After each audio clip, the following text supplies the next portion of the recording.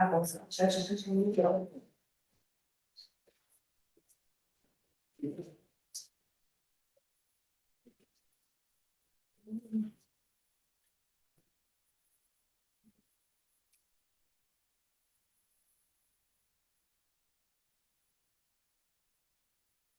If you like it.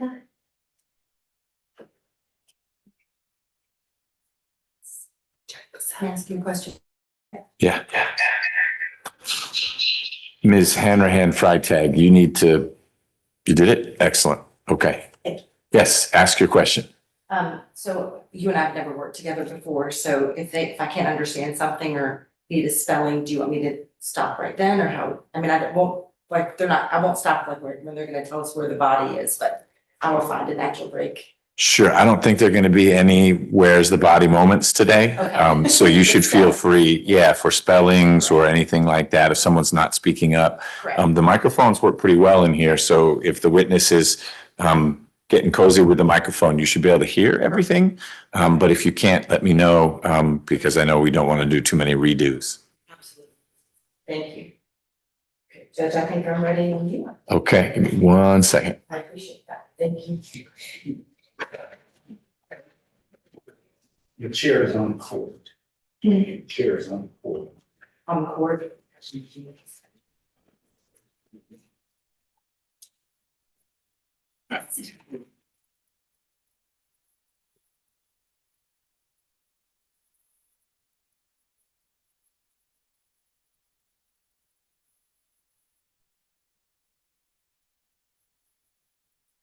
Okay.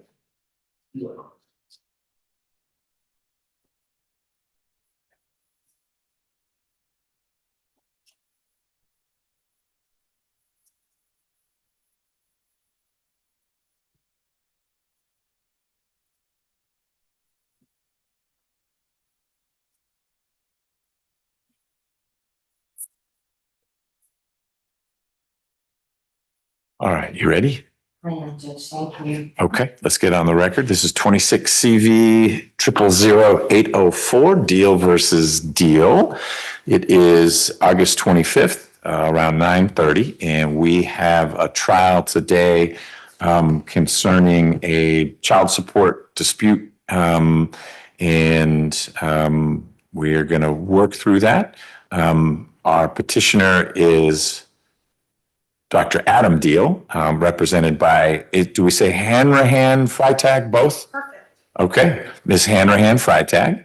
And then we have as respondent, another Dr. Deal, Dr. Anna Deal, represented by Ms. McCormick. Is that correct? Yes, Your Honor. Excellent.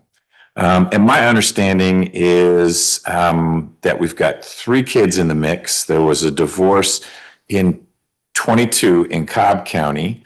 Custody was modified in DeKalb, I think, in September of 24. You all have litigated it hasn't been 2 years yet. And Judge Ellerby said, based on the pleadings, there's a basis to move forward. And I think, Ms. McCormick, you acknowledged, if this got dismissed, it could just be brought back in now about a month. So why not just address the issues and see where we get? And my summary isn't necessarily accurate. It's meant to let you know what I think the issues are so that if I'm close, you can spend less time trying to orient me. But I'm going to say Mr. and Ms., even though you're both doctors, because if I say doctor, we're not going to know who we're talking about. Mr. Deal believes there should be a decrease in the amount of child support he pays because, one, he is engaging in more parenting time, and a nanny that is part of the payments that are being made is fewer hours of his or her time is needed because of this shift in parenting time. Ms. Deal disagrees with that and thinks that there ought not to be a reduction in the child support. That's sort of a high-level overview. Obviously, we need to get into the facts and circumstances and all that, but I think that's what we're working through today. Ms. Hanrahan Freitag, is there anything procedurally we need to work through before you give an opening, if you want to give an opening, or you call your first witness? No, Your Honor, the one clarification to what you shared, your modification was out of full. Out of Fulton, okay. I don't know why I have DeKalb here. All right, Ms. McCormick, same question. Anything procedurally we need to work through, or like Judge, actually, my client's not a doctor, she's a airline pilot. No, Judge. I think the only point is that I had filed a notice of conflict and that conflict's been resolved. It was for this case one under the conflict rules, but the other status conference was to take place at noon. So in case Your Honor was considering breaking around the time that I could report to that other case, it's already been resolved. It's been reset for October. Great, thank you for flagging that. We will have a lunch break if we're not done by then. It'll be a little later. I have a 1 o'clock Zoom, and so that I don't make your lunch break 2 hours, we'll just take it a little closer to 1. And while you guys are eating, I'll go deal with that meeting. So with that, Ms. Hanrahan Freitag, when you're ready. Yes, Your Honor. Called a witness to be here and I haven't seen her report. May I check the hall very briefly? Sure. And then do opening. Yep.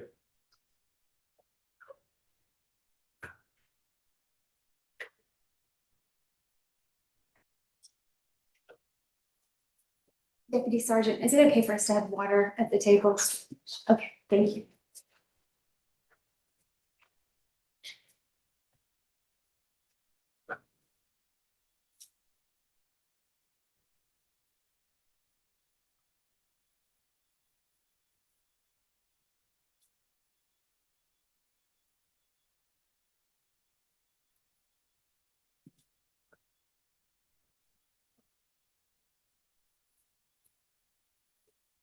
We're good.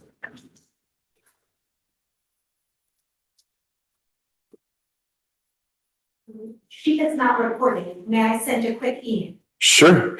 I don't know what other courtrooms you've been in here in Fulton, but you don't need to ask me for each of these things. It's fine to have water. You can shoot an email. If you just need a minute to try to reach this person, that's great.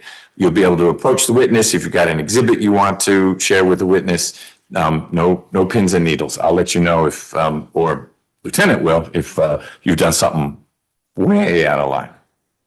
And Your Honor, if I may, I think Ms. Hanrahan Freitag knows this, but I'm happy to go out of order whenever this witness that she's looking for is located. So I don't want to get in her way, but I think we could start with the opening statements if she wants to, knowing that we can stop. Right. No, I'll get in her way in just a moment. I'm gonna let her email the person, and if the ETA is anything more than 5 minutes, then we're gonna get rolling, and whoever this magic witness is can testify when that person gets here. But we will press on because we've got openings, we've got 2 witnesses sitting in the courtroom. Thank you, Your Honor. You bet.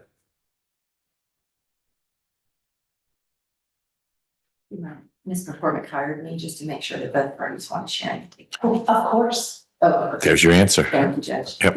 That was quick.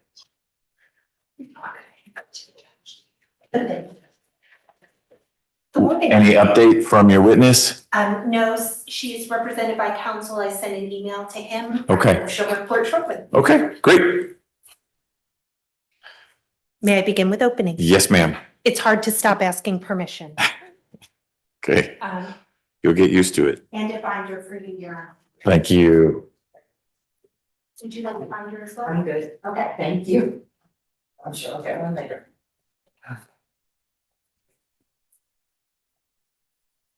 Your Honor, thank you for hearing us this morning.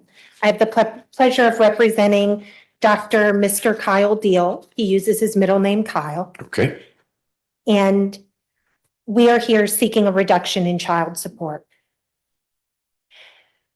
Very simply, Mr. Deal is spending more time with the children than outlined in the party's 2024 modification. Exhibit 4, the child support addendum from 2024, page 4 into 5, lists Mr. Deal as spending 117 overnights with the kids. The kids are with, Mr. Deal spends about 173 overnights with the kids. It's a difference of about 15% and is sufficient to bring us before Your Honor. Beyond applying the parenting time deviation, we are asking for guideline child support.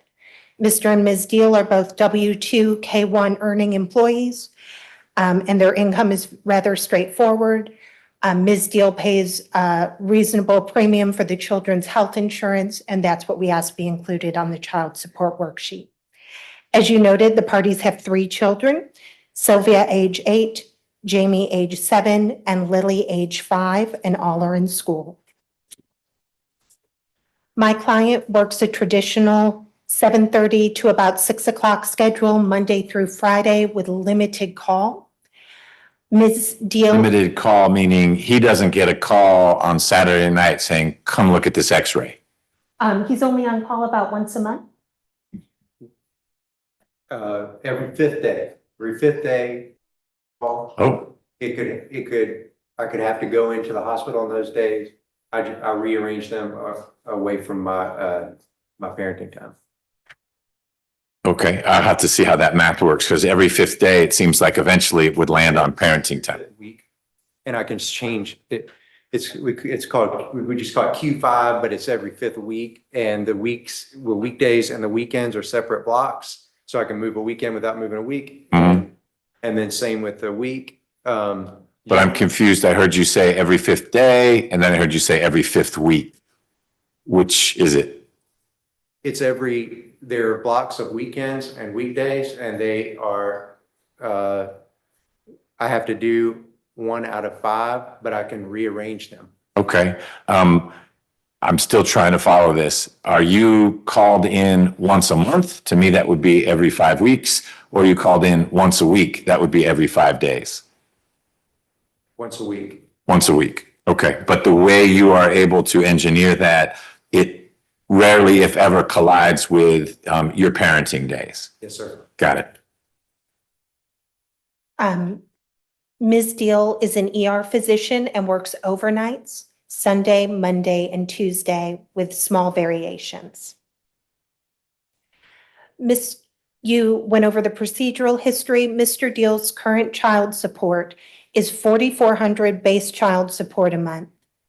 50% of the rate of the nanny, which is $1,828. He pays the $1,828 whether the full expense of the nanny is incurred. There was a cost for daycare, but their youngest is now in school.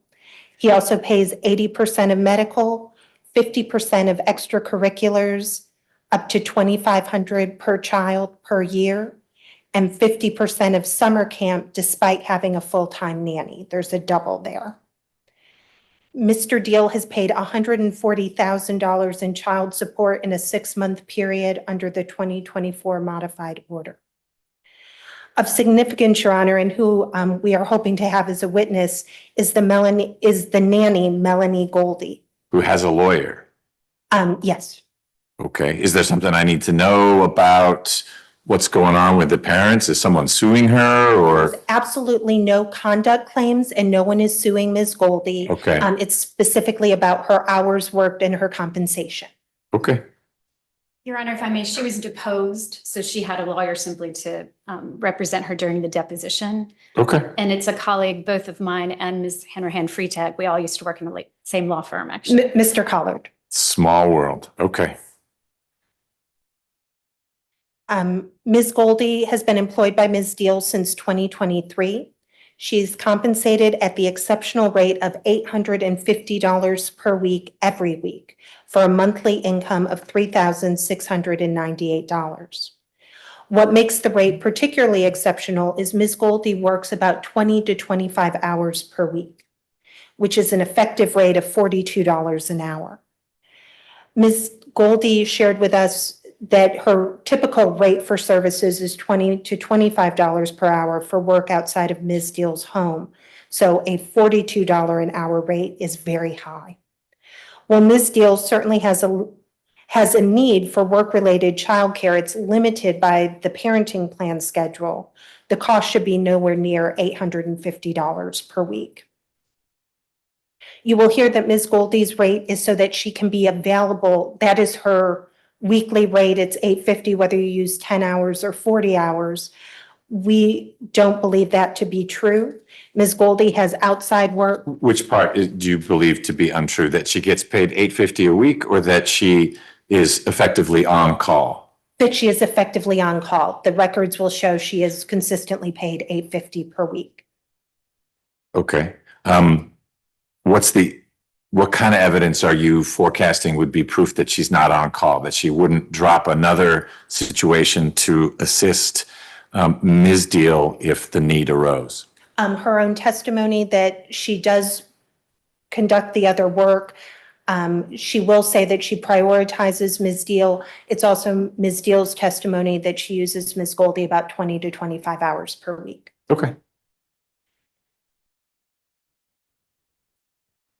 A little about the parenting plan schedule.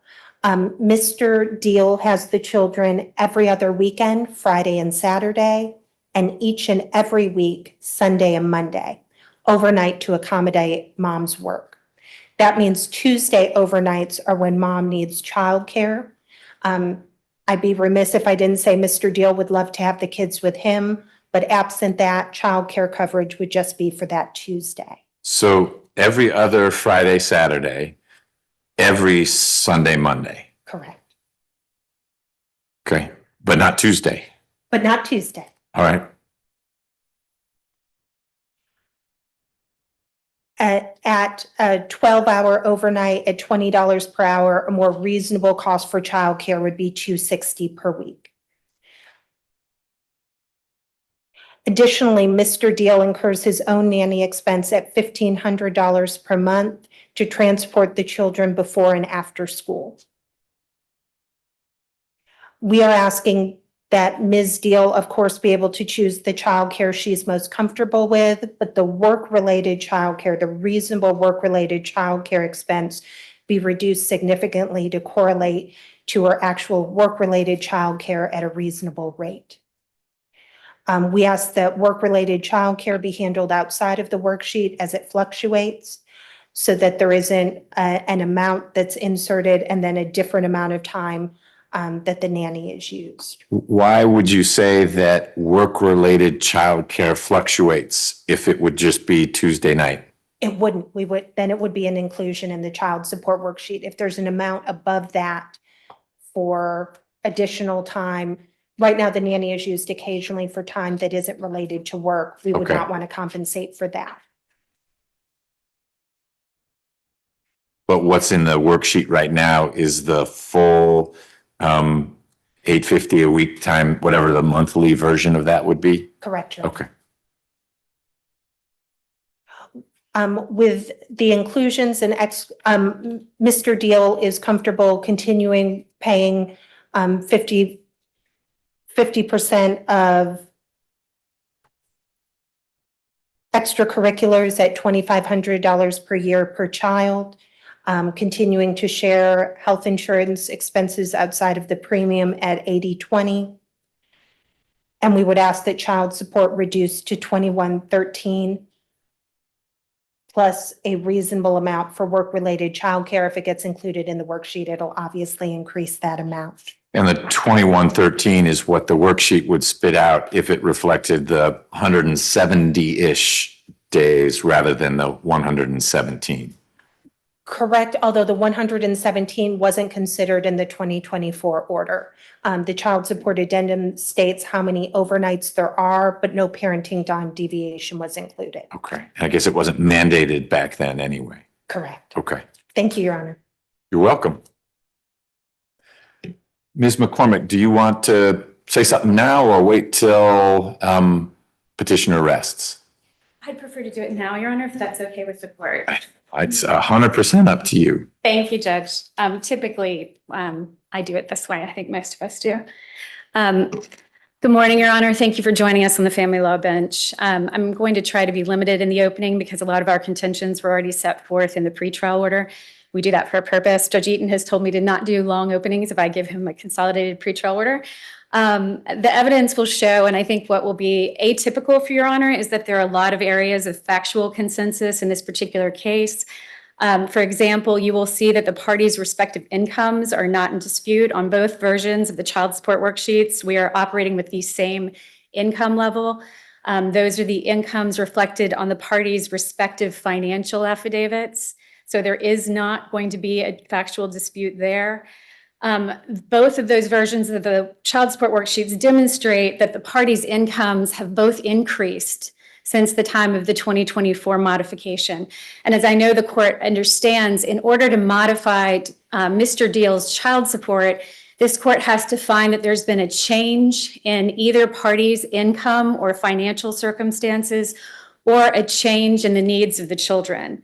And we will respectfully submit as part of our argument in this case that neither one of those standards have been met, and that the incomes have increased since the time of the 2024 modification order, and that the child care costs for Ms. Goldie were both known and understood to exist and remain at the same level as as was the case in 2024. The change in income that he demonstrated would be a material decrease? It could, Your Honor, be my client's increase in income that could trigger it. So if her income. Okay, if the recipient's income went up or the payors went down, that would be a basis to reevaluate the equity and reasonableness of what had been ordered. Correct, Your Honor. And we do not dispute that my client's income has gone up. I think both parties' income has gone up approximately $3,000 a month each, but that given the disparity between Mr. Deal's income and Ms. Deal's income, that doesn't make a meaningful difference. Okay. You will also see that both sides have included 173 days as the number of parenting time days for Mr. Deal in Schedule C. And you will see that both sides have included the same amount that my client pays for healthcare and vision coverage for the kids in Schedule D. Why wouldn't this shift to 173 days from 117? Why wouldn't that be a reason to modify? In other words, run the spreadsheet again and see what number comes out. Simply put, Your Honor, because his parenting time has not changed. He knew what the parenting time order said in 2024, and he agreed to this amount of child support in light of that parenting time schedule. It gets into a bit of a statutory construction issue, Your Honor, because he is saying that he should be able to get his foot in the door in contravention of the 2-year bar because he exercised more time than was set forth in the order. Nothing in the statute says which order you're supposed to look at to figure out what that means.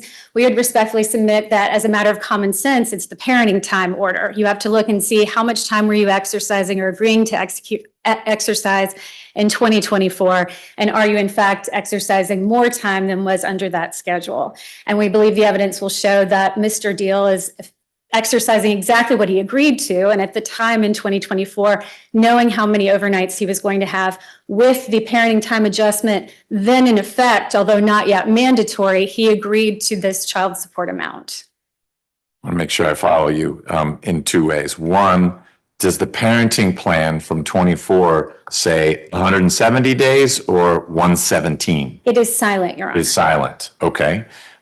So he didn't agree to a particular number of days. He agreed to the schedule that he knew he was going to have, Your Honor, and I think it's worth teasing. And was that I'm sorry to Sure. override, but is it what I heard about, which is the every other weekend, Friday, Saturday, and then every Sunday and Monday? Correct, Your Honor. That's in the parenting plan. That's in the parenting plan. Does that add up to 173? I think it adds up more to like 177 we've brought, but But it's in that direction. Yes, Your Honor. Where does Yeah. the 117 come from? It was in the child support addendum. We respectfully believe that it was a scrivener's error. Okay.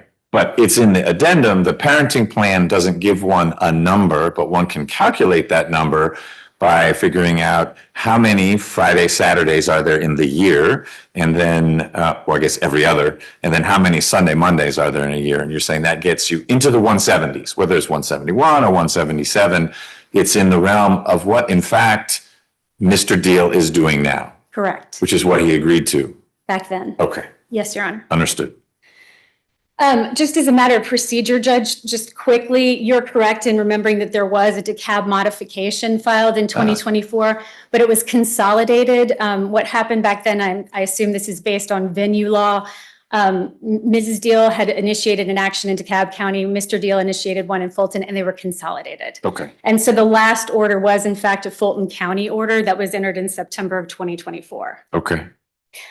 So, Your Honor, as you've already heard, there's two main disagreements here. The first is whether or not Mr. Deal is exercising different parenting time, or that somehow the difference between the 117 in the child support addendum and the actual 170 something nights that he agreed to exercise in 2024 and that he has exercised, whether or not that can be a change of circumstances that this court can take into consideration. We respectfully submit that it should not be.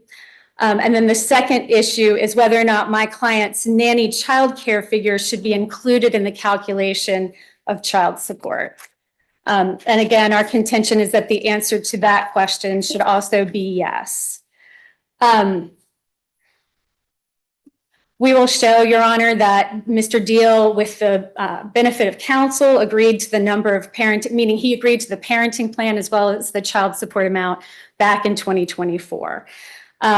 Whether or not my client's longstanding nanny cost should continue, the evidence will show that that cost was specifically referenced in the 2024 child support addendum, and the evidence will show that there was a specific acknowledgement by both sides that Ms. Melanie Goldie, that's the name of the nanny, would continue to be employed by my client.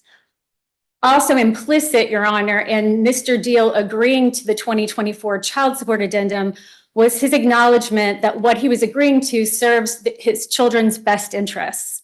Because what the court has to do, and I know Your Honor knows this, in considering a child support amount, one of the prime factors to be taken into consideration is the children's best interest. That's effectively the guiding principle of most family law in Georgia.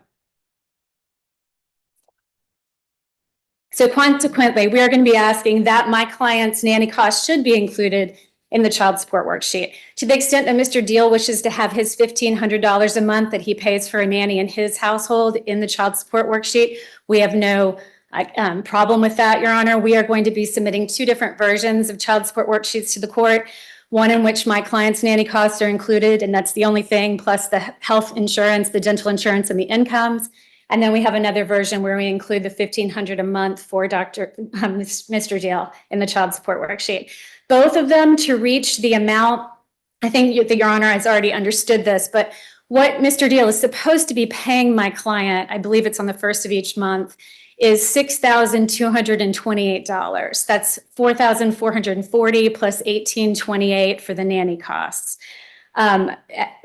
We respectfully submit that that amount should stay in place, and as a result, the child support worksheets, both of our versions that we're submitting to the court, have an upward income deviation to reach the $6,228 number. As a point of clarification, Your Honor, whether or not the court deems fit to change any aspect of the child support arrangement, we would be asking as a clarification that Mr. Deal be required to pay my client any direct child support amount by ACH recurring transfer. We have not filed a contempt about his failure to pay child support on time because he is, as we stand before the court today, current in all of his obligations. But my client, if the court's willing to entertain a brief bit of testimony about that, my client will tell the court that he has a history of not paying on time and that he is not, when his direct child support amount was supposed to include the cost of the nanny, he would elect not to do that and would just pay her the $4,440 a month, and then they would make separate arrangements for the payment of the nanny costs. So as to streamline this between the parties, we would prefer that.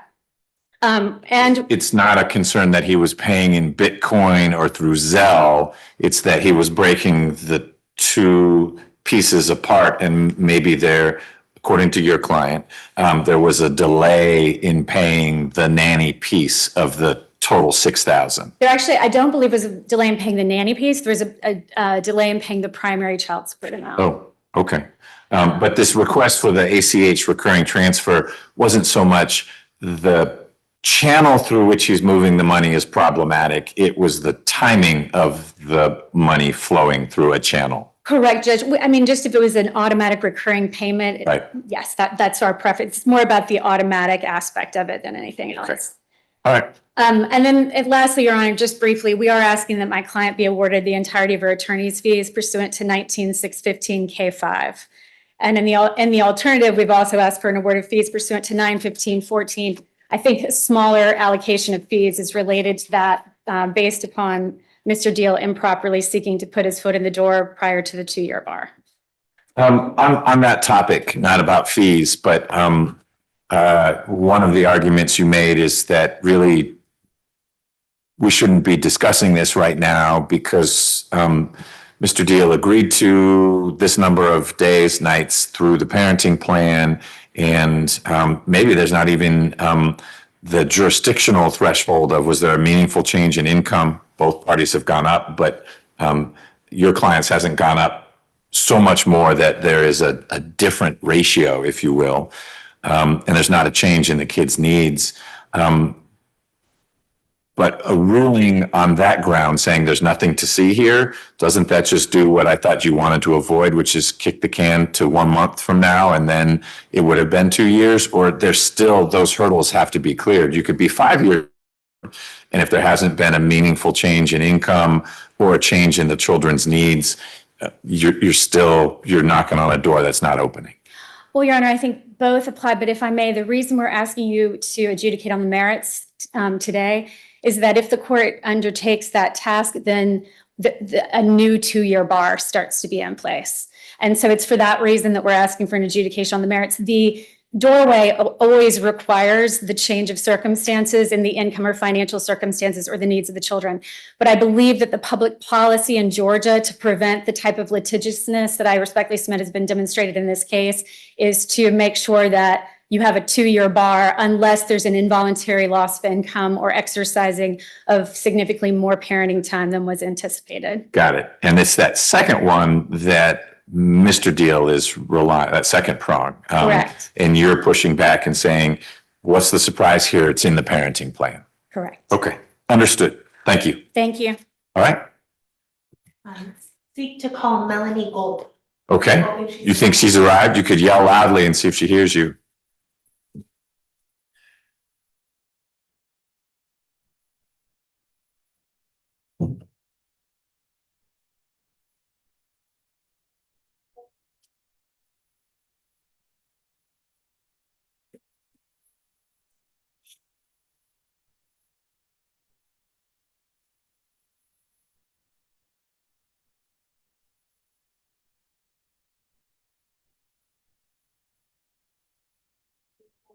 Walk up to the witness stand right by the bay.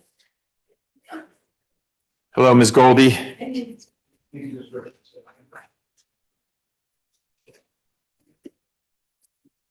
Watch the steps. These will come just from traffic. I do. You have to see when yourself. There's an edge here in your front. Yeah.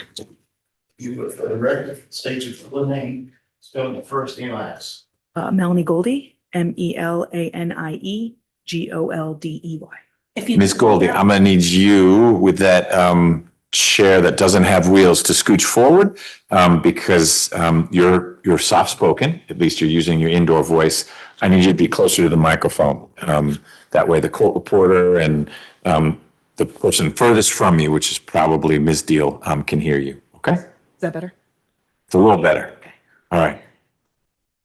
Can I approach you with a binder of exhibits? They're not all for you. Okay. Can you identify what's been marked as Exhibit 8? It would appear to be my employment contract. Your original or your subsequent? My original.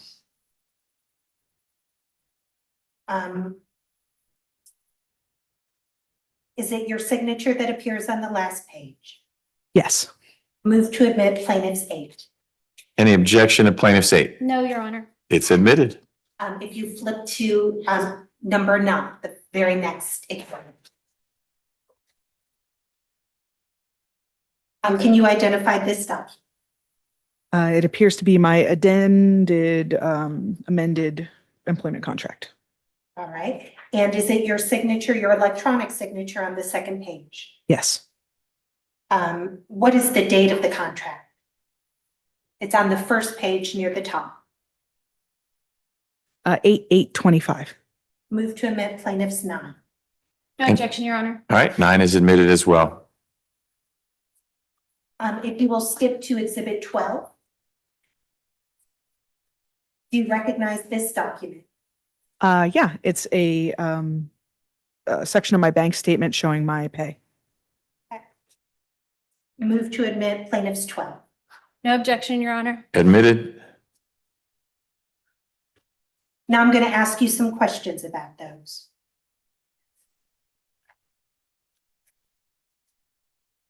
Oh, and Exhibit 10 is quite bulky. Sorry to go out of order. Can you identify this document?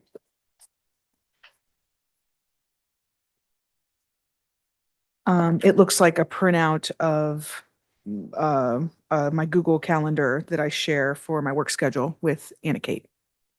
And you call Ms. Deal Anna Kate? Yes. Is this an accurate reflection of the shift she worked? Probably not 100%, but probably pretty accurate. And do you indicate on here when you will not be available? I try to. Simply because it's a little more comfortable here, may I continue to question from here? Or That's is it- fine with me. You are audible. As the key, you can be in the back of the courtroom as long as we can hear you. That works. If you will look at tab 8. Did you want to tender Exhibit 10? I did, thank you, Your Honor. Any objection to plaintiff's 10? No, Your Honor. Petitioner's 10 is admitted. Looking at petitioner's 8.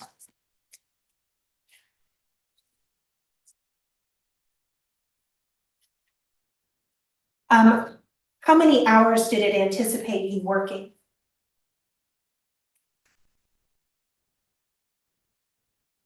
Um,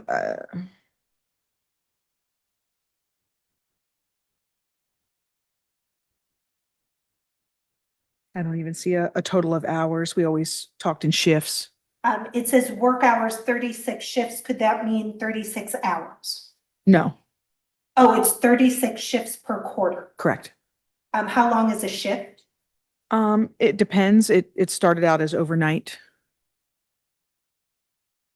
It says primary hours will be 7 p.m. until completion of drop-off, handoff of children the following morning. When would that typically be? Around 8 a.m. Okay, so that sounds like 11-hour shift. And what do you indicate? And you're paid $8.50 a week for 36 hours. 36 shifts per 13 quarter. hours. Yeah. 1326. Well, each shift is about 11 hours, so the number of hours a week is going to be some multiple of 11. How many shifts if a shift is, I know it wasn't always this way, but from 7 p.m. to 8 a.m., I say 11 hours, that's 13 hours. 13 hours, how many shifts did you work in a typical week? 3 or 4. It would change depending on Anna Kate's work schedule. Okay.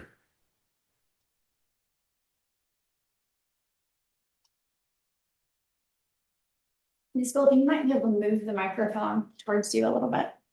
It actually, you have to lean into it. It moves up and down. It doesn't move forward and back. Scooch a little bit. The chair doesn't cooperate very well. Doing a little bit of math. Yeah. 13-hour shift times 3 times a week is about 39 hours a week. And your rate is $8.50. That comes out to about $22 an hour, correct? Sure. And you indicated your overtime pay rate was $25 per hour. Yes. What triggers overtime? A date night, a special occurrence, maybe a doctor's appointment, something that she might need extra. So outside the shifts. Correct. In other words, if drop off ended up being at 8:30 instead of 8 a.m., that's not overtime. No, and we never tracked it that closely. Okay, it would be, hey, it's a Wednesday night. Could you come be with the kids? That's an overtime. Absolutely. That's not part of the 850. That would be the $25 an hour for however long the date. It's going to shorten my date. Okay.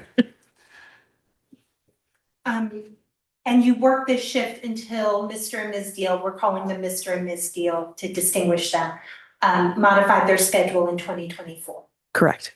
All right. And how did your hours change in 2024? Then it went to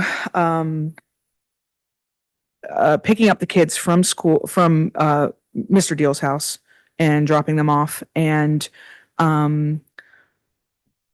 it's hard to, it's shifted again since then. So it became more covering during the day, especially during the summer, so that Anna Kate could sleep from work. Covering from when the kids would wake up in the morning till she had adequate sleep time, or if she had an appointment, coming home from there. It's always shifted quite a bit, so it's hard to say exactly what a normal schedule would be. Past that first year, we went pretty hard off the schedule. So this 13-hour shifts 3 or 4 times a week, that's yesteryear. You don't do that anymore. Not at all. Okay. What would you say the routine is now insofar as there's a routine? So I pick the kids up and drop them off at school every day, Monday through Thursday. And I stay overnight on Tuesdays. So I pick them up from Mr. Deal's house on Monday and Tuesday mornings, and I drop them off. And then I pick them up from school as well in the afternoons and get them home. And then I stay overnight on Tuesdays. If we're going to have to break that down in a minute, but you mentioned like doing something on a Thursday. My understanding, informally, is that Ms. Deal isn't doing an overnight that would impact a Thursday. No, this is so that she can maintain her sleep schedule because her sleep schedule is overnight. So we shifted it a little bit since Got it. she was staying up till 6 a.m. most days and then having to turn around and do a 180 on Wednesday, Thursday, Friday. Got it.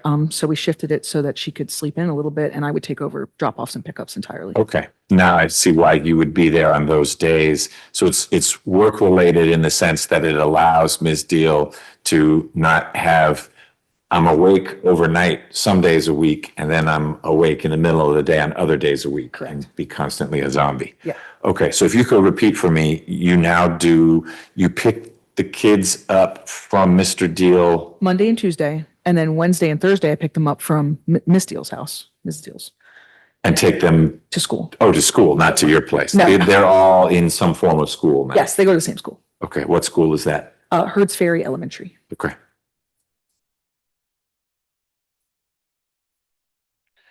And how many hours, if we add up all the time? I guess when they're in school, you're not working for Ms. Deal, but how many hours does this pickup and what you're It's hard describing? to tell. So I picked them up from Mr. Deal's house Monday and Tuesday mornings at 6:45, and I'm usually home by 8:30.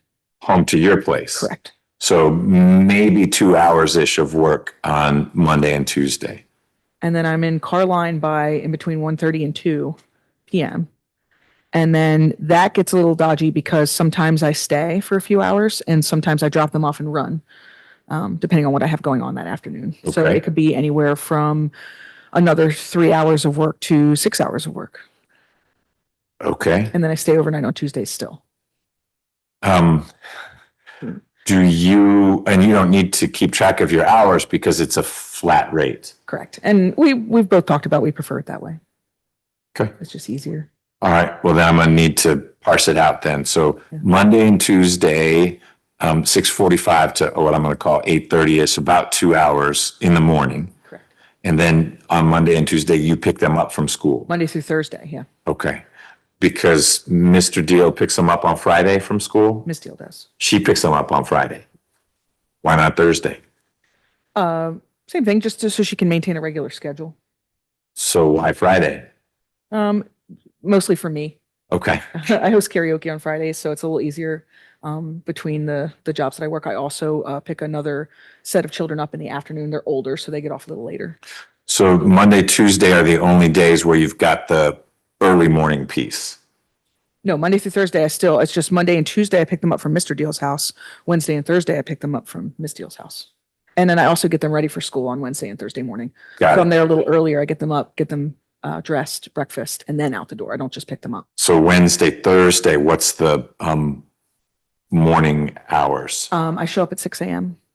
and I get the kids up.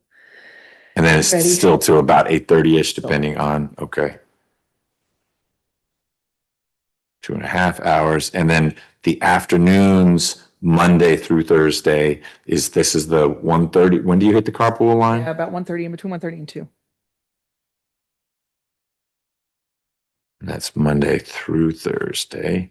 So 1:30, and then this is where the big variable is. Yeah. Sometimes you might be around only until, Sometimes I drop them off and run. So I Okay. would drop them off probably around 3 in between 3 and 3:30, depending on traffic, Okay. And other times you might stay as late as, till after dinner, 6, 7. And then Okay. if I have my overnight, sometimes I'll just stay okay. And your overnight is which night? Tuesday.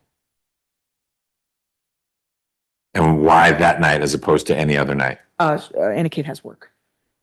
Oh, right, right. Okay. So you would pick them up at 1:30 on a Tuesday and then you'd be there really till 8:30, not necessarily at home, but with the kids until kind of 8:30ish Wednesday morning when you drop them off at school. Correct. Okay.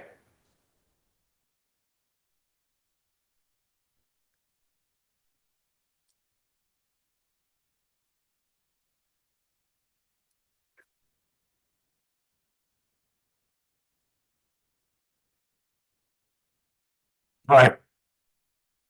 Sorry to hijack that. I just am going to want to get some hours. And just so you know where my thoughts are, the original arrangement where it was, let's call it 40 hours a week, and you did some math and said it was about $22 an hour. That didn't seem like a bad rate. Bad is the wrong word. That didn't seem like a exceedingly high rate. And so I'm going to be thinking about how one converts the hours that Ms. Goldie just described she's doing now, because that's what we're focused on, not last year, but now, and what that hourly rate is. Because $8.50 a week for 1 hour, that's a real high hourly rate. But $8.50 a week for 85 hours, that's a really low rate. We're somewhere in between 1 and 85. When did you start doing Wednesday and Thursday mornings with the kids at Ms. Deeds? When school started this year. So about 3 weeks ago. Yes, but before that, I see the schedule has changed so much. Before that, I was with them in the mornings, Monday, Tuesday, Wednesday mornings from about 7 or 8 in the morning until 2 in the afternoon or 3 in the afternoon. Because that was the summer schedule. Correct.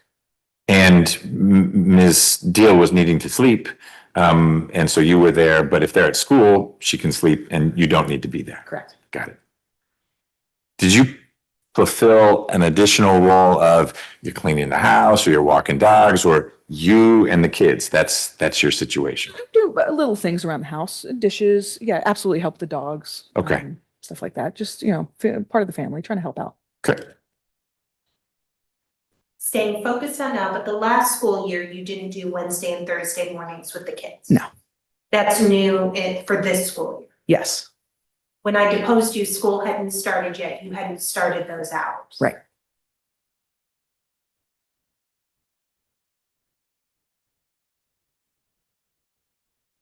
Last school year, Ms. Deal did mornings with the kids on Wednesday and Thursday. Yes.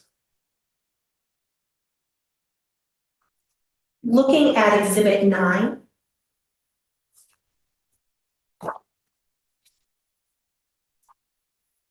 Where does it indicate you'll be doing Wednesday and Thursday? I don't think this one does it? We hadn't had a new amended contract for these hours. It's something we discussed. We actually just ended a trial period. We talked about doing a trial period and then making this more permanent if it worked out, which it has. The trial period, meaning the scenario you and I just worked through with the Monday through Thursdays in the afternoon, Wednesday, Thursday in the morning, which is different from petitioner's 9.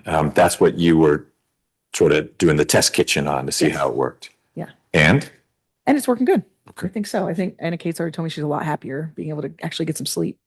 okay. Looking at page 2 of Exhibit 9, it doesn't indicate that you'll work Thursday and Friday mornings, correct? For a summer schedule?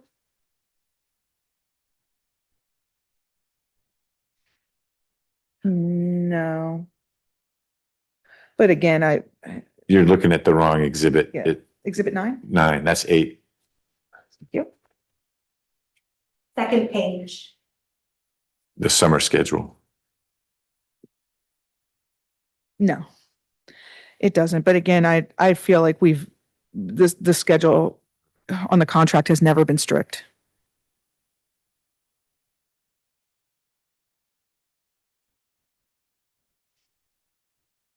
The children attend summer camps during the summer, Yes.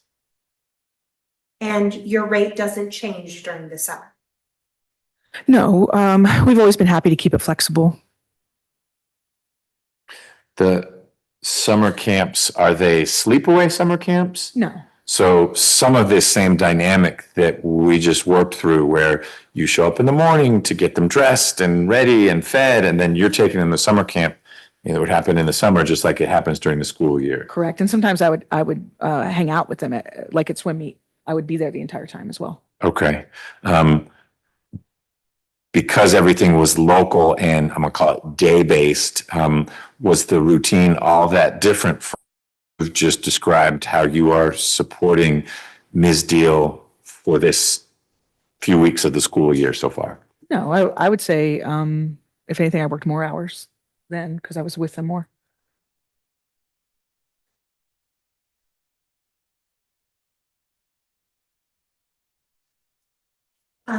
Tell me about the work you do outside of Ms. Deal. I have another family that I work for. They're just older children, and I'm basically a glorified chauffeur, and I pick them up and get them home or to extracurricular activities in the afternoons. That schedule is very, very, very flexible and varied. And then I'm also a karaoke DJ.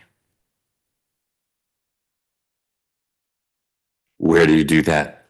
On Thursdays at Johnny's Pizza Midtown and Fridays at Outrun Brewery in Stone Mountain.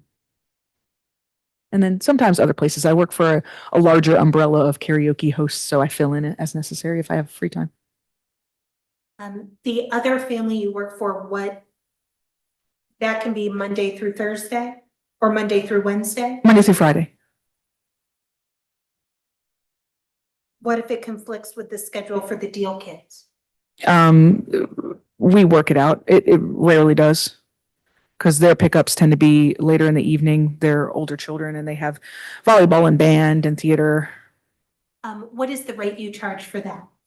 It's also a flat rate. Their father pays me $25 an hour, but he pays me regardless of whether I work that shift or not. So he pays me a salary essentially.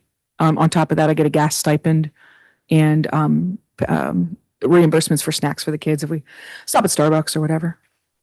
What is your stipend? $45 a week. And what is your salary? 500. Do you know how many hours on average you work for the other family? That's hard. I can, it really, there's no average there. Because some weeks I'm picking up one girl one day. Some days I'm picking up one girl, driving her home, going back to school, picking up the other girl, driving her home, and doing that 3 days a week. So it's on average from 3 to 40 hours a week. How are you doing that if you are picking the Deal kids up at 1:30 and that could extend all the way through dinner if you're making dinner? Do those other kids just have to wait till you're done? So that's where this Google Calendar comes in and we just work it out. So the earliest the other girls get out is 3:40. Those are the days that I would drop the kids off and run. Got Literally it. run. That would not be a let's stay for dinner day at the Deal household. Right. Okay. And then sometimes they don't get out until 5, 7 o'clock at night. So you know their schedule, which lets you know, I have flexibility to stay longer to support Ms. Deal's household and be with the kids. Correct. Okay.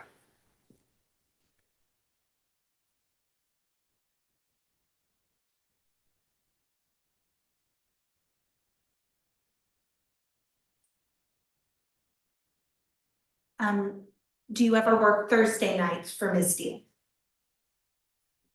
I have, I'm sure at some point, yes. Is it rare? Probably, yeah, I think so. Fridays are rare. Yes. Evenings, yes.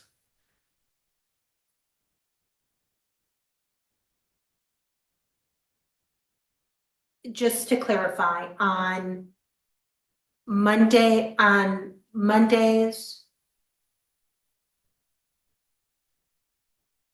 you drop the children back at Kyle's, at Mr. Deal's? No, I bring them home. I bring them to Miss Deal's house And when do they transition to Mr. Deal's? at 6 p.m. Do you provide that transition? No. Have you been asked? Yes, initially, when we first did the addendum. I think that was kind of on the table of discussions of how the schedule was going to change.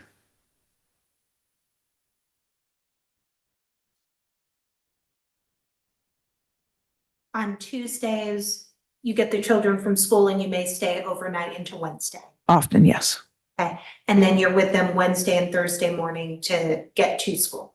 Yes, And then with them again in the afternoon, dropping them at home either right at 3 or continuing till 6, yes, dependent on the schedule of your other families and your other work. correct. So I guess Tuesday nights, you can't ever pick up the other kids because you are doing an overnight at Ms. Deal's. Sometimes I still can. Again, this is newer, this whole thing. But the way we've kind of worked it out is that we just communicate. And on those days, so if I need to go grab those other girls, I can drop them off and then I just need to be back by 7 p.m. Got it. So Ms. Deal would be with her kids, then you'd return. Correct. Okay.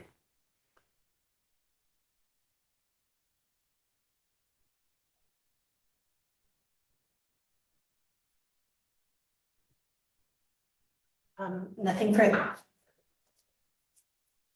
Ms. McCormick, do you have any questions for Ms. Goldie? Do you please and thank you. Ms. Goldie, how long have you been paid the flat rate of $850 a week by Ms. Deal and Mr. Deal through the child support arrangement? Since I took over full time before, Which was when? when we started the contract, the original contract, And could you remind the court when that was? October 23. Okay, so fair to say that you've had that rate in effect for almost 3 years now? Yes. Okay, and could you tell His Honor what went into calculating your flat rate of $850 a week in your mind? Sure. A combination of me needing a steady paycheck, keeping everything as easy as possible, flexible on both sides, and with regards to my extensive childcare experience and early childhood education experience, educational arts experience, and budgeting, just really keeping it easy, I think, on both sides. And do you have some familiarity with the market that exists for childcare providers like you? Absolutely. And do you consider the $850 a week flat rate to be consistent with the market? Yes. Why? Good help is hard to find. Someone with my experience, especially, and someone who spends as much time with the kids as I do. It's not just, I'm not a glorified chauffeur at the Deal House. I mean, I am involved in their lives. You're contrasting your role in the Deal household with the, I'm going to say mystery family. You know, the name doesn't matter, but that other family. Yes. You use that term glorified chauffeur. You're embracing it for those young ladies. You love them, but you just drive them places. Correct. Get out of the car. Got to go. They still call me their nanny, but I joke with them that I'm just their chauffeur. Okay. And I believe you stated that your flat rate for that family is $500 a week versus the $850 a week? Correct. Okay. And in your mind, when you were first coming up with the $850 a week flat rate 3 years ago, was there a certain number of hours baked into that number? No, it was a yearly salary. Okay. And has either party in this courtroom ever asked you to renegotiate that rate? Not personally. When you say not personally, like they've called your agent or? No, well, I mean, just me being here in court. Okay.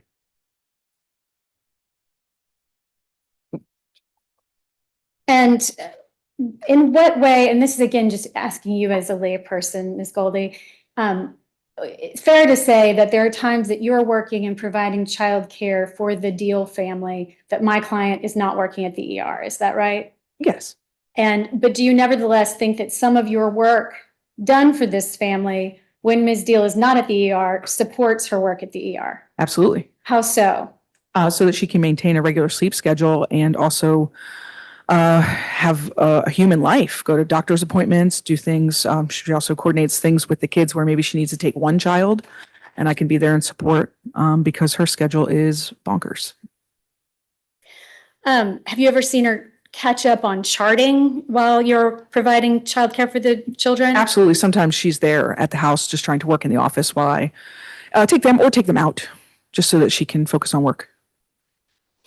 And I believe you testified at your deposition about attending birthday parties and dance recitals for the Deal children. Are you on the clock when you're attending those events or off the clock? No, I'm there because they want me to be there and I want to be there. Can you describe your relationship with the Deal children as it's evolved over this 3-year period to his honor? I mean, I love these kids. I feel like part of the family for sure. They love me. They tell me they love me on a daily basis. They tell me they want me at their birthday parties. We talk about their dreams, their day-to-day schedules. I know their friends' names. I know their friends' parents' names. I definitely feel like part of the family, and that's nice. It's nice to have a working relationship that also feels like a family relationship. And how old was Lily, the youngest, when you first started working for the Deal family? Oh, she was How old is she now? 5. And let me ask you one other question. This past summer, were the children enrolled in any summer camps? Yeah, Okay. some stuff here and there, but I spent a lot of time with them this summer for sure. Okay. Compared to previous summers, did you spend more time with them this past summer? I think so.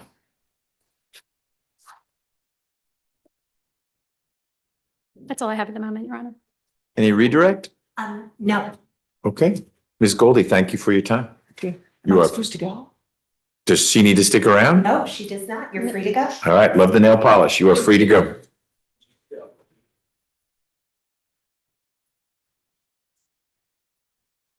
All right, Ms. Hanrahan Freitag, next witness. Call Dr. Kyle Deal. All right.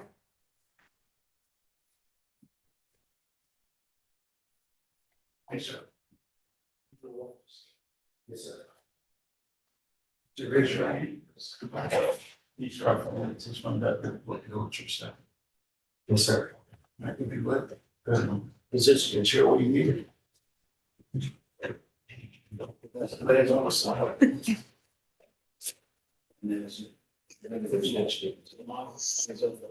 What state your full name, your last name? Adam Kyle Deal, ADAMKYLEDEAL.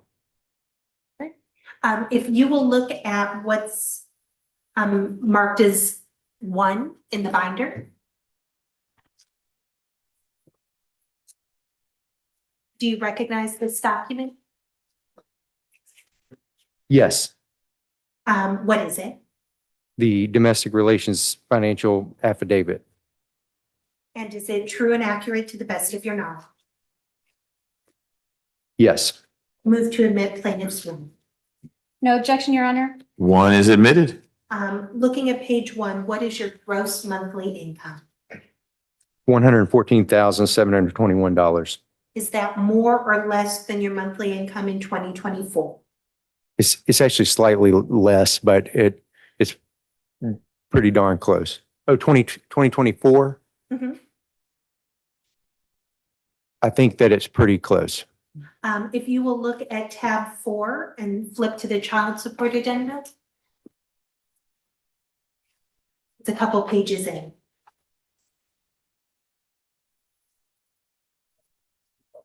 I'm sorry, tab 4 now exhibit. Exhibit 4. It's behind tab 4. I'll be better about calling it exhibit. No worries, thank you. Binder item 4? Yes. Yeah. Okay. And if you go a few pages in, there's the child support addendum. They're not numbered sequentially, but it's in there. You'll find it. Yes, sir, I found it. Okay. Page 1, what was your gross income in paragraph 1? 111,181. So you've had a slight increase in income. Yes, ma'am.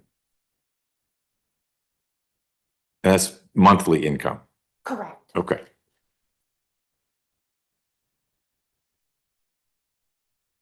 What are you asking the court to do today? To recalculate the child support worksheet and to remove the non-work related childcare from the child support worksheet.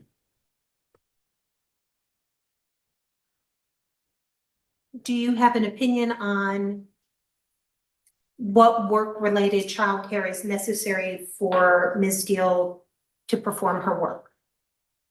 Before we get to this, fair question. You're going to answer it. You're asking for 2 things. The second one, your lawyer was just about to ask you about. But the first one was you want child support recalculated And that's because of the parenting time, or is there, I want to make sure I've got all the dimensions here.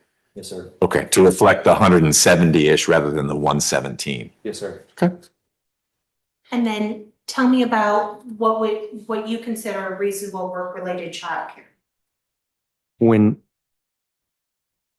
you're working, is work-related childcare or, with a buffer. That's, if I have to use childcare, then that's how I do it. An example is, Melanie on Monday and Tuesday morning.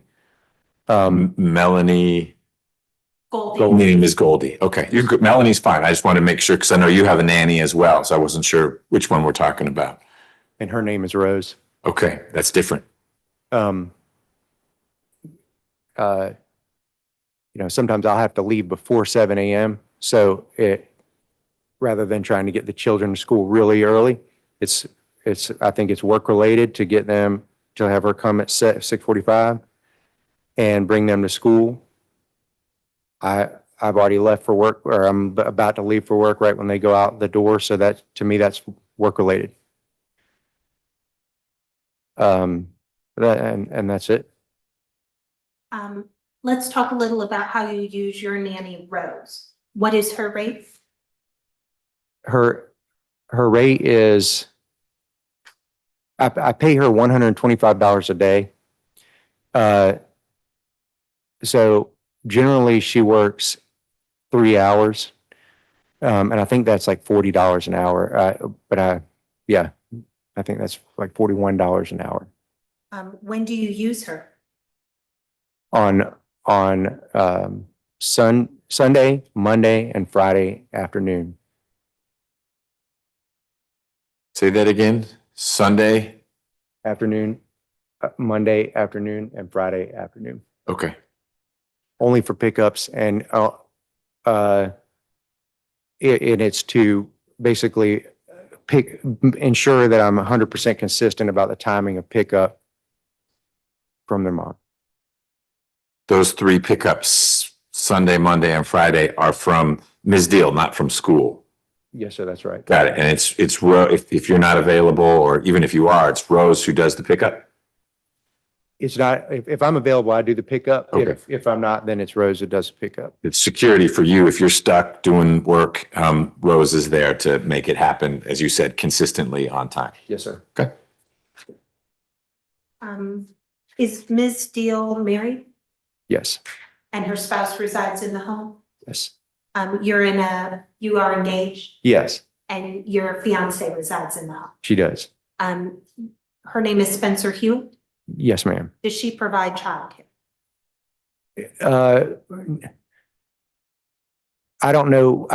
If she does not, I think in the 4-ish years that I've known Spencer, I think she's been alone with my kids, maybe like an hour or 2 without me there. So I would say, in terms of being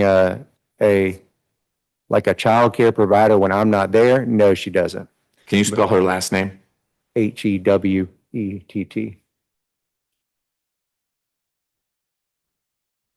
But in terms of having a relationship with the kids, definitely, they see her every single day.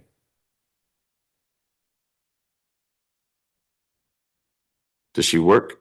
Yes, sir. What does she do? She's a medical device salesperson, sales rep.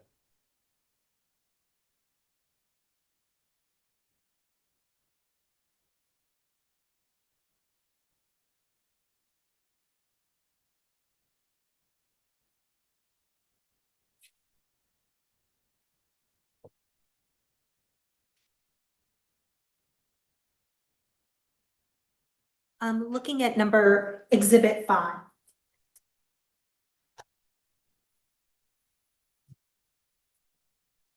Is this your proposed child support worksheet?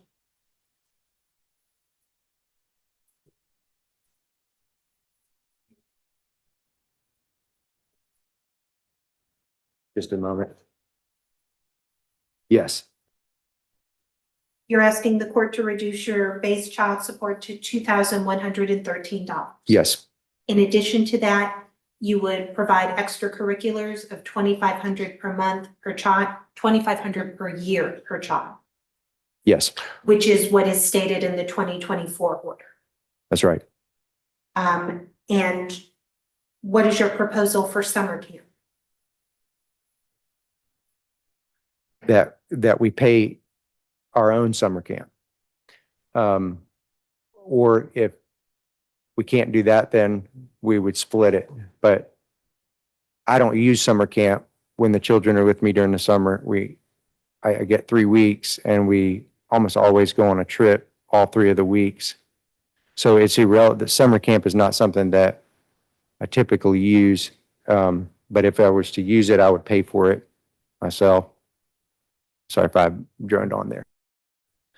No, what I understand you saying is each parent should pay for his or her own summer camp. The weeks you have with the kids, you don't use summer camp. So there's nothing that Ms. Deal would need to contribute to. You manage that and you're taking the same view of the weeks that she has the kids. She could go on a trip with them, and if she chooses to work, she ought to pay for summer camp.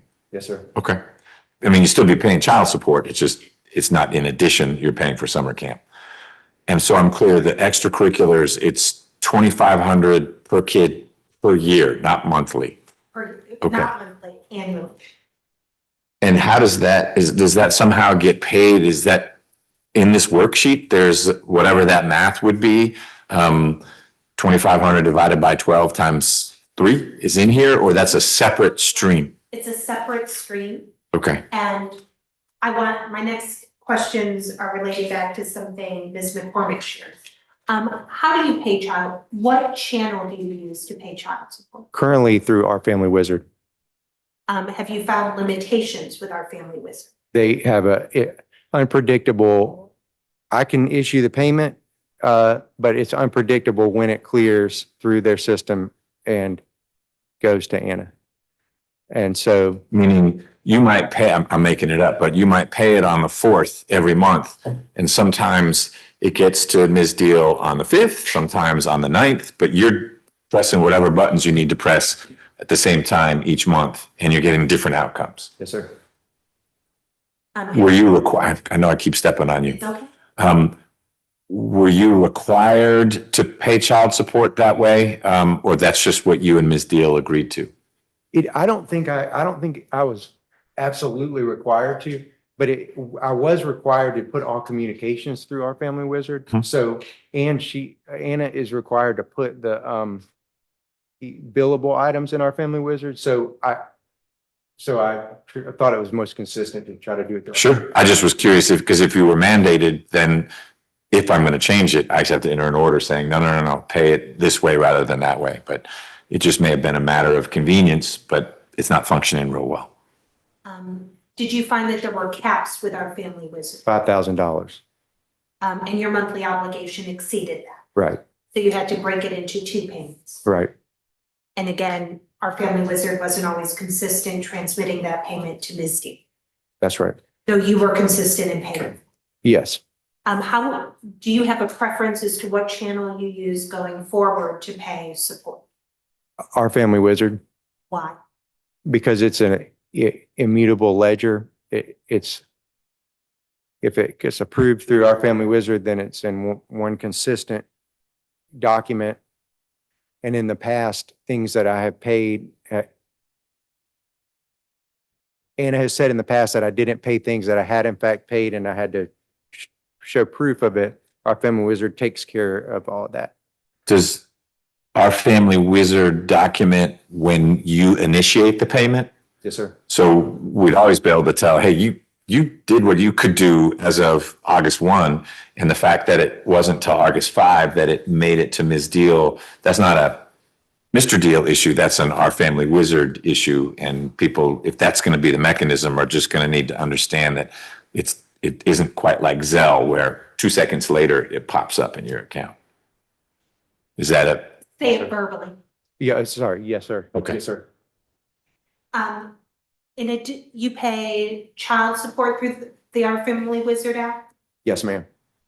You paid the reimbursement for work-related childcare expenses through the app? Yes.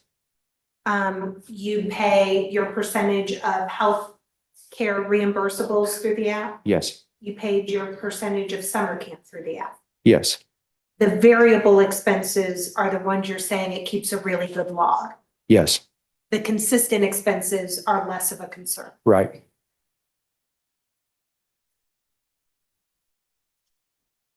If you'll flip to Exhibit 7.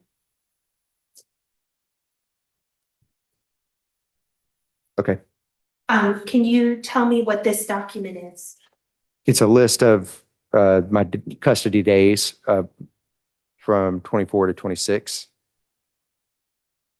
And how many overnights did you have with the kids? About, should I read them or just, No, go to the summary. okay. 173, Which is what percentage of the year? 47.4. Did you understand this would be your parenting schedule in 2024?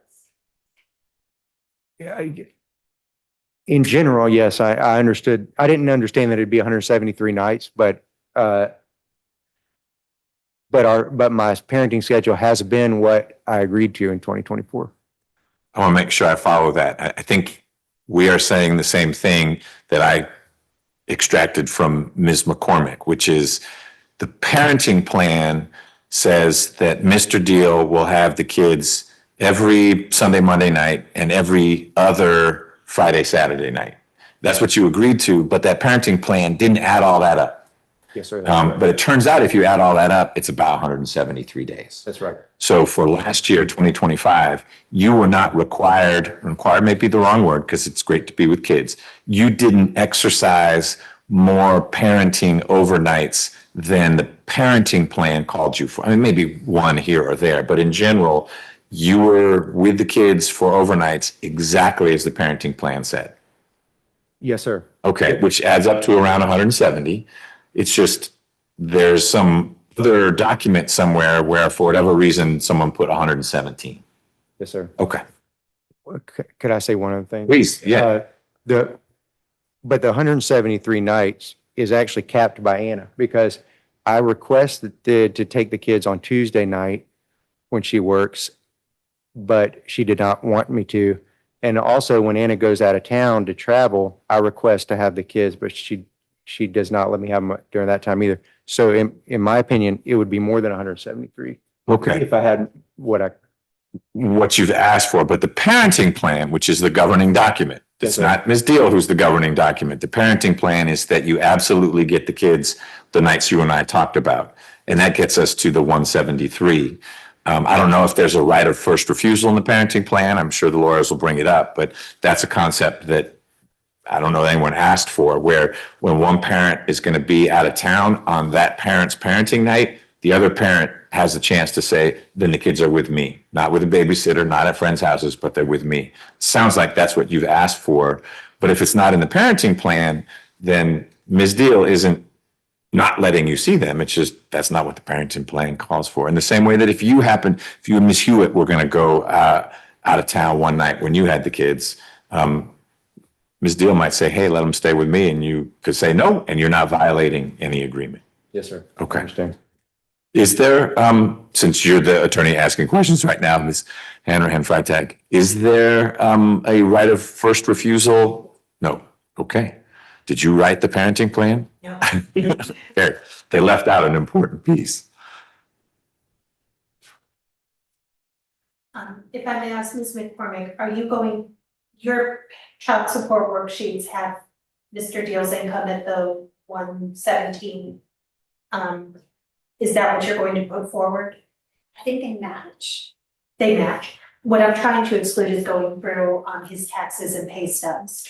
Your Honor, I don't know that there's a need for that. If she wishes to perfect the record by entering some additional information, she may, but we are in agreement that for the purposes of the child support, that the parties' incomes are what is reflected in their financial affidavit. Right. That's what I heard in Ms. McCormick's opening, that actually a whole lot of facts are agreed on. So, Ms. Hanrahan Freitag, if you want the record to include W-2s and tax returns, you certainly can admit those. It sounds like it will be without objection. And we'll go from there. I defer to you on that one, but it doesn't sound like there's going to be a fight. Oh, you actually made more. You're hiding some of your radiology income. The numbers are the numbers. Thank you. Mr. Deal, can you flip to Exhibit 18?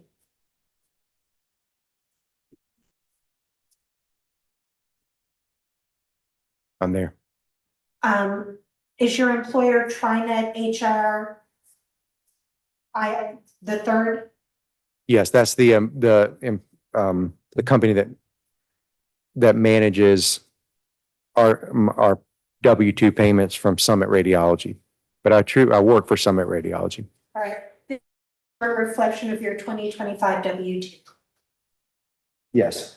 Move to admit plaintiff's 18. No objection, Your Honor. Admitted. If you'll skip to Exhibit 19. Is this a true and accurate reflection of your K1 from Summit Radiology? Yes. Move to admit plaintiff's 19. No objection. Also admitted. Do you receive, if you'll skip to 20? You run a consulting business? And it's not a consulting business. It's a software integration company, but I wish it was a software integration company, but it's really just a lot of me sitting in front of my computer, but it's called CareBridge Systems. And you took a small loss in 2025. Yes. This is a true and accurate reflection of your K1 for CareBridge. Yes. Move to admit 20. No objection. Also admitted.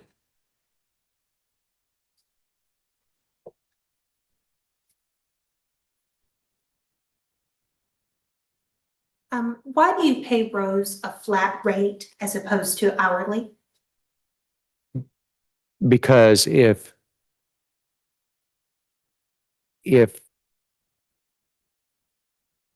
she was to, you mean per day, right? Yes. Because it's the time, the hours may be unpredictable. If it's,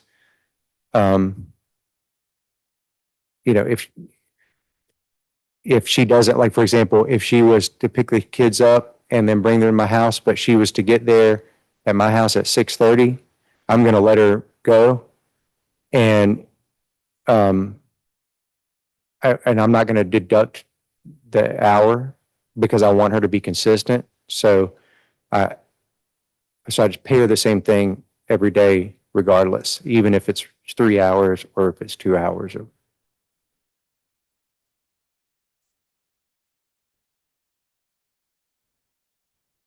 I don't want her to not be available in one of those times when, if like I got hung up at work or something and I was going to be super late or just a little late. So I wanted to kind of be an easy yes for her because it's just these random periods. It sounds like it can cut both ways. Sometimes she works a little less, sometimes a little bit more, and you two have agreed on what is a healthy average. Yes, sir. Her hourly rate based on the daily rate is quite high. How do you justify the high expense? If I'm at work, it's basically two things. I work at different hospitals. Sometimes it's quite far away, like Cartersville. And on those days, my commute in will be longer. And I can't always predict where necessarily I'm going to be on a specific day. They switch us around and everything. So reliability is huge. So I pay her for a little bit for reliability. And then the second is because Anna requires absolute consistency with the time. And so I need her to be absolutely consistent. So it's kind of a,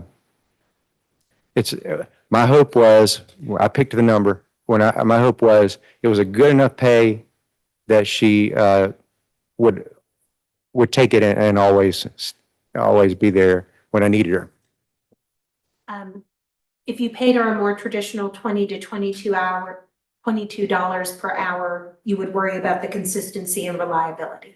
Right. Nobody's going to take a 4-hour week for $22 an hour and be consistent, because they'd have to get other work. I mean, I'm sure she has other work, but And her monthly rate comes out to about $1,500. that's right.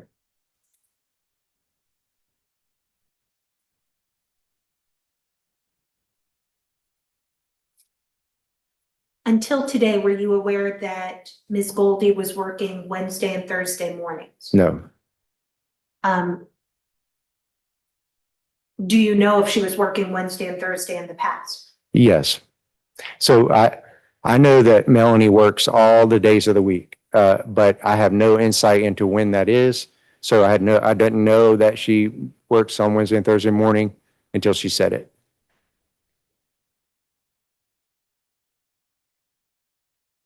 Do you believe Ms. Goldie works times that are not work-related? Yes. Why?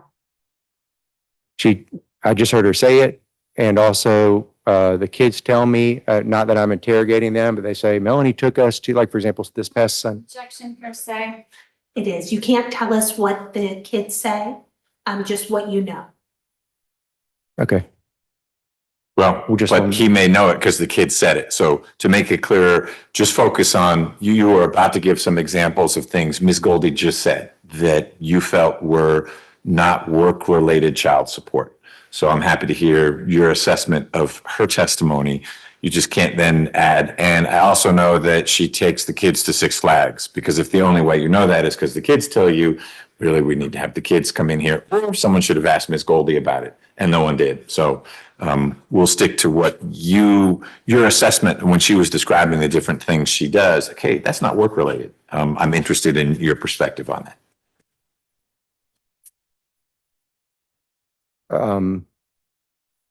Melanie, I just heard Melanie say that she has a very flexible schedule, that they work it out, that Anna and she work out when she's going to work, that she sometimes works Wednesday and Thursday, that she sometimes does, that it's less Friday because she has another obligation. I heard her say that she also works Saturday and Sunday when Anna does not work. So yes, I think that she works when Anna's not working.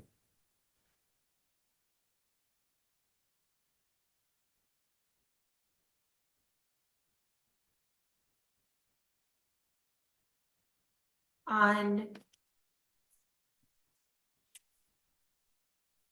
Monday and Tuesday mornings, the kids are with you? Yes, Who gets them ready for school? me.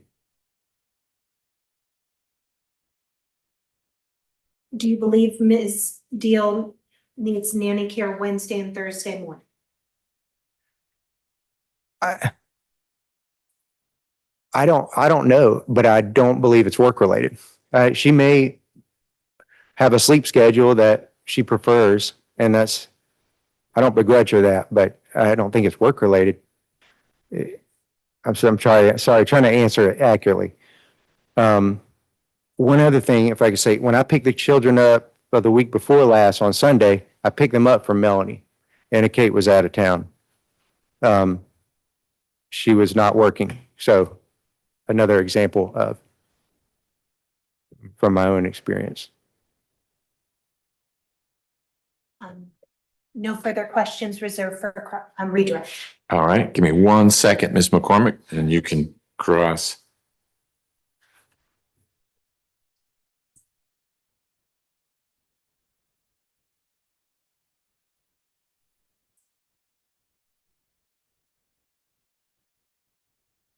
Ask you questions. Of course.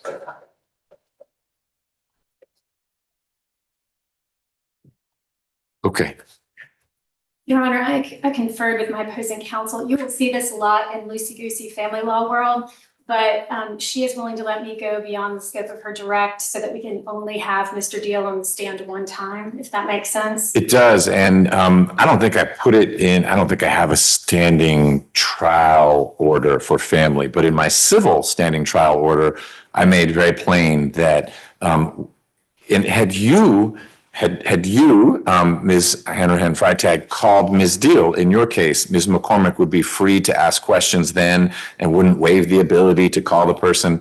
So I am not focused on the scope of, I mean, I'll pay attention to scope of direct. If you start asking Mr. Deal about what he did in high school, that's not so germane. But if you want to cover everything now, I'll absorb it all now, and then he doesn't have to trek up to the stand a second time. Yes, Your Honor, thank you. It's my preference. Sometimes courts prefer to do it the other way unless there's an agreement between counsel. So Okay. I appreciate it. Sure. All right, so good morning. Morning. And I'm going to refer to you, I apologize. I think both of you have earned your medical degrees, but it's easier to say Mr. and Ms. while you're in this, in the courtroom today. So I'm going to continue doing that. As you know, I'm Sarah McCormick. I'm the attorney for your ex-wife. It sounds to me, Mr. Deal, that you and my client are largely in alignment on how much you should pay a child care provider to be flexible and reliable. Do you agree with that? I don't know.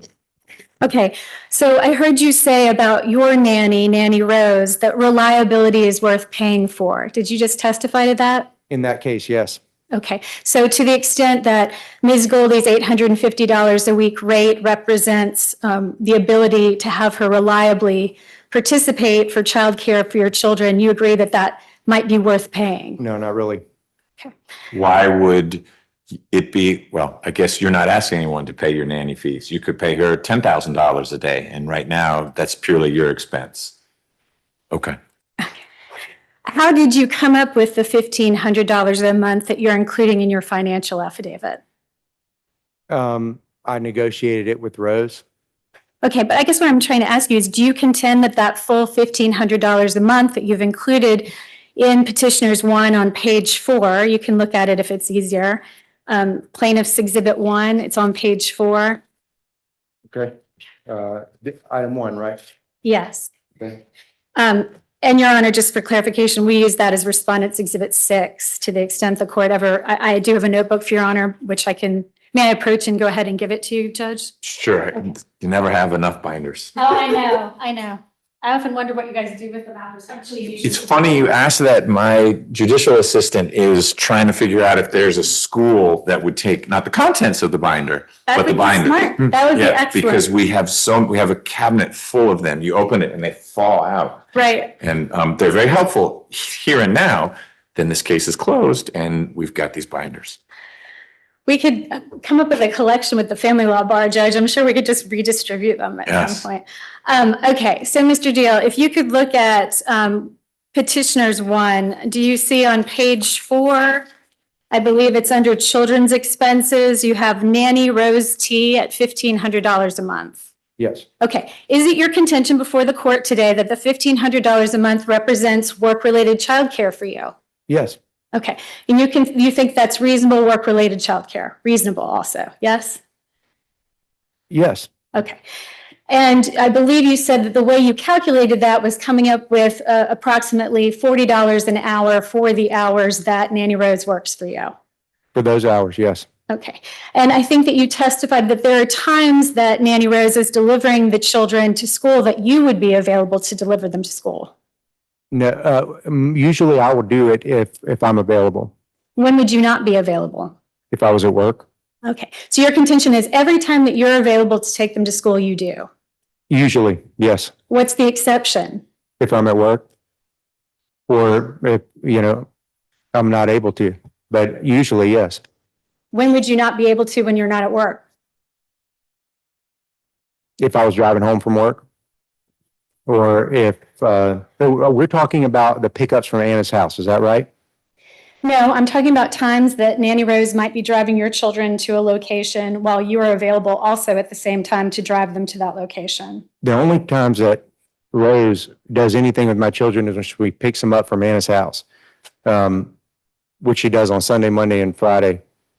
And so every once in a while on a Sunday, I'll let her pick the kids up, even if technically I could stop or what and go and pick them up.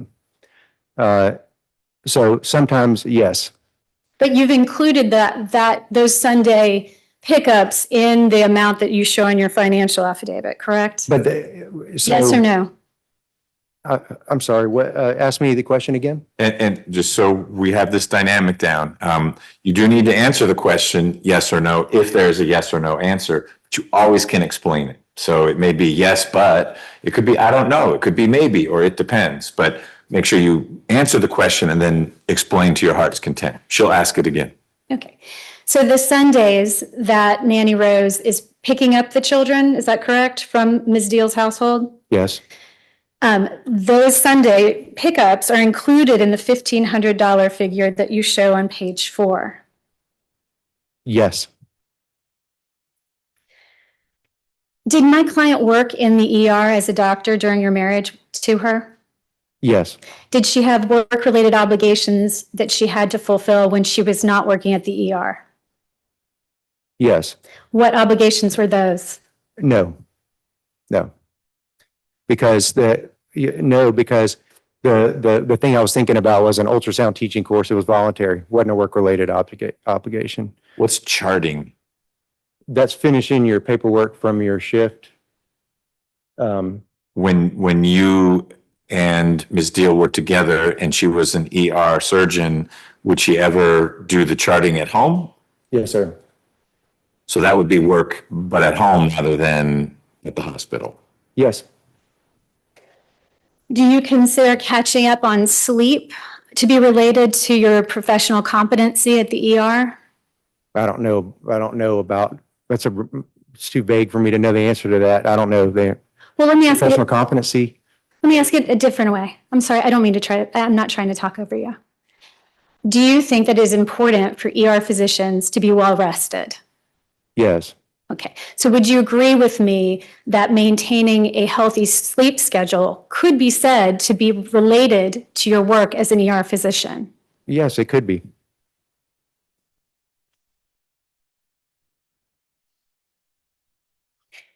Now, I believe that you've said that you want the court to take summer camp outside of the child support worksheet, meaning not put that cost into, not include that cost as a factor in your child support calculation, but that each of you just pay your own summer camp on your own time, right? Yes, And is it your contention that you and Ms. Deal both have approximately equal amounts of summer vacation time with the children? yes, Do you and Ms. Deal make equal amounts of income, Mr. Deal? no, So in making that request to the court, you're asking that each of you pay approximately 50% of summer camp costs, even though you do not make equal amounts of income. Is that correct? yes.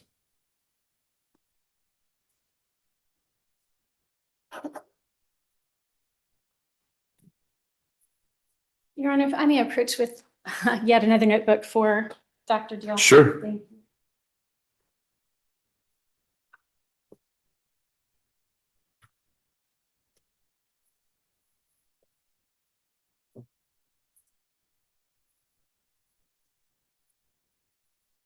Actually, before I move on to that notebook, Mr. Deal, has my client ever insisted that you pay any form of child support to her through Our Family Wizard? No, That was your election to do that, correct? yes, And when problems arose with payments being paid on time, did you stop using Our Family Wizard? yes. When? We'd have to go look at it. I don't know. Well, I guess what I'm trying to say is it sounded to me like you were trying to tell His Honor that the reason why my client would have had any problem getting paid child support on time was because of Our Family Wizard. Was that your contention? Yes, Okay. So if you were having problems with Our Family, how long did you have those problems with Our Family Wizard? it's not consistent. It's unpredictable, but a year. So you had problems for a year and did not change anything about the methodology of not- payment? No, that's not what I said.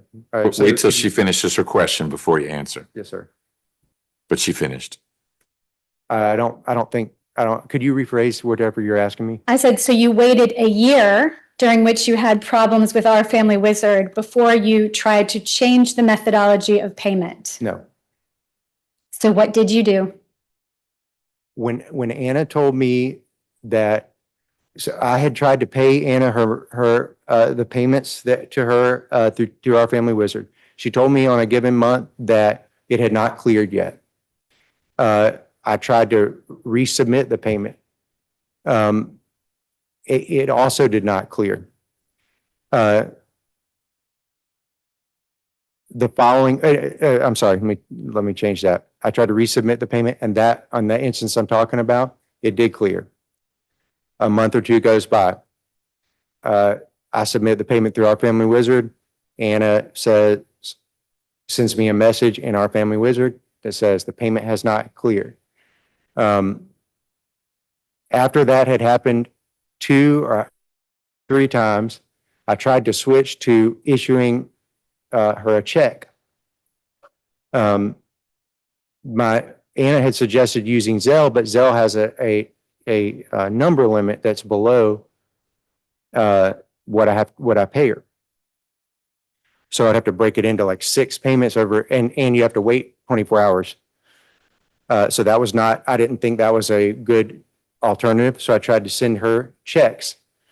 The first time I tried to send them through Bank of America directly. When I issued the check, Bank of America told me it was like the 28th or 29th of the month that they had sent the check. Anna told me that, 5 or 6 days later that she did not receive it. I double checked with Bank of America. They said that it was sent. So I ended up having to cancel those checks and then resubmit her another check. So then I found another company to try to check that gave me a receipt of when it was sent. It still had a delay to Anna. She still complained about it. So then I tried to switch back to Our Family Wizard. Have you ever tried to set up an ACH recurring payment from your bank account to her bank account? I don't think so. Maybe. So Would you be opposed if I don't know how that works, but would you be opposed to using that channel if it is reliable, documentable, and they don't charge you $100 each time you do it? Totally. Okay, you're neutral on what the channel is as long as it's documentable. So if someone claims you didn't, you can say, no, look, it's right there. And it's reliable, so you're not having to deal with these headaches with the Our Family Wizard. Yes, sir. Okay. okay, and Mr. Deal, if you could please turn to page 4 of the child support addendum. In my notebook, the final consent order is behind Respondents Exhibit 1, so it's behind tab 1. And if you could turn to page 4 of the child support addendum. And Your Honor, I could move to admit this. It's part of the court's record, so I think that Your Honor could take judicial notice of it, but I could also move to admit it as the court wishes. However you want to do it. It's not is it in this docket? No, so I would admit it because if it's in a different docket, someone might find it, but they might not. move to admit, Your Honor, what's been marked as Respondents Exhibit 1. Which is the consent final order that I called DeKalb, but you've explained it ultimately was here in Fulton because they were consolidated and Judge Ellerby signed it in September of 24. Correct, Your Honor. Okay, no objection. Respondents 1 with all its attachments is admitted. Thank you, Your Honor. So with that, Mr. Deal, have you had a chance to find page 4 of the child support addendum? I think so. The Okay. signature page. No, I'm looking at nanny costs. It's subparagraph E. Sorry, I think I'm, It's confusing. It's fine. okay. Take your I found time. it. All right. Do you see the subparagraph E, nanny costs? Do you see the sentence that says the father shall pay $1,828 per month to the mother, representing his contribution towards her nanny costs, currently $3,655 per month? Yes, So you agree with me that you knew how much was being paid to Ms. Goldie at the time that you entered into the 2024 consent order? yes, And you agree with me that you knew how much parenting time you would be receiving when you altered the parenting schedule as part of the 2024 consent order? Yeah, I think so, yes. Okay. What, And what about the consent order in 24 altered the parenting schedule? Your Honor, it gave him Sunday and Monday overnights only. So he had his weekend, which would go from Friday to Sunday, but because my client was working overnights on Sunday, Mondays, and Tuesdays, the parenting plan was altered so that he would just get the children essentially from 6:30 p.m. until they were delivered by what was anticipated to be a nanny to school the following morning. So it added the overnights. Correct. It didn't take anything away from Mr. Deal, but it added those Sunday, Monday overnights. Correct, Your Honor. It also added to the holiday schedule somewhat. Okay. Yes. But in terms of routine, the Friday, Saturday, every other, that didn't change. It just added every Sunday, Monday overnight to Mr. Deal. Correct. Okay. Yes. And do you agree with me that, Mr. Deal, what you were supposed to have done is included the $1,828 per month in the payment made to my client? I believe it was to be made on the first of each month. Yes. But you didn't do that, did you? What, could you tell me, ask me the question again? Did you pay my client on the first of each month, starting with September 1st, 2024, $6,228 every payment? I attempted to, yes. To your testimony, you did not send her one payment of $4,400 and another payment of $1,828? Our family wizard doesn't let you submit a $7,400 payment all in one. So I broke it into the three, the child support, the daycare, and then the nanny costs. The numbers are listed in the worksheet, so I just paid each in three payments, all on the same day, and usually that works. Where are you allowed to do that in Respondents Exhibit 1? Where does it say that's okay in this consent order that you entered into in 2024? I don't know. Where does it say it's not okay if it's paid on the same day? I mean, couldn't he have broken it down into $1,006 payments if they all go across in the same day? I don't know yet. It says it's supposed to go together with the 4,400, although I understand what the court's point is. Well, I'm not being nitpicky. It would seem like the focus would be, does father pay the entire amount on the day, whether it's broken into pieces technically because OFW, as we call it in the trade, can't manage something that big, just like Zelle. I'm not feeling like that's a violation of the order. It would be if he was holding off on the 1828. So I'm not going to pay that till the 15th. I'm annoyed by this one. I'm going to drag that one out every time. And that may be what you're about to show. But if it was, I couldn't send it all at once because of the $5,000 cap. I thought, this doesn't seem illogical to me. Here are the three things I'm supposed to pay in the worksheet. And each of them is less than $5. So I'll send that one. And then 30 seconds later, I'll send that one. And then the third one.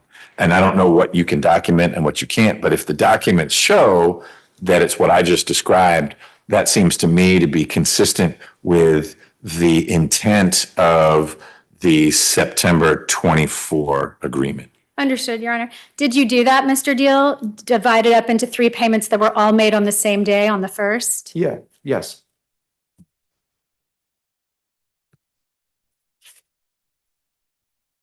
You were represented by an attorney at the time that you entered into the consent order that we've marked as Respondents Exhibit 1, correct? I don't know. Did you have an attorney represent you in 2024? Yes. And did that attorney sit with you at any mediation or discussion, or did that attorney give you input prior to you entering into the 2024 consent order? I don't want you to get into what they said to you. Yes. So you were provided advice when you entered into Respondents Exhibit 1. Yes. And if you could look at paragraph 6A of Respondents Exhibit 1. Do you agree with me that it was my client's responsibility on Sundays and Mondays that you kept the children overnight, It was my client's responsibility to feed and bathe them before they were delivered to you. It does say that in this, the last line there. Okay. So what happened with you when you had your parenting time increased to include the Sunday and Monday overnights? What you did is you provided beds for the children to sleep in and breakfast for them the next day and a ride to school. Is that correct? Definitely, yeah. And weren't, But that's not all, of course, but yeah. and weren't you supposed to use Ms. Goldie, the nanny who testified today, to get the children to school on your mornings with them? I was supposed to try to use Melanie. Okay, what I'm looking at is paragraph 6B, the second sentence. Do you see the sentence that says parties will seek assistance from mother's current nanny before retaining another provider if he needs assistance? Yes, So you agree that your first, talk about right of first refusal, you had to ask first if she could help you on your mornings before you were supposed to solicit another care provider? that's right. In the afternoons. And I did ask her. And at some point, well, during some period of time, she did in fact do that for you, did she not? She told me she was unavailable. There wasn't a period of time shortly after this order was entered that she did the morning drop-offs for you? She does the morning drop-offs. Wait, I thought you said she was unavailable. In the afternoons. I just was confused by the question. I'm sorry. Okay.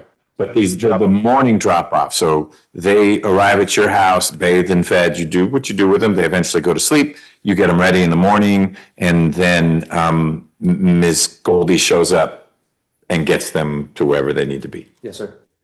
So under the 2024 consent order, you benefited from Ms. Goldie in that respect, correct? In that sense, yeah. I mean, I paid for the benefit, but yes. Right. And you understood what the amount you were paying was based on because we've already gone over the portion of the consent order that referenced her monthly rate, right? I understood her monthly rate, if you're asking me that.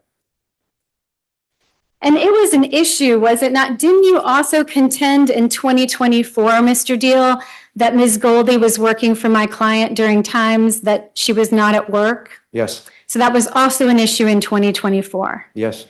Okay, if you could turn from me to what I've marked as Respondents Exhibit 5. Tab 5. Yes, please. I got it. I'm tracking now. Is this a true and correct copy of a letter that your attorney received from Ms. Deal's then attorney on April 18th of 2024? I don't know. Well, feel free to look through it, please. I see that it's an email or a letter. And do you agree that this letter contained the October 2023 contract with Ms. Goldie that your attorney has already entered into evidence? Randy didn't give me every piece of correspondence that he had with Michelle, and I've never seen this, this particular email, so I can't really, I'm not saying that that it's not accurate, or that it is accurate. If you haven't seen it, then you aren't the right person to talk about it. Correct. But you concede, Mr. Deal, that this was similarly an issue in 2024. You thought that Ms. Goldie was working for my client when my client was not herself then working, right? I did think that in 2024. But you nevertheless agreed to include in the 2024 consent order the amount paid to Ms. Goldie that we've already gone over in petitioners, excuse me, what I've marked as Respondents Exhibit 1. Yes, but if in our agreement, I asked Randy to add a sentence that said, if there was additional childcare outside of work-related childcare that I wasn't responsible for it. Right, but the portion you were responsible for was the ongoing regular rate of $850 a week. At that time, yes.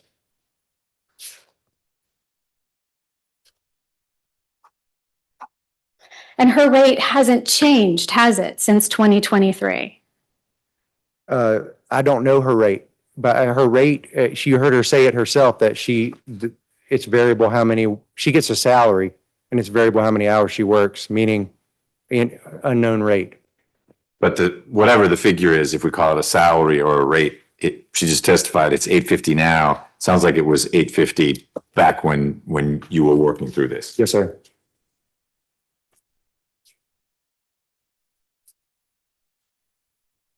And if you could also look a little bit further in paragraph 6 of Respondents Exhibit 1, I'm on subparagraph C of paragraph 6. Do you agree that there is a sentence that you included in this consent order that says parties agree to maintain mother's current nanny or equivalent replacement regardless of whether she provides AM assistance to father? It does say that. Okay, so do you agree with me, Mr. Deal, that that represents your agreement, at least at this time, that those nanny costs, the ones we've already gone over, were appropriate? No, I don't know. I don't know what if you're asking me, this, like that sentence, you just asked me about that sentence. Michelle, Anna's lawyer, put that sentence there. So Melanie would not be forced to provide assistance to me if she didn't want to, because we did not have her present. We were sitting at a table all together. Melanie wasn't present. So she added that for that reason. I don't know. Could you ask me the question again? Do you agree with me that paragraph 6C represents your concession that the work-related childcare costs that my client had in 2024, that are the same costs she has in 2026, were appropriate to be included in the court's calculation of child support? Do I agree that I'm just trying to figure out what I'm agreeing to here. And don't agree if you're not sure what it That's is. fine. So do I agree that the cost calculated represented in this worksheet at this time were appropriate? Yes. Yes. And the children benefit from their relationship with Ms. Goldie, do they not? Yes, I love Melanie. I think she's wonderful. So I love that that she's in their life. And you think that it's a long-standing beneficial relationship that exists between Ms. Goldie and your 3 children? Yes, I do. But I also don't think that even the most wonderful childcare provider is a stand-in for a parent. And so I don't, I would never put her in front of her mom or me. Well, have you filed a modification of parenting time, Mr. Deal? Yes, I have. But is there a modification request of your parenting time before the court right now? No. Wouldn't that be a way of substituting your own parent care for child care in this case? Objection asks him to make a legal conclusion. There's no basis for a modification of parenting time in the law. So asking him a question about his agreement to that is. Okay, I hear your objection. I didn't hear the question that way. So why don't you phrase it slightly differently? I think I understand what you're getting at, which is what I'm hearing is, if you're frustrated that Ms. Goldie is basically playing parent in non-work time, well, but if it's work time for Mr. Deal, asking for more parenting time doesn't scratch that itch. Okay. Why don't you tell the court what your schedule typically is, Mr. Deal? Monday through Friday, 8 to 4:30, with a obligation to cover the 1/5 of the overnight calls of the year, which tends to be every 5th week in a chunk. And can you identify any time periods that you have asked Ms. Deal to be able to take care of your children instead of Ms. Goldie? That I asked Anna to take care of the kids instead of Ms. Melanie. Goldie, yes. No, I have no idea when Anna or Melanie or whoever is taking care of the kids, and I don't ask about that. I only know what she has said. I'm just asking you to ask. Have you ever said to my client, I would rather that our children be cared for by a parent versus a child care provider. I have said that in the past, yeah. Okay, and have you asked her for the schedule so that you can see if you have any potential times that you could provide care Yes. for the children? Have you brought documents to show the court that today? No, I don't know. Monica, did we bring those documents? Okay. Our family wizard, messages, probably have 30 of times of me asking for time that, that I could take the children. Do you have any work-related obligations, Mr. Deal, that extend into hours that you're not actually at work? I would say yes, because my job never ends. If somebody might call me and ask me a medical question at 10 o'clock at night. So yeah, And isn't it possible that those types of obligations also happen during Ms. Deal's parenting time? yes. That's the thing about being a parent is you have to balance that. I know exactly how it is. And sometimes you need a little help from a childcare provider during those times.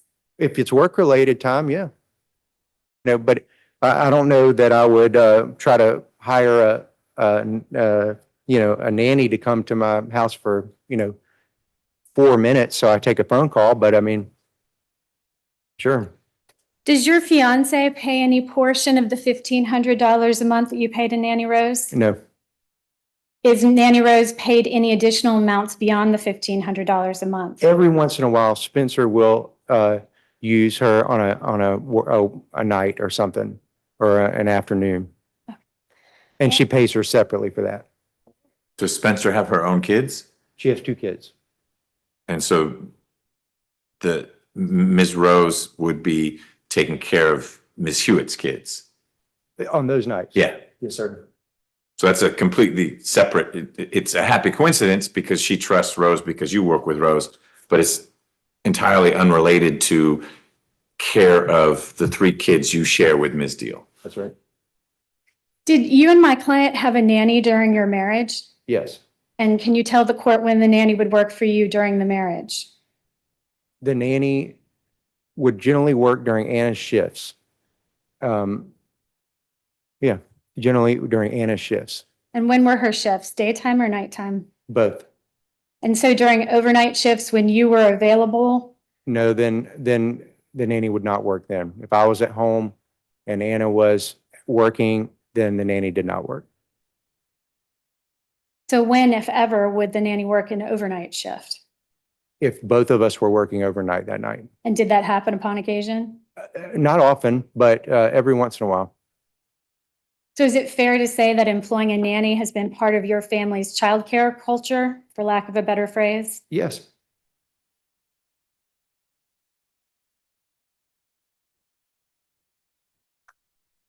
I was in my training at that time too. Training hours are much more significant than out in private practice, unfortunately, but so it was harder then.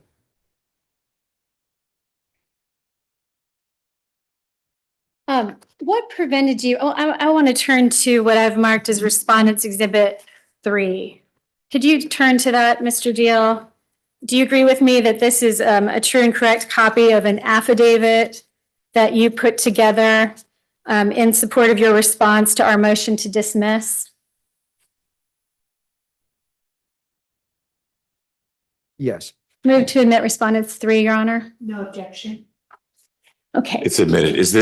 This isn't any different other than it has the affidavit piece on top from the chart, I think that Ms. Hanrahan Freitag was using. Hers is a bit more extended, Your Honor, but it has Okay, the same numbers. Same numbers, Okay. correct. Got it. So Respondents 3 is admitted.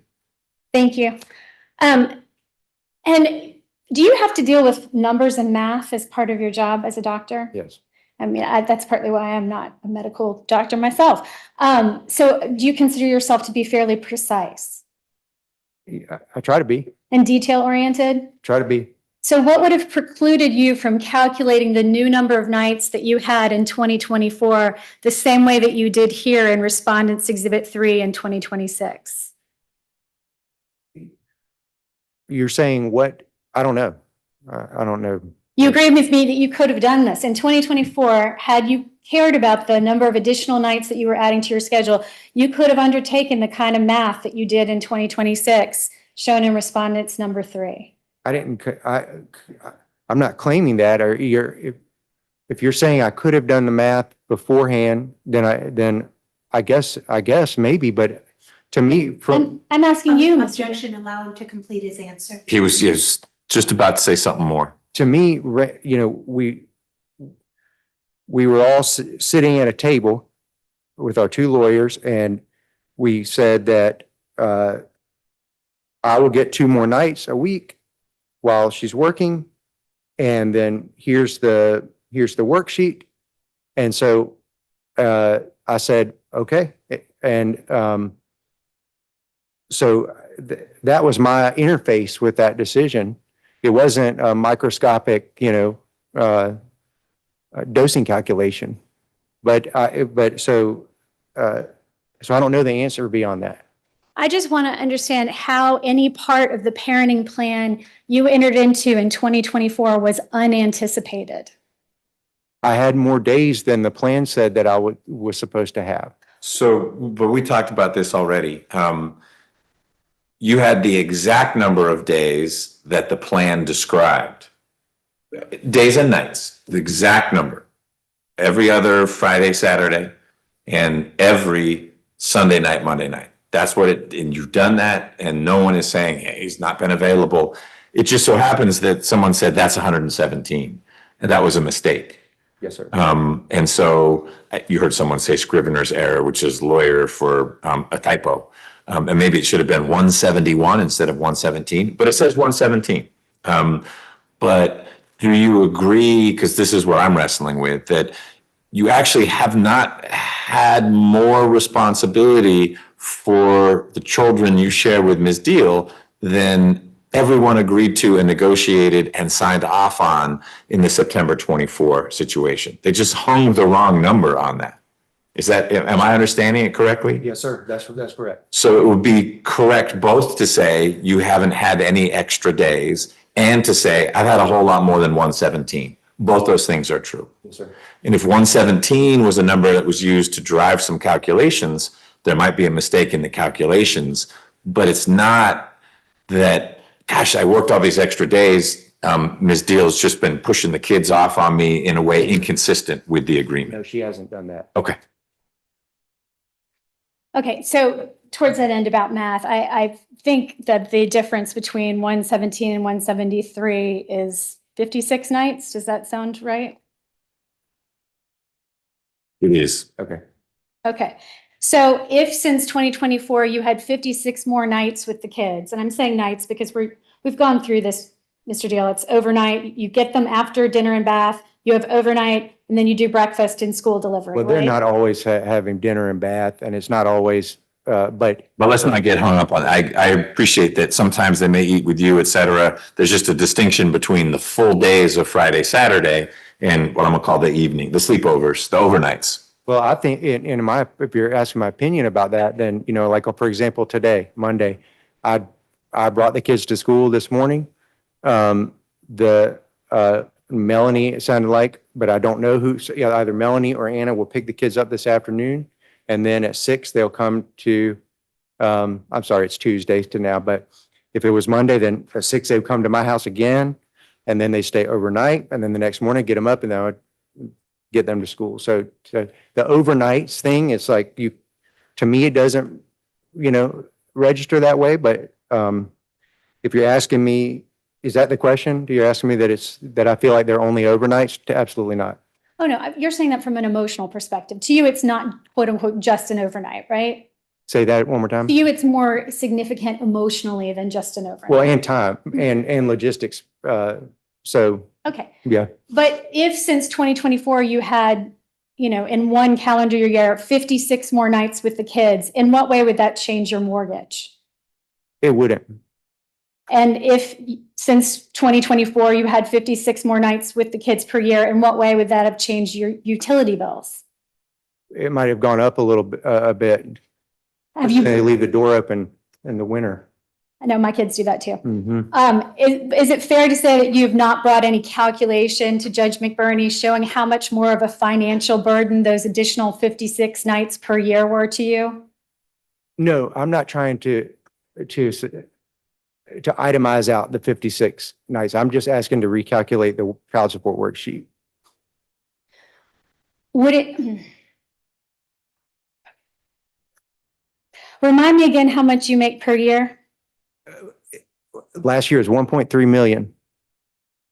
And I think you already agreed with your attorney that you make more now in 2026 than you did in 2024. Slightly, yeah.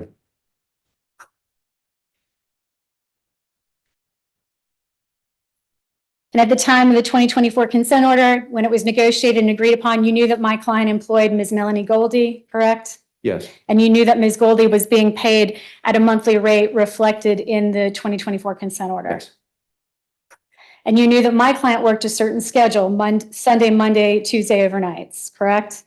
yes. And that schedule hasn't changed, has it, to your Well, knowledge? I don't know if it changed, but so I don't know. Okay. But you have no reason to believe that schedule has changed since 2024 as you sit here in court today. No, I don't.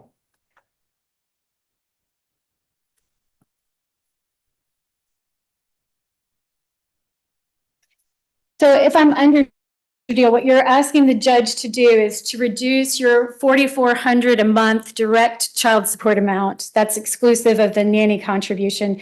You want him to reduce that to $2,113 per month, correct? Yes, ma'am. And then you also want His Honor to keep extracurriculars, what we call outside of the worksheet, meaning that the court keeps in place the original child support arrangement where each of you pay 50% of extracurricular costs and yours is capped at $2,500 per child per, it's either academic or calendar year, but I don't have it in front of me. Yes, And you want the difference to be with the summer camp. Before, in the original 2024 consent order, summer camps were divided 50-50, correct? yes, I think so. And what you're asking now is for that cost to essentially be left out of the child support calculation and each of you pay for childcare on your own time, even though you and my client do not make equal amounts of money, right? Yes, the reason for that is because last summer, not only did Anna ask me to pay for Lily's daycare throughout the summer, but also in addition, summer camps, and it was really expensive. And so because, and it was also a lot of times that neither one of us was working. So I thought that since we would, we have to have this discussion, then I would ask that we just pay our own summer camp, to take that out of it. Well, the summer camp and extracurricular costs on your financial affidavit seem fairly considerable to me, Mr. Deal. Do you agree with that? I don't know how it seems to you. Okay, if you would, that's fair. If you would turn to Respondent's Exhibit 6, which was already admitted as Petitioner's 1. Okay, I'm on Exhibit 6. Yes, thank you. And if you could turn to page 405. Okay. I'm here, I'm there. Okay, and you have summer camps at $1,600 per month. Do you see that? Let me find it. It's a- Lower right-hand corner. Correct. Yes, yes. Okay, well, that's not a small number, is it? I mean, that's 1,600 times 12, right? No, it's, it's like, for example, slime camp for 3 kids, and it's like $400 a kid. You can get to 1,600 quickly if you're choosing to do that. So.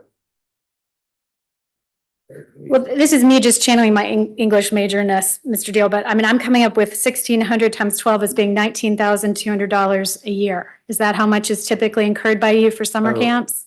No, I don't think so. I don't know. Or maybe when I filled this out, maybe I had listed the prior year's summer camp that I'd paid for Lily and for all of their stuff and a Kate or something like that. But you're right. $1,600 times 12 is too much. I haven't paid that much in summer camp. In your family culture, do children attend overnight summer camps ever? No.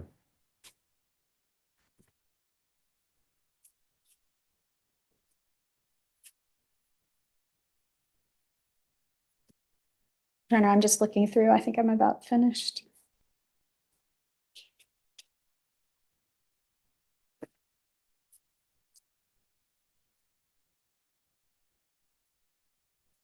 Might have meant to write 160 there, but I don't have all the math in front of me now.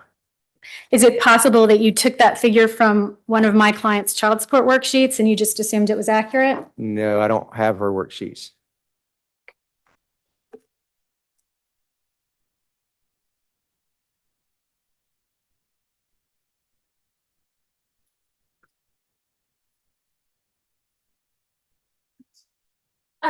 Mr. Deal, wasn't an automatic child support reduction included in the 2024 consent order? Do you know what I'm talking about when I say that? No, Okay. Wasn't it true that once Lily, your youngest, is no longer in, she no longer has daycare costs, does she? no, right. That's Right. And wasn't there a portion of the 2024 consent order that automatically reduced your child support amount when she no longer had those costs? Yes, And you have benefited from that self-effectuating reduction, have you not? yes, You're paying less now than you did at the start of the 2024 consent order, correct? yes, Okay. And I'm looking at page 2 of the child support addendum, which again is Respondents Exhibit 1.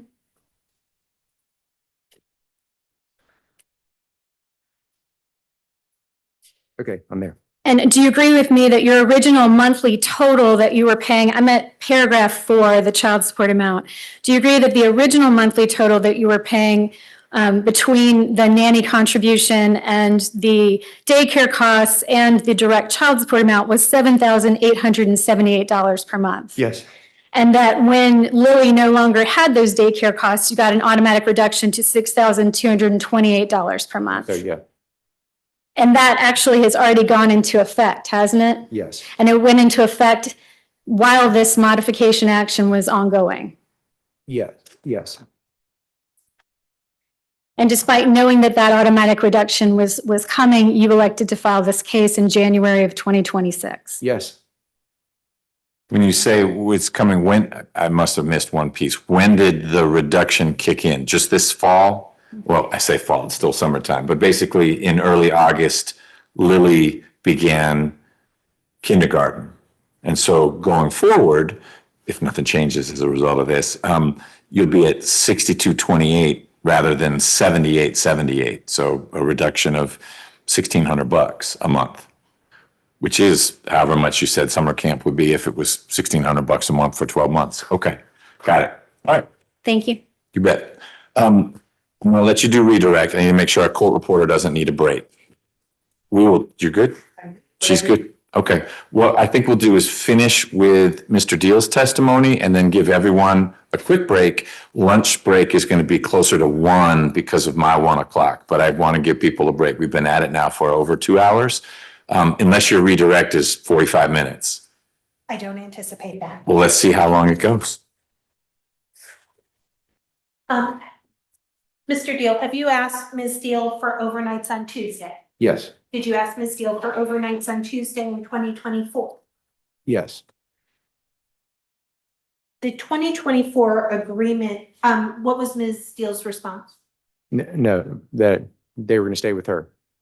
Tuesdays are nights when she is doing her ER work. Is it? You asked, you may have answered this, you asked for that in 2024. Yes.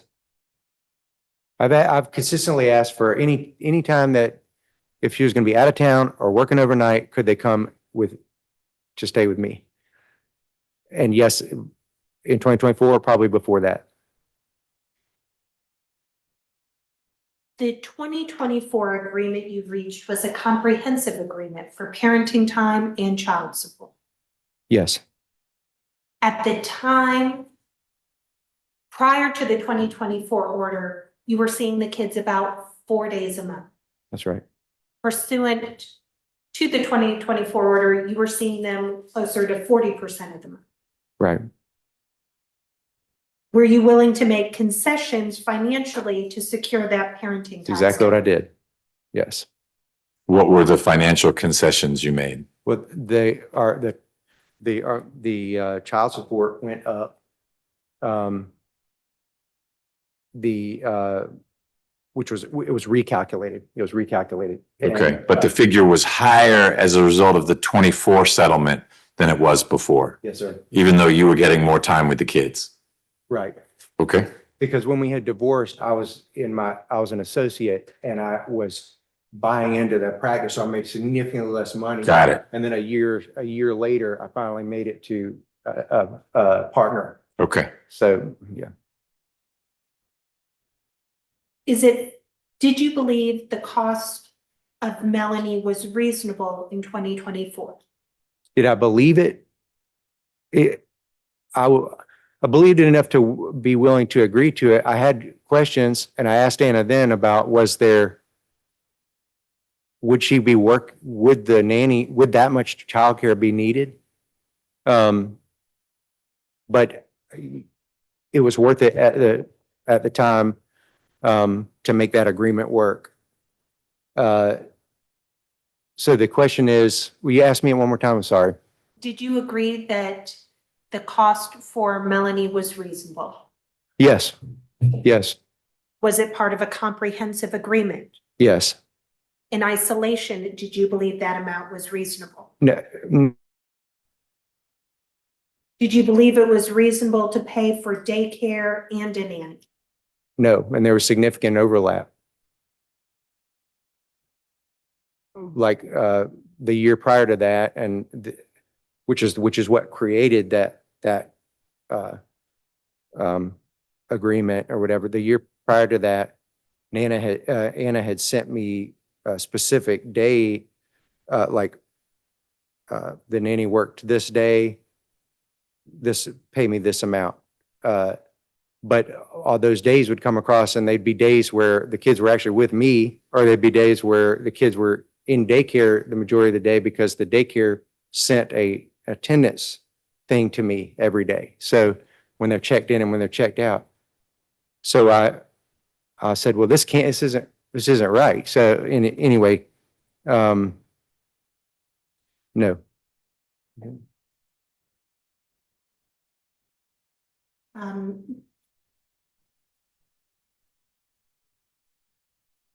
Have you reimbursed Ms. Camp for all summer camps for the kids? Who's Miss Camp? Anna. By mistake, Ms. Deal? Is that the same person? No, Ms. Camp I was talking about camp and I. Oh, got it. You got the word switched. I just wasn't sure. I heard Miss Deal had remarried and so we have another name now. Okay. Ms. Deal, have you reimbursed Ms. Deal for all summer camps? I think so, yes. Yeah, anything that she has sent me in our family wizard, I've paid it. And so there's been summer camps. I don't think this year they didn't do as many summer camps. To my knowledge, they didn't do any at my house, but. Have you rejected any expenses Ms. Deal has placed in our family wizard? No, Not for healthcare reimbursements? no. Not for summer camp? No. How about extracurricular? The short answer is no, but we had agreed that the children were going to stop swimming and go on to a different extracurricular, and then Anna continued swimming. And initially I tried to say, well, then, we agreed not to, then you pay for the swimming, but then I went ahead and paid it anyway. And I've paid it since then, and I think it was a mistake to even say that. But so the short answer is I haven't rejected any payment. I think I heard you testify you took the kids to school this morning? Yes. Why not Ms. Golden? I didn't know if she was coming because sometimes she sleeps in, sometimes she doesn't come. It got to be 7 o'clock. I knew if it got any later, so I went ahead and took them. But I had intended that she would take them because we had court, but in case super traffic or something, but she was late, didn't contact me, and so I took them. Is that a frequent occurrence that you're left wondering, are you going to show up or not? Yes, yeah, at least once a month, but yeah. And that it's hard because, Melanie works for Anna. And so I can try to, kind of ping. They're like, hey, are you coming to, and then generally the night before I send a text and say, just confirming you're going to be here tomorrow. And I sent that Sunday, she confirmed she was there Monday, but I forgot to send that text Tuesday night or Monday night. And then it occurred to me that she was probably going to be in court. So I was like, I just went ahead and took them.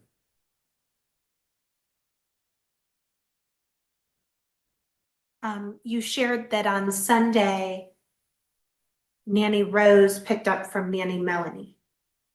This most recent Sunday, I picked the kids up from Melanie. Yeah. Did you pay Nanny Rose for that day? I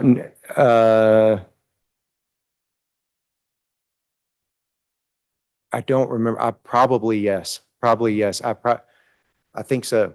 I think I paid her anyway. On this past Sunday, just 2 days ago, you anticipated picking the kids up from Ms. Deal? This past Sunday. Okay, 2 days ago, the nanny, Rose picked the kids up from Anna. Okay. The week before that, I picked up, sorry about that, The week before that, you picked up from Melanie. from Melanie, right?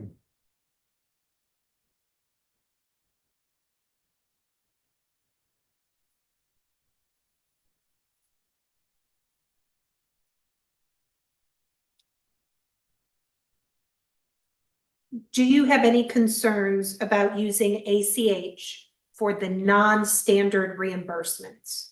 Yes, What is that? it is very hard to track and prove that you consistently paid it. And Anna has said that in the past that I have not paid things that I've then had to prove that I had paid. And I don't want to run into that again. Our family wizard tracks it and the payment goes item by item. Do you know a way to do that within ACH? An ACH is just a bank transfer. Is that right? To my knowledge, Yeah, yes. you don't get to ask her questions, but we will work through. One thing that will come out of this will be a refinement to the way in which money moves back and forth. And it may be that there are two channels. If there's something that is the same every single month, why not ACH that one? And then you don't run into especially if it's more than 5,000. But you're being, I find, very reasonable in saying, I want it to be documentable, so we don't butt heads of you did pay or you didn't. But I think it's very reasonable for Ms. Deal to expect things to arrive pretty much when you send them. And if they're not arriving then, because it's your fault, but they just aren't, we need to come up with a different channel. So we'll work through that.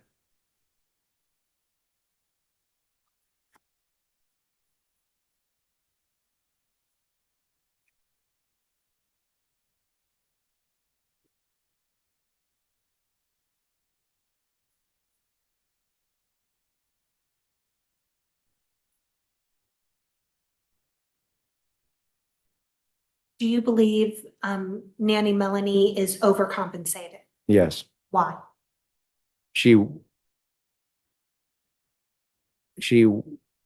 Well, it's complicated. Melanie lived with Anna for I think 6 months.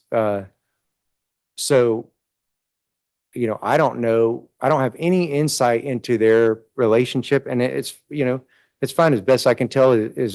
Melanie is great with the kids, but in terms of being, legally required to pay that kind of money to her, you would think that she had significant work-related work hours, which she doesn't. So based on that, I think that she's probably overcompensated. All right. Her work-related childcare hours are the Tuesday overnight. Right. And what else? I don't know what else. Nothing. Is it your position she could deliver the children? They're with you Sunday and Monday.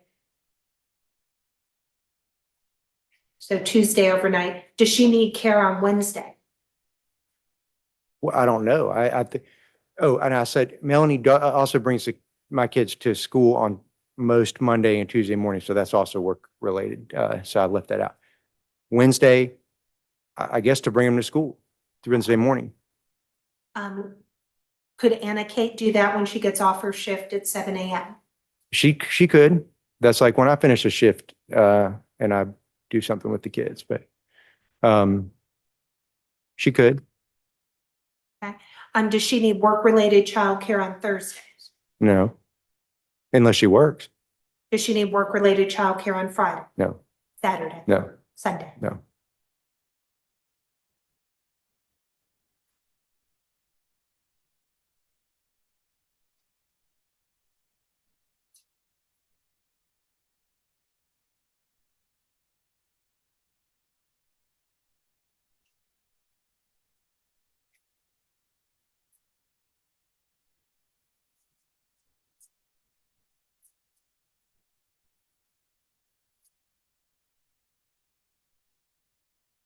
Just one moment.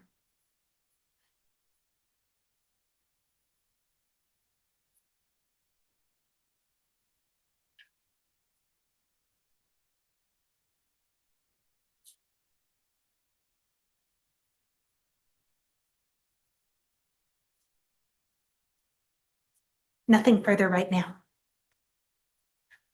Super briefly, Your Honor, I promise. Okay, famous last words. I know, Judge, but I promise. I'll try. Mr. Deal, I was trying to sort of recreate something I thought maybe the court was doing when we were speaking with Ms. Goldie. Do you agree that the 2 hours she spends delivering the children to school on Monday, Tuesday, Wednesday, and Thursday are work-related? Yeah. Okay, so that's about 8 hours right there? 6 hours or at max, probably more like 3 hours. But I was thinking Monday, Tuesday, Wednesday, and no, Thursday. not Thursday. Monday with me, from my house, yes. Tuesday from my house, yes. Wednesday, if her mom works overnight, Tuesday night, yes, in the morning. Okay, so you're coming up with 6 hours there. What do you consider to be an overnight shift in terms of hours for coverage by Ms. Goldie? I didn't say 6 hours. I said 3 hours, but an overnight shift, well, I don't know when Anna works. So, when does Anna, or I can't ask her a question. You Whenever don't- she works is when the shift would be, Okay. with maybe a little bit of time for Well, her to get. Let me ask it this way. Do you think it's possible that there are 20 hours of work-related childcare to be provided by Ms. Goldie in any given week? Probably not. It's probably, 9 or 10 hours when the night Anna works, and then 3 hours it's probably like 12 hours, maybe, probably very similar to what I use with the three. I use 9 hours. Well, I guess what I was trying to figure out, you've already testified that you think $40 an hour is an appropriate and reasonable rate because that's what you pay Nanny Rose, correct? No. I chose to pay Rose that for my own convenience and consistency. I didn't ask Anna to pay that, but so no, I don't think it's an appropriate rate for a consistent person that you're paying on salary, no. Okay, so you think $40 an hour, you wouldn't pay that for flexibility and reliability. You think it's worth your time, your money to pay $40 an hour for reliability and flexibility, but my client shouldn't be able to pay her child care provider for that those same two concepts. Don't think that, but I had to pay more to get a child care provider to work these little discrete periods and be 100% reliable. So I did have to pay more than what I would say is the average rate for that. Okay, I'd love to pay her less. right. But you think that that higher hourly rate is partly a product of somebody agreeing to be flexible and reliable as a child care provider? Yes, yeah. Okay. And when you were talking about the negotiation in 2024, the amount of parenting time that you received, the increase was important to you, right? Yes. And it was so important that you were tying it somewhat in your testimony to the issue of child support. Knowing the amount of parenting time that you were getting, you agreed knowledgeably and consciously to the amount of child support in the 2024 consent order. Yes. And when you filed this case, you did not file this case on the basis of having exercised more overnights with the children than anticipated, did you? I don't know. All right, I want you to turn to what we've marked as Respondents Exhibit 4.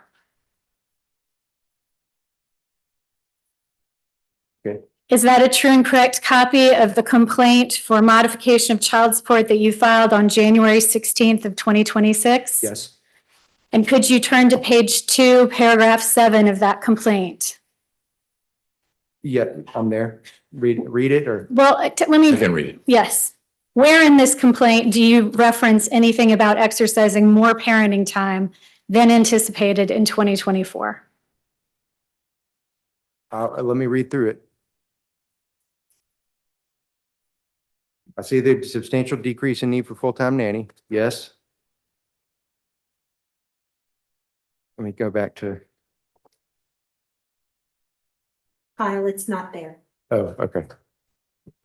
Well, I mean, change circumstances, arguably, that could be the change circumstances, just not articulated as I have more overnights than originally contemplated. That's fair, Your Honor, and then under the notice pleading concept. I don't Right. have anything further. Okay.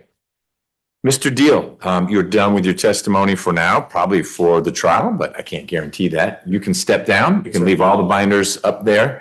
We're going to take, this is going to seem like a short break, but we'll stop a little before 1 for lunch. So let's try to keep it to 5 or 6 minutes. And when we get back, well, let me find out. Do you have other witnesses you're going to call, Ms. Hanrahan Freitag? Just Ms. D. Okay, great. So Ms. Deal, you're going to be up next.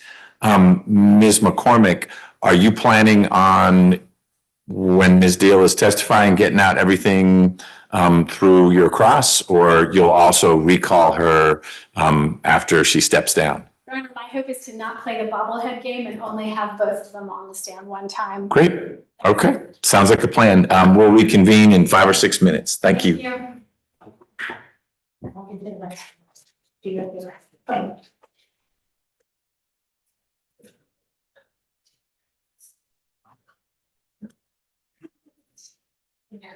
The rest, I'll see. Oh, perfect, thank you. I feared it was, we're not. Yeah, I know. That's on them. Yeah, exactly, just want to make sure that. That's all. I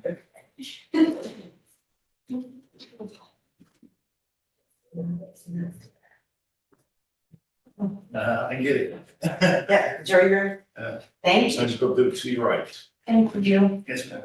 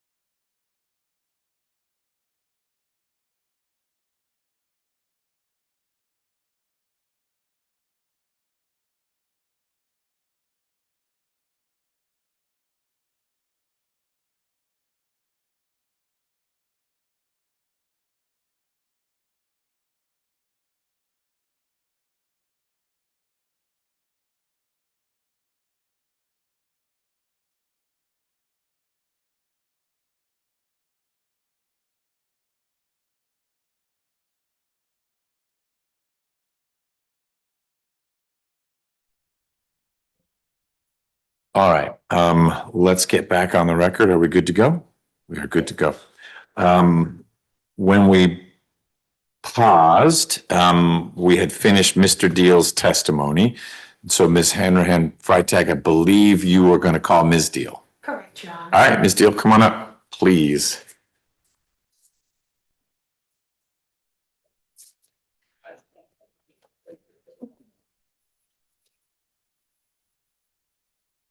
I'm not just stepping here to go to the chair. So raise your right hand, please. He's well from this one about the good. You want you to have a seat.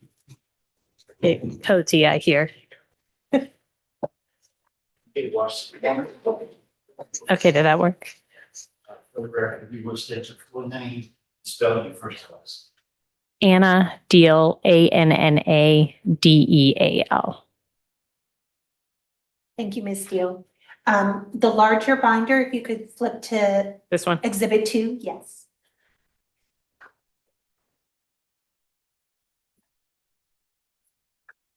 Is this your verified domestic relations financial affidavit? Yes. Move to admit plaintiffs 2. No objection, Your Honor. Admitted?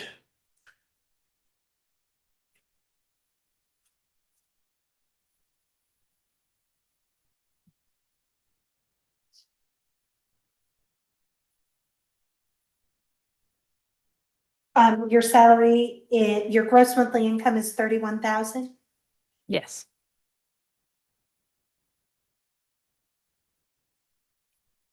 How long have you retained Nanny Goldie?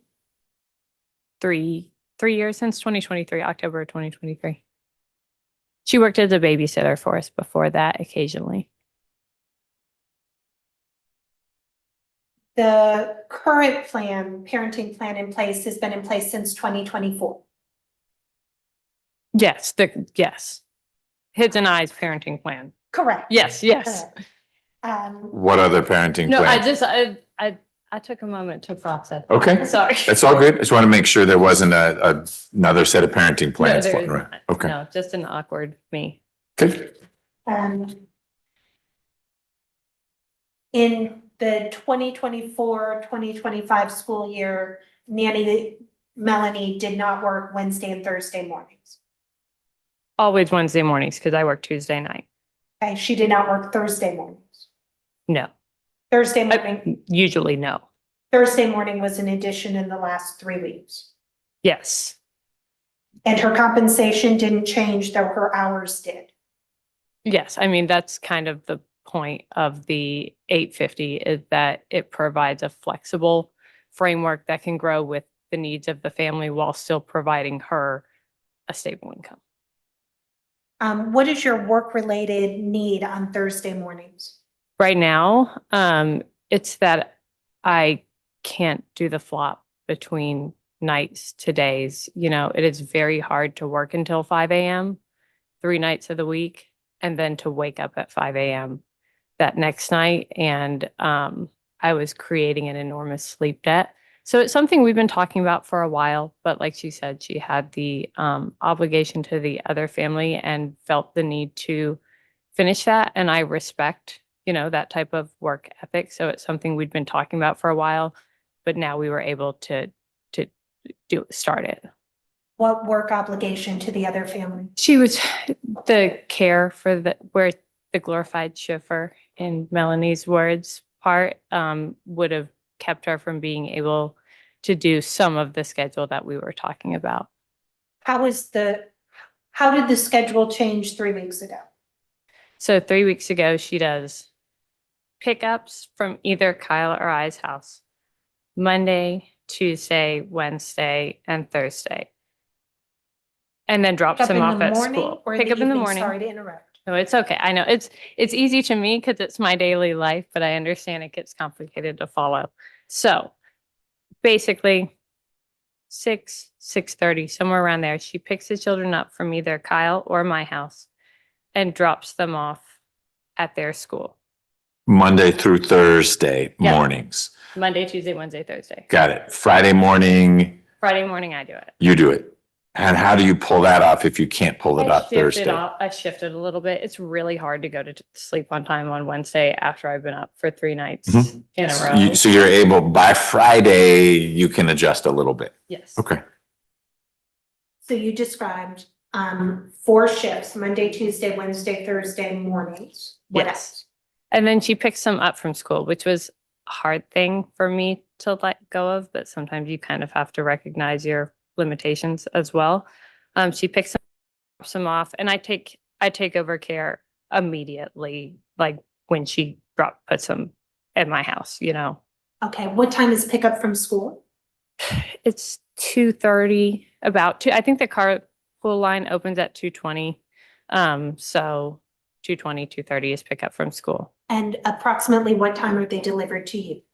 Between 2:45 and 3 o'clock, depending on the carpool line and traffic. And Ms. Goldie does this Monday through Friday? Monday through Thursday. Monday through Thursday again. You do Friday after school, or that's where dad kicks in? No, he never picks him up until on his Fridays. He picks him up every other Friday at 6 p.m. From you, not from school. Correct. Got it. So After school. you are the Friday pickup from school person, Yes. not Ms. Goldie, not Mr. Deal. Yes. Okay. And I mean, no one asked, but my plan is like on days when I'm caught up on sleep or caught up on charts, I'll be like, hey, I'm going to grab the kids from school. You know? Okay. But Friday, regardless of whether you're caught up from sleep or charts, you get them from school. Yep. Okay.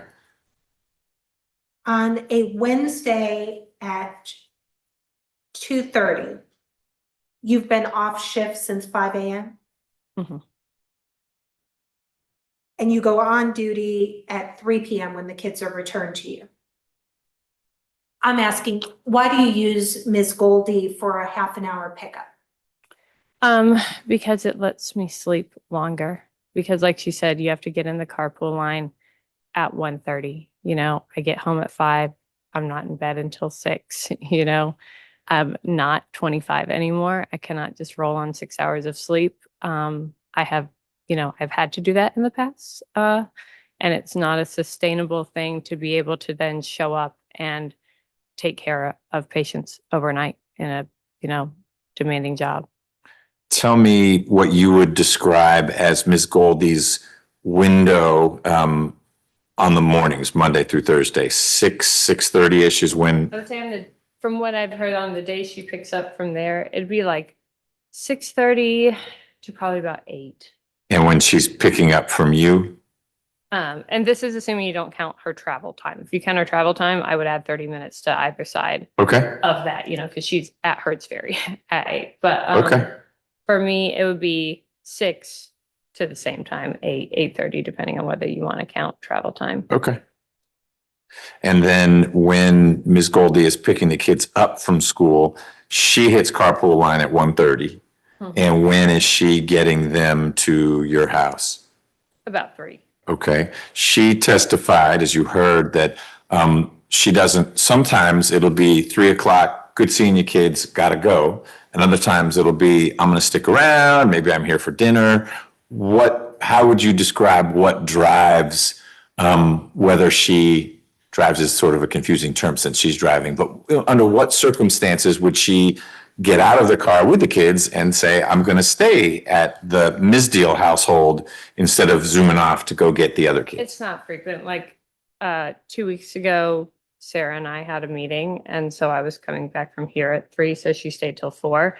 Sometimes on some Tuesdays, it's convenient for her just not to go back through Atlanta traffic for 2 hours, and she hangs out. I don't really count that choice as on the clock time. Okay. She may, but she's not obligated to be there. So it would be more typical if I were to knock at your front door at 3:45 on a weekday afternoon, Ms. Goldie is gone.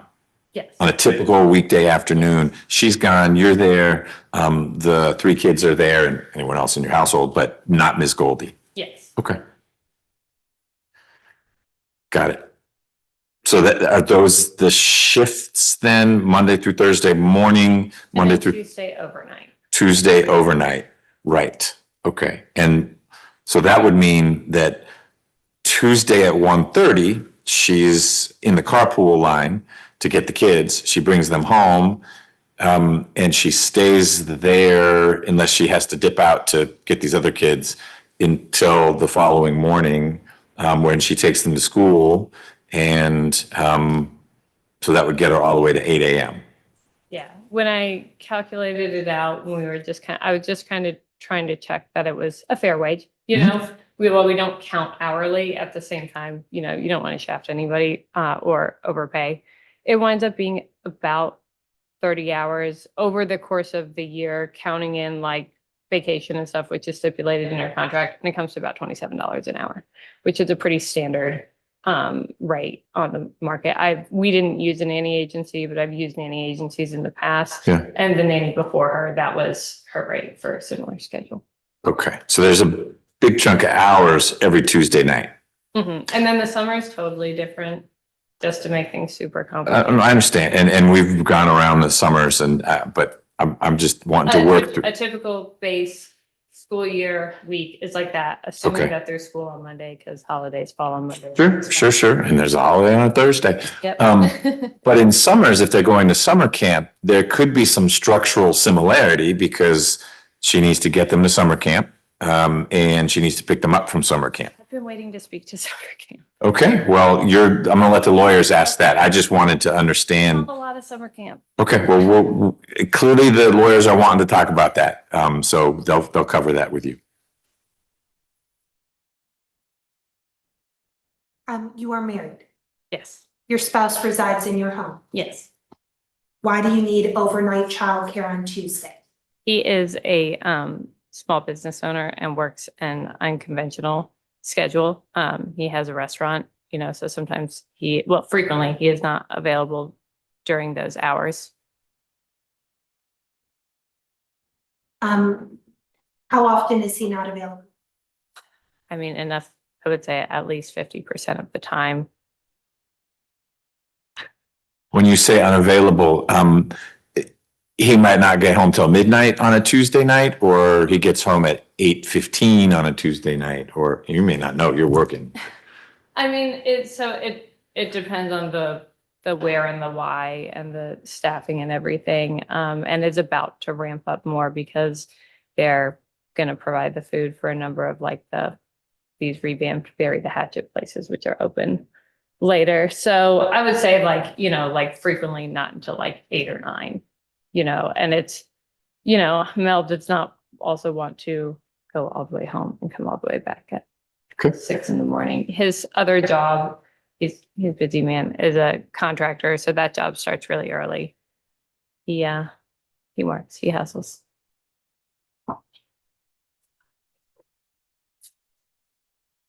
Kyle has asked you for Tuesday overnight.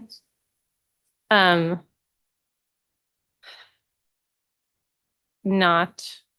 I'm going to interject here just for a second because I'm intrigued by the Tuesday overnight, but I don't think it's on my plate. Is that correct? You'd agree it may someday, since this is a FAM Div 2 case, and I'll let you explore it, but I just want to make sure I don't get too intrigued by that and say, hey, one thing we're going to do is Tuesday overnights. It's not part of as Ms. McCormick went over your client's petition, I didn't see that in there. And even though we may be prying the door open we're really prying the door open on the child support piece, not the parenting plan. Okay. Yes and no. He has asked for them before. He also has said directly to me right after this 2024 thing, he goes, I would never take the Tuesday overnights from you, because then I could take full custody from you.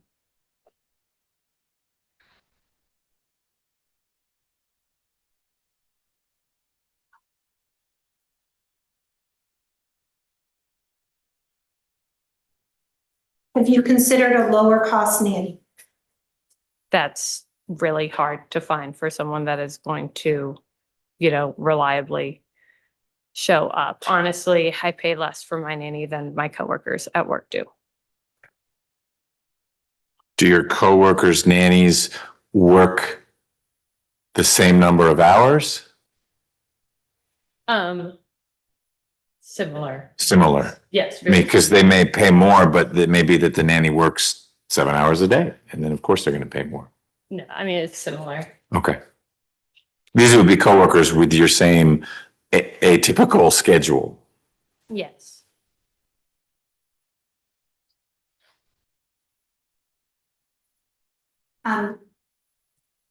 Mr. Deal is current on child support as we sit here today. Yes. Mr. Deal has reimbursed for every healthcare expense. Mr. Deal is reimbursed for every extracurricular expense. Yes. What are the children enrolled in? Okay.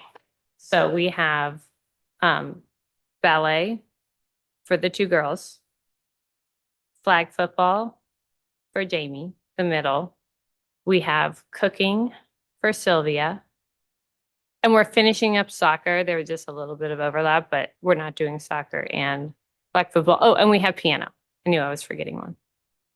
Okay. Piano Yeah.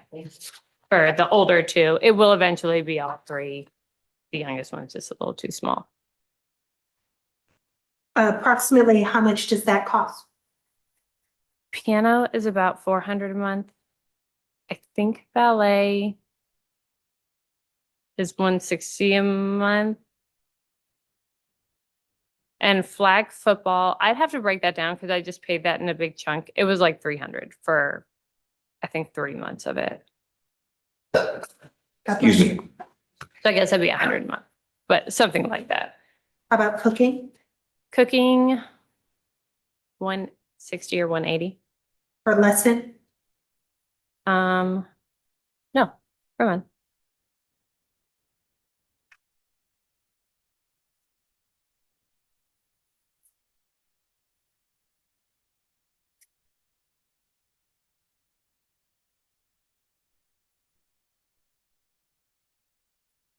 You rely on a nanny and summer camp. No, so we didn't use summer camp last year. I used a single day for Melanie's deposition, and that was, and no, I used one day when Melanie was on vacation on Wednesday, after a shift. Meaning you used one day every week or in the No, entire summer? 2 days in the entire summer of summer camp. This was last year. I mean, well, Yes. this summer of 26. Yes. And the year before that, I used 2 weeks of fun summer camp for Jamie and Sylvia each, because apparently it's not cool to hang out with your mom every day during the summer. But It's they not. got to pick what they wanted to do. It was treated more like an extracurricular, and they were not on the same week. So like Sylvia would be home all day and Jamie did Ninja Warrior camp. You know, it wasn't like that. And you have to pay for a whole year of of preschool and pre-K. You can't just like electively say, I'm not going to pay this summer without having to reapply. The next year they give that spot away. Otherwise they wouldn't be able to stay open. So Lily would sometimes go to pre-K preschool, but that's not summer camp. That was just preschool. Why was it important to keep her enrolled in preschool going into kindergarten? She didn't this last summer. She wasn't. That was 2 summers ago. I was still speaking to 2 summers ago. She wasn't in preschool this summer. She was home. She was home, but Mr. Deal's child support obligation didn't reduce until August. It reduced in May. According to the contract, it should not have, but it seemed silly to make him pay a fee that we weren't paying. The spirit of that is that while she was in pre-K, he would pay it. So we just both said like, hey, we're not, after May, we're not paying. Don't pay me this amount of money, What were Nanny Melanie's hours in the summer? So in the summer, she would come in the morning around the time that Ozzy had to go. Well, okay. She would either pick them up from Kyle's house and bring them back to my house during the day, or come in at the time that Ozzy was, getting ready to go to work. And Ozzy would be I'm sorry, Ozzy, restaurant my guy? husband. Yeah. Okay. And then she would stay till about 1. And then you would come back and be available for the kids. You got to say yes or Oh, no. I'm sorry. Yes, It's okay. But you're not available at 1 o'clock during the school year. they're in school. You're not available at 1:30 or 1:20 for the pickup line. Emphasis on, I've learned that I acquire a lot of sleep debt when I try to be awake and up and available at 1.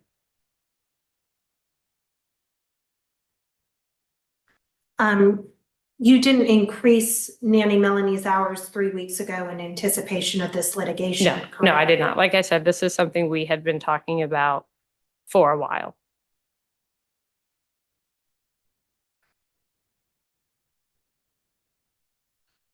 Can you describe Nanny Melanie's other obligations to other families or work?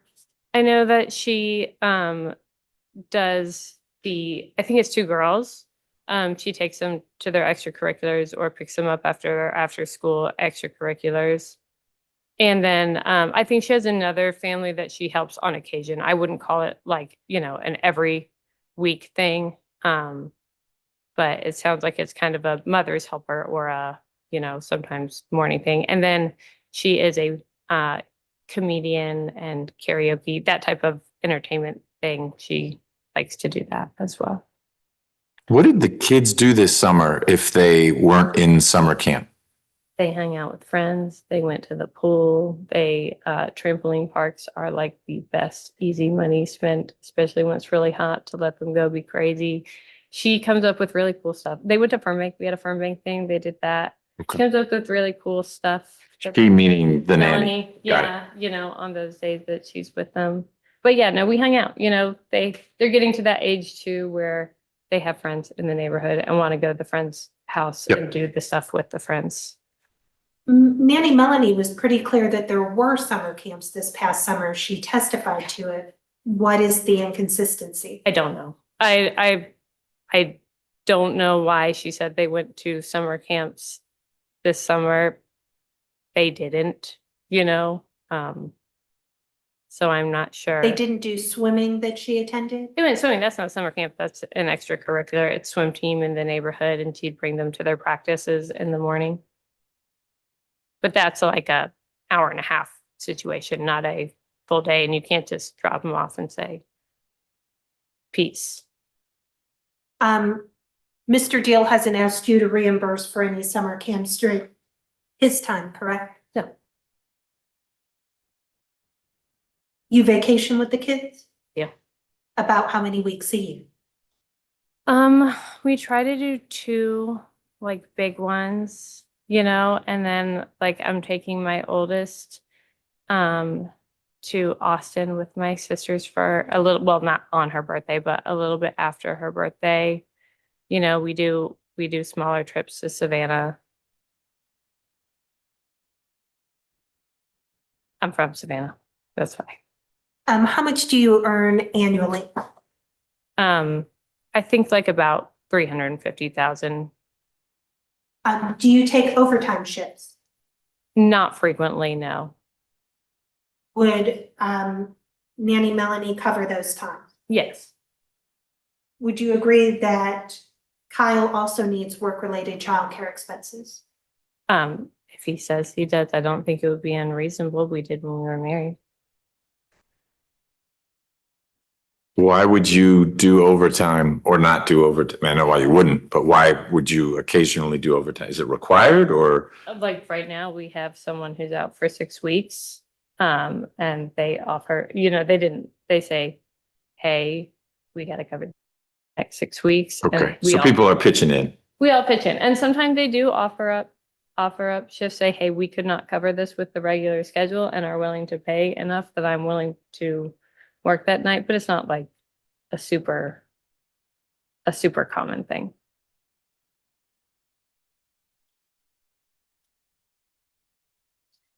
They can also just schedule me to work an extra shift, but they have to pay me for it. Technically, that shows up in my overtime pay, but it wasn't elective overtime.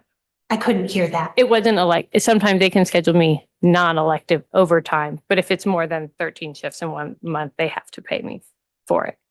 Time and a half? No, just regular. They just have to pay me for it. My salary works out to paying me for 13 shifts a month. What time do you leave the house to begin a shift? I leave about 7:15 p.m. And what time do you arrive home? Assuming that everything goes well for the night, 5:30 a.m. why don't you get the kids ready for school? It's like anyone else getting off a shift, there's dinner and bedtime. Why not do the morning drop off? Because I've been up from 1 p.m. until 5:30 a.m. and I just completed a 9+ hour insane shift. I'm tired and there's no, if I have a critical patient at 5, I don't get to just walk out that door.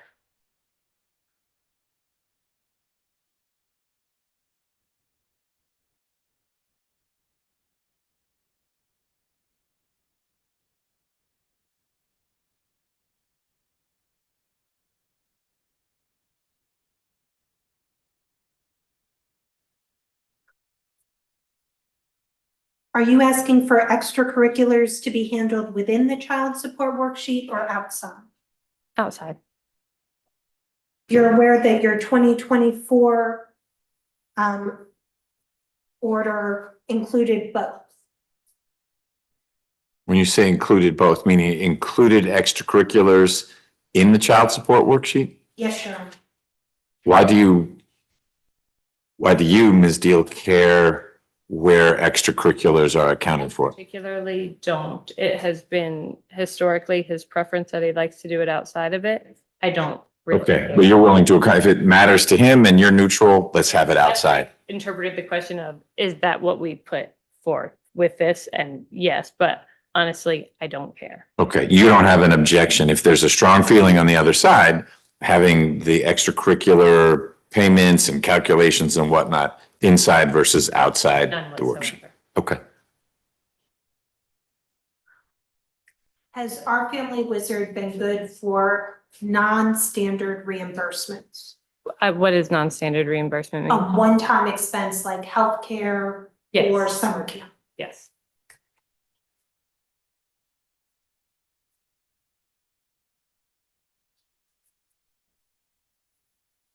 Thank you. Sarah will have some questions, or I anticipate she will. I bet. But we are kind of close to when we're going to break. And so rather than have you do 5 minutes of questioning and then we stop, I guess we'll stop now. If you don't mind being back at 150, 150, I don't know how long this is. It's blocked out for an hour. The call have to be on, but it could be shorter. And so if you're in place and it's shorter, we can get rolling at 150. Does that work for you, Ms. Hanrahan Feeling? Freitag? Okay. Ms. McCormick? Yes, Your Honor, probably I can be more streamlined if I don't start right away. I'll try to be efficient. All right, sounds good. So Lieutenant Volley, we'll be back up at 150. I'll be on a Zoom, but if it ends early, then we'll get rolling then, okay? Thanks, everyone. Thank you. Is the courtroom locked so we can leave our things, or should we pack up? You do not need to pack up. I don't know how locked it will be, but if Lieutenant Volley is not in here, he will lock it. He may choose to be here or in the deputy's office right around the corner. It's a safe place to leave things. Thanks. Sure.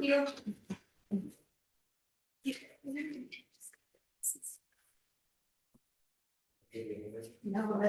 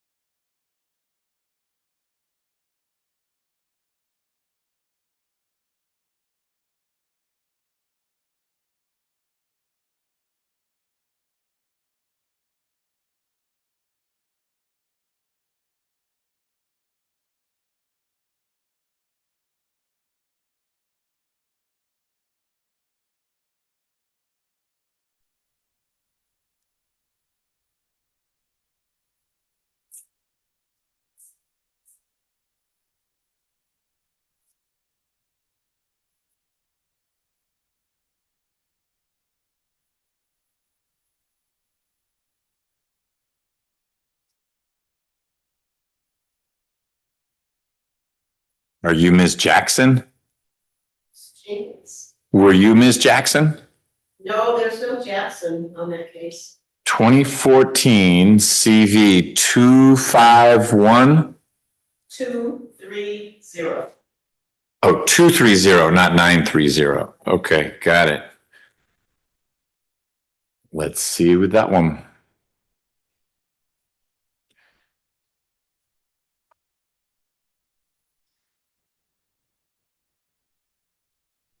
There's a Keith Jenkins and Anjanette Bolton. Which are you? Jenkins is my son. Okay. What is it that you're trying to do?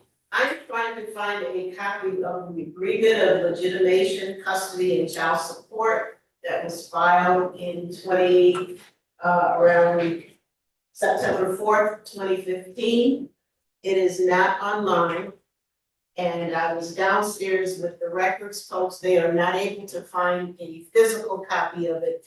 No one can locate this agreement, which is needed in order to amend a birth certificate as required by vital statistics.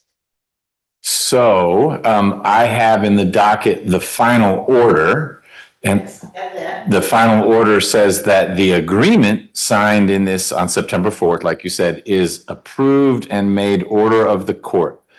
But the order doesn't say it's attached, and the agreement was never filed. No one can find it so far. Yeah, well, it is not part of this case is old enough. It predates the electronic system, but the electronic system, correct. It says, well, you've got it. You've got that final order, which says there's an agreement out there, but the order doesn't say that the agreement was to be filed. Does your son not have a copy of it? I have a draft of it, but not a final document. I can't find the final document.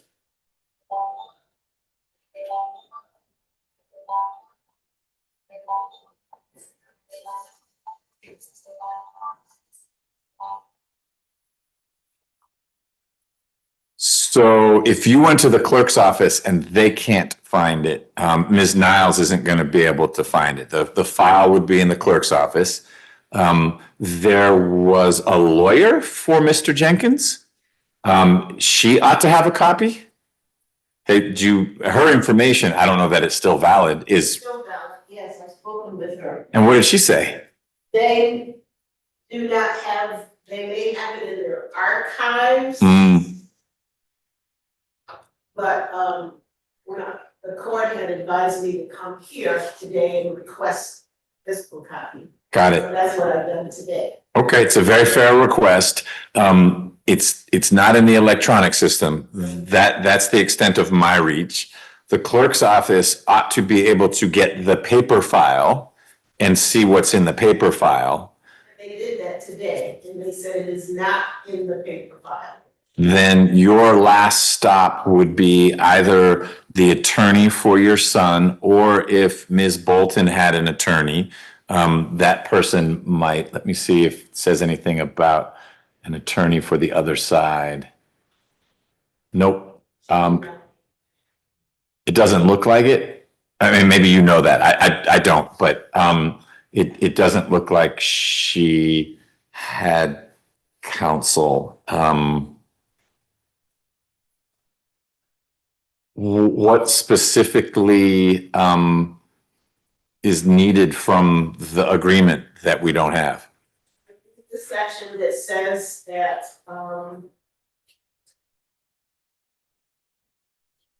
the correction of child's birth records. Okay. That's what vital statistics has requested. In order to do something about changing the name? Okay, yep. I wish I had something better to share, but because it doesn't look like either party, Mr. Jenkins or Ms. Bolton, filed the agreement with the court, then you would be relying on what your son still has, what Ms. Bolton still has, or your son's attorney. If the clerk's office looked in that paper file and it's not there, that's as There's no other place it could be, no other judge's file or any other stuff. no, judges don't keep paper files. Things have to be filed with a clerk and they have the originals. And so if they've done what you said they did, which was look in the paper file and say, we've got the final order, but there's no agreement in there. And that final order, again, I know I'm repeating myself, but it doesn't say attached to or filed with the court. It's clear from that final order, your son's attorney wrote the order, prepared by, and this judge signed it, but didn't require the agreement to be attached, which is unfortunate because then it's not in the docket and not in the clerk's file. So, one, you can press the lawyer who represented your son. Two, is Ms. Bolton still out there in circulation? Yes. Your son and Ms. Bolton could agree again, and there could be something filed in this case as the agreement, but it would need to get into the docket. Then you could get certified copies of it. Okay. All right. Sorry about that. Appreciate you. Good luck. Thank you.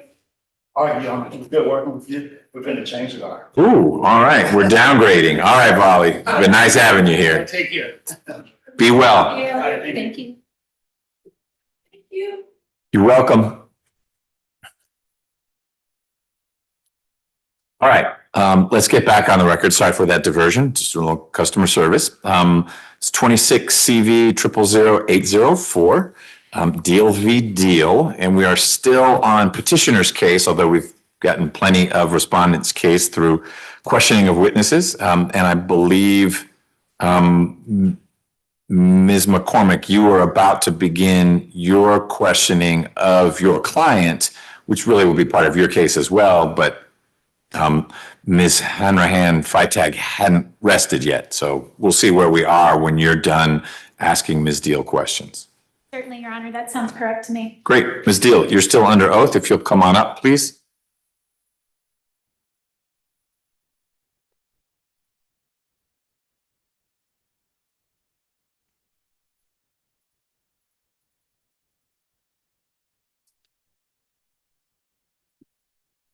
Ms. Deal, could you describe how you and Mr. Deal used nannies when you were married?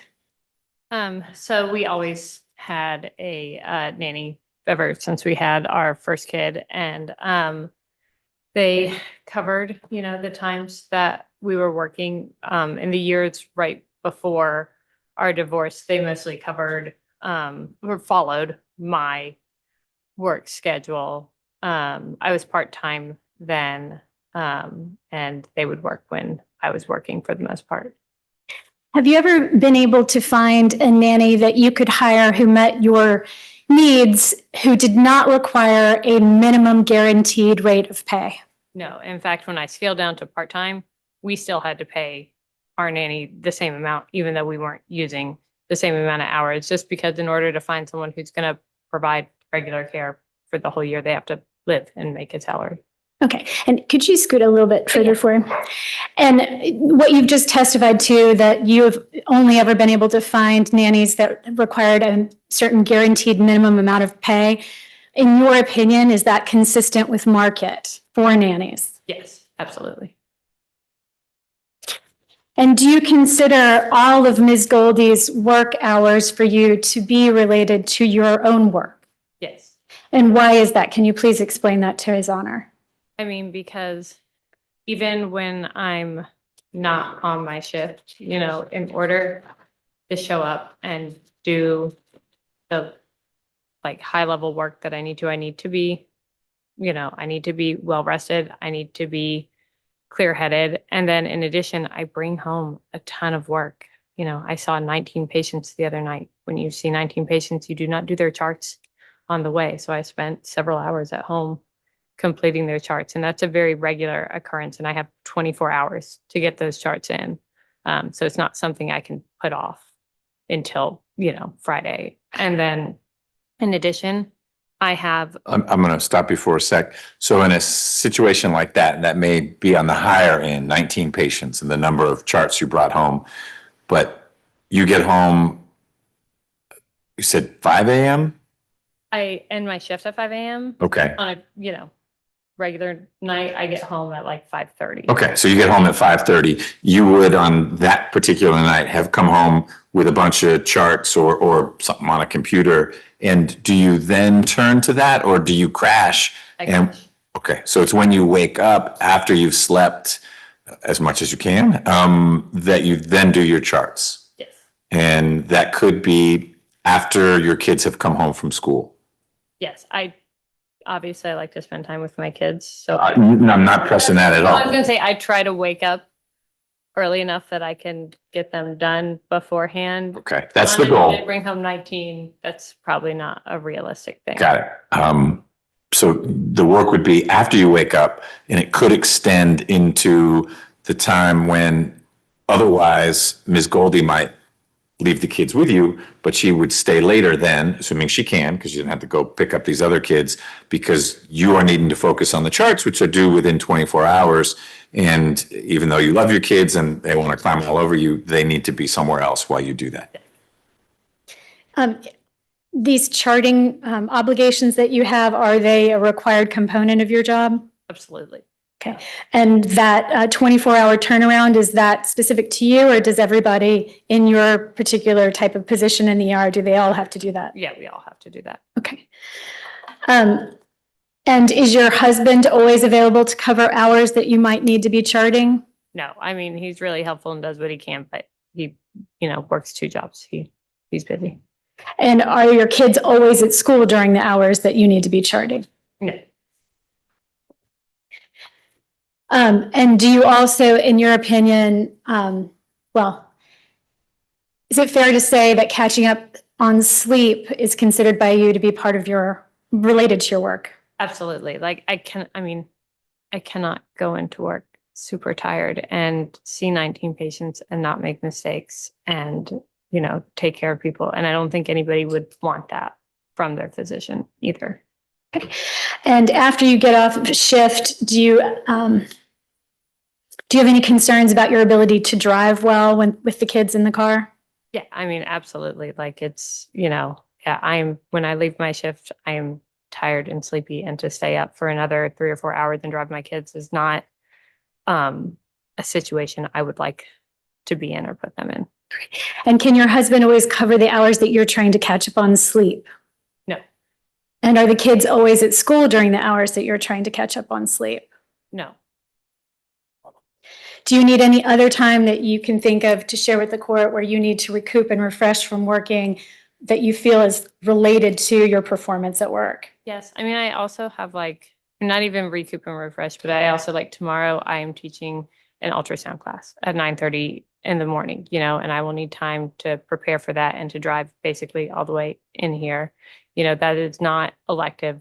We have a certain amount of things we have to do per year. I have CME that I have to do, a continuing medical education that I have to do in order to meet requirements for my job. And then I have just a lot of admin stuff like everybody else's job, that we have to keep up with, and meetings and stuff. So there's all of that. And then, selfishly, I take my 30-minute to 1 hour workout. That is my blow off the steam from yesterday, because my job can sometimes be kind of crazy. And, it is my leave yesterday and reset.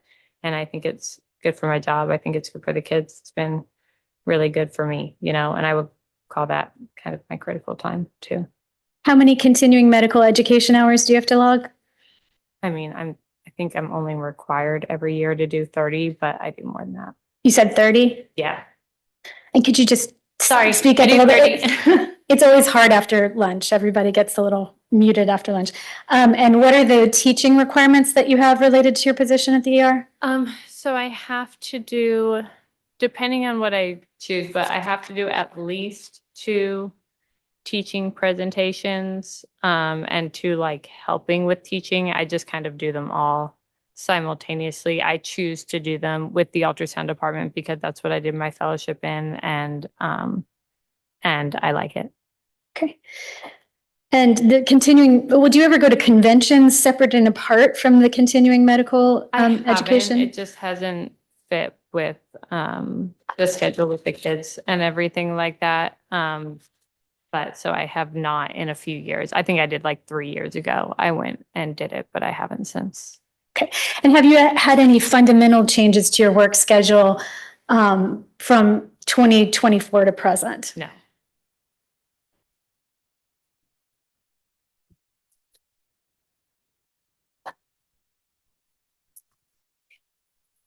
And you agree that has your income gone up incrementally since 2024?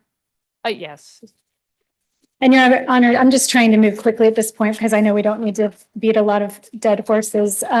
If I could move to admit, if you could look briefly for me, Ms. Deal, can you look at what we've marked as Respondents Exhibit 9? It's in the smaller notebook. Got you. Is that a true and correct copy of your 2025 W-2? It is. Move to admit, Your Honor, Respondents 9.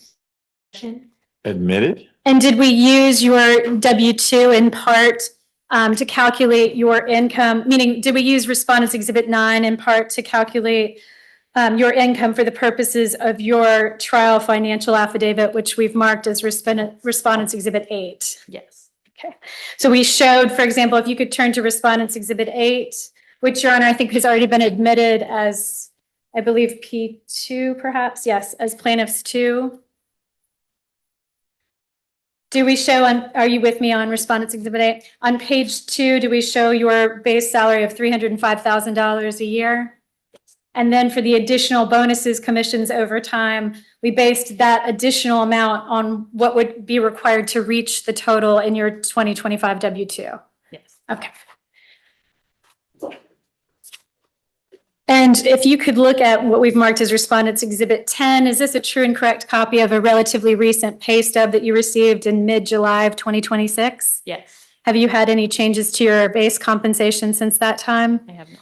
Move to admit, Your Honor, Respondents Exhibit 10. No objection. Admitted? And is it fair to say that your income year-to-date is fairly consistent with what we have shown in your financial affidavit based on 2025? Yes.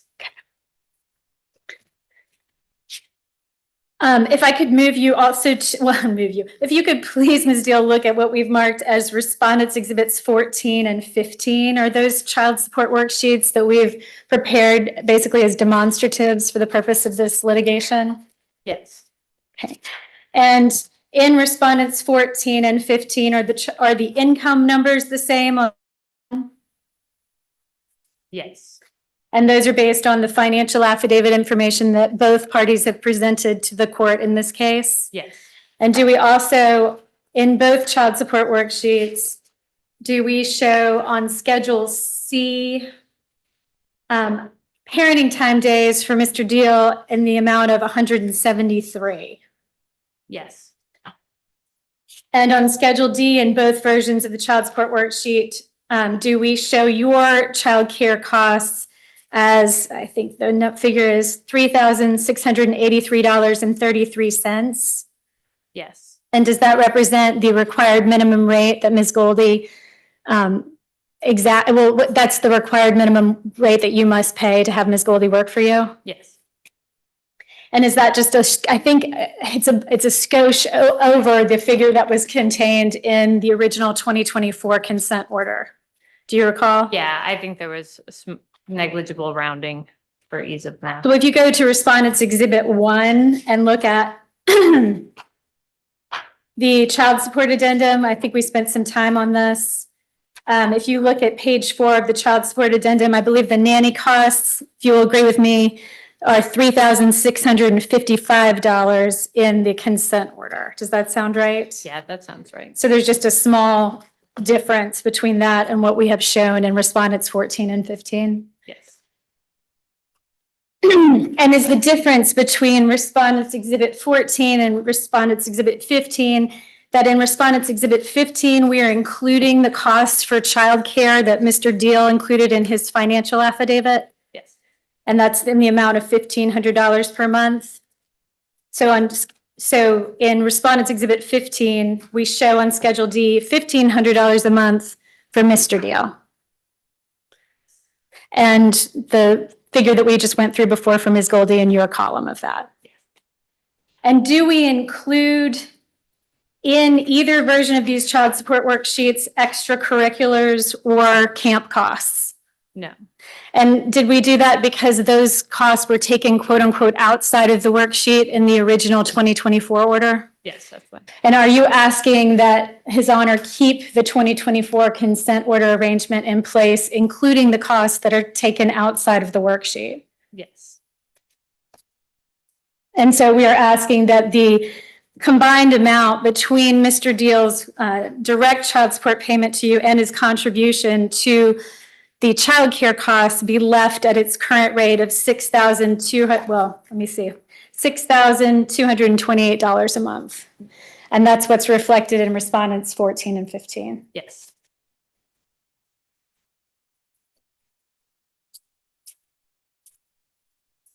Has Mr. Deal, we've already covered this, so I want to go quickly. Has Mr. Deal exercised any meaningful, amount of parenting time above and beyond what was in the 2024 consent order? A handful of days.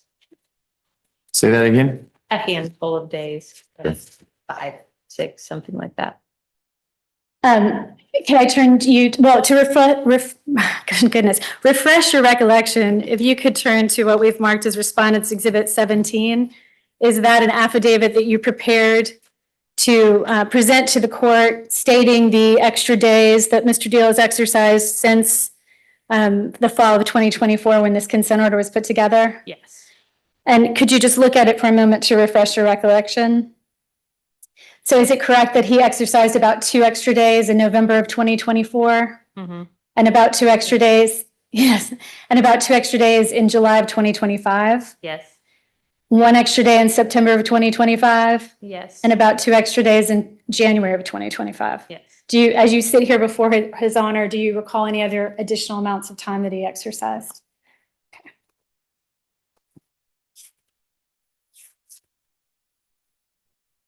Sarah, do you want to admit that? No, I think it's part of the, I was just having her refresh her recollection about it. Thank you, though.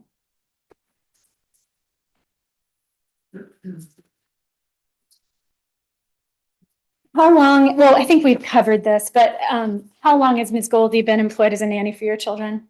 Like 3 years. And do you agree that Lily was, how old was Lily at the time that Ms. Goldie first started? 2. 2. And did you, before you hired Ms. Goldie the first time, meaning back in October of 2023, did you talk about the idea of hiring her with Mr. Deal? Yes. And how did that discussion go? It went well. It went well. We both were in agreement that it was time to transition from the previous nanny, and the pay rate was the same, so he was okay with it. Okay. Did he voice any objection to her being hired, Ms. Goldie? No. Did he meet her as part of the interview process? No. Do you think having Ms. Goldie as your children's nanny benefits them? Absolutely. How so? I mean, she's awesome. I mean, most importantly, she is responsible. I do not question their safety or their well-being. Like, that's obviously number one on any nanny. But then also, she is just amazing with them. She loves them. They love her. She plays video games with them, not in a way that she enjoys it. They enjoy it as much together. She gets into their interests. She introduces them to hers. When the kids have a tough day, she sits down and talks with them. She is like a member of our family. She is reliable. She shows up. She works even if she's a little bit sick. We can communicate very well and effectively. She has rolled with a bunch of changes through this whole, through the 2024 process. She has rolled with all of that. And it has provided a consistency to my kids that after the whole divorce process was really necessary and has been amazing and invaluable for them. Now, you heard your ex-husband testify about, I believe, to sum up, that he was not sure whether Ms. Goldie would be available this morning to pick up the kids. Have you had any experiences like that where she was unreliable or unresponsive? Never.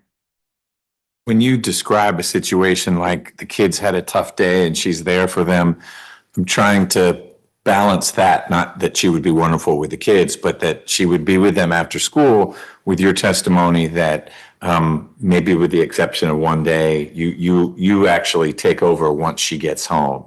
So how is it that she is plugging in with them that way? Or when is she playing video games with them? I mean, okay, so like, I had to work Saturday night. This, because obviously I did not work last night and I'm not working tonight. I had to work Saturday night. So, Sunday day, she's with the kids. They play video, you know. Got it, because you work Saturday night, you're sleeping now Sunday day. And then the summer she spends the 3 days with them. Okay. Got it.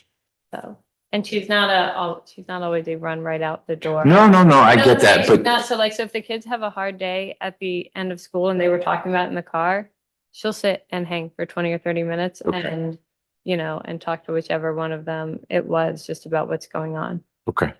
You have described a situation that in my mind differs from what she described. I'm not saying people were making something up, but she made it sound like it was pretty routine that she'd be there, she'd do dinner and this and that. And your description was, no, that wouldn't be it so often. Like like, especially if it's a Tuesday, if she doesn't have the other thing, she will frequently stay, but I don't consider that like on the clock staying. She's just there. She's hanging out with the family. Exactly. And I mean, they're not wrong. She lived with us, not in the capacity of a live-in nanny, you know. We were moving, her lease expired. She's like, can I stay with you while I find, you know, somewhere? And we said yes, but it was not a paid or on the clock situation. So she was around our house a lot for a couple months. Okay. And I don't know that we need to stay on this for very long, Ms. Deal, but did Ms. Goldie supply hours during the summer when typically, meaning this past summer, when typically the children would otherwise be in summer camps? Yes. Yeah. If she wasn't there doing that, we would have had to use summer camps 100%. And why were you using her more this past summer than maybe in previous summers? If you looked at the number of hours she worked in the summer, there's, you know, it's a lot, but that's why we do the salary so that she can work more in the summer. And then in other months, she doesn't work as many hours, but when you look at it all, it evens out to a pretty reasonable amount. But the question was, why did Ms. Goldie work more this summer than in previous summers where there might have been summer camps? So she worked basically the same this summer and the summer before that because everyone was in regular school. And then the other reason of that is in 2024, when the overnights went away, everyone recognized, I mean, like the four of us at the table were not stupid. All of us recognized that the number of hours that she was going to need to work to cover my shifts were going to be less. And so part of that. The was overnights moving meaning the overnight she spent at your house because you were working. Yes, because she. And now they're going to be with Dad. dad. Got hired. I'm sorry, I didn't mean to interrupt you. Okay, I followed her, but now they're with dad instead of she's staying at home. Yes. Got it. So part of that was like, because she wanted to remain employed as well, you know, she didn't want to lose this job either, but that she would provide summer care during the summer, which, I mean, for kids, that's $425 per kid per week, $400 to $425 a week, you know, that we would have been splitting in summer care for the duration of the summer, you know, so that took a cost off of both of us. We also shifted from splitting that amount 70-30 to 50-50 to also kind of acknowledge and accommodate what was happening and what was changing. Have you ever felt that you were overpaying Ms. Goldie? No. Why not?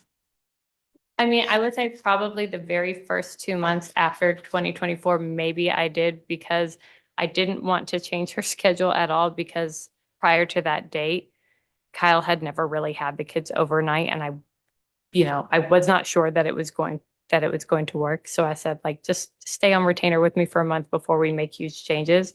But after that, no, absolutely not. Because she provides a lot of care to the kids. I could not do my job or be the mom that I am to the kids without her. And when you say Mr. Deal had not exercised an overnight, you meant a weeknight overnight, Yes, yes. correct? Outside, before that, it was 48 hours every other week. That's all it was. He had not exercised his full summers yet or his full holiday schedule. So it was a very new and fresh thing in September of 2024. And a big change then.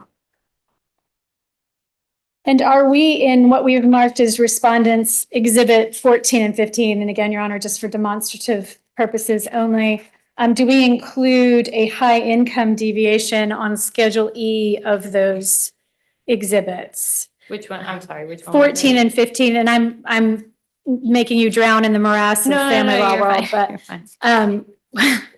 where you would find that Yes, is I on see Schedule Schedule E? Yeah, Yes. we do. And so can you tell His Honor, can you confirm for His Honor that the proposed high income deviation is $1,225 a month on Schedule E of 14? Yes, And it's slightly higher than that on Schedule E of 15, it's $1,548. yes, With the purpose, of course, to support and we have incorporated those numbers to reach the $6,228 figure that is consistent with the current child support order, correct? yes.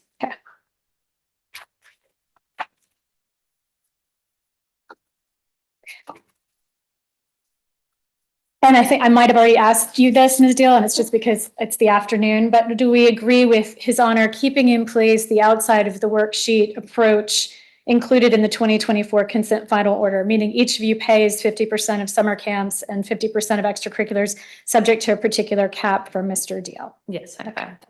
And you are fine with continuing to maintain and pay for healthcare and vision insurance for the children? Yes. Do they have dental insurance? They don't have vision. Oh, They have sorry, I said it the health wrong way. And dental, they don't have vision. In November, we can talk, if we want to do vision. It's cheap, it's fine. Okay, but currently you're obligated, I believe, only to provide dental and healthcare, is that correct? Yes. Okay.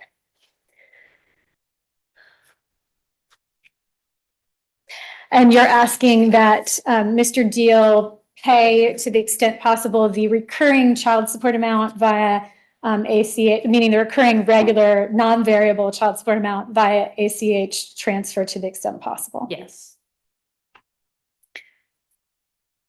And are you also asking the court to award you your attorney's fees pursuant to 19615K5? yes, And have we put together a demonstrative totaling your attorney's fees that we've marked as Respondents Exhibit 11, together with redacted statements behind it supporting the demonstrative? yes. Move to admit, Your Honor, Respondents Exhibit 11. No objection. It's admitted. And Your Honor, I would state in my place that the amount that she's incurred, this was as of a particular date, it's been increased since then as a result of appearance at trial. I think I checked my billing. Currently, it's right around, I think, 24,500, and that's before today. So. And I think I'm almost finished, Judge. I just want to make sure there's nothing else.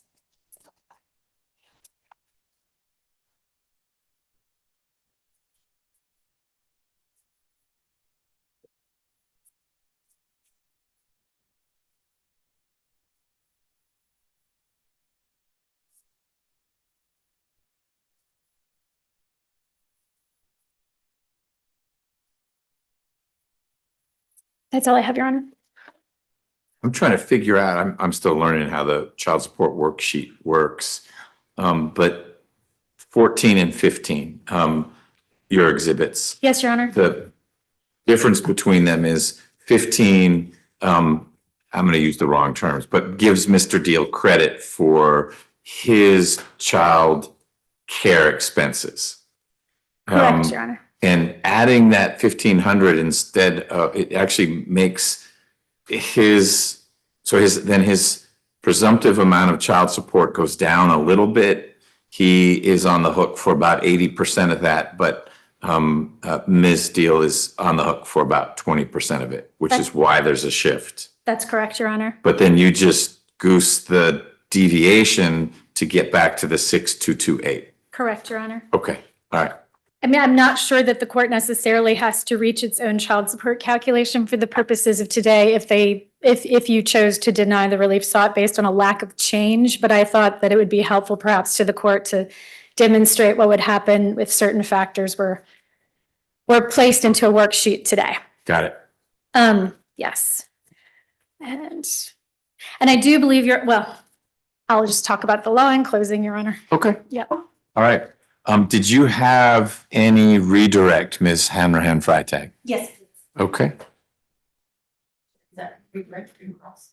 So she called the witness? I mean, she's sort of crossing because she called the witness, but you have any other questions? I do. Okay. I'm glad I laid it up. That's fine. Looking in 14 and 15 in your Big exhibit. one or little Small. one? Okay. Sorry. In both 14 and 15, you've included the cost of your nanny in the worksheet, correct? Correct. And you're aware that that increases the obligation for Mr. Deal. Correct. Okay, you're not asking him to pay $6,228 plus the nanny. No. You're asking him to pay $6,228 total. Correct. I don't want to lock you into things, but this doesn't include extracurriculars. You're not suggesting that it includes extracurriculars or whatever we do with summer camp, but it does include Ms. Goldie. Correct. Okay, I agree with that.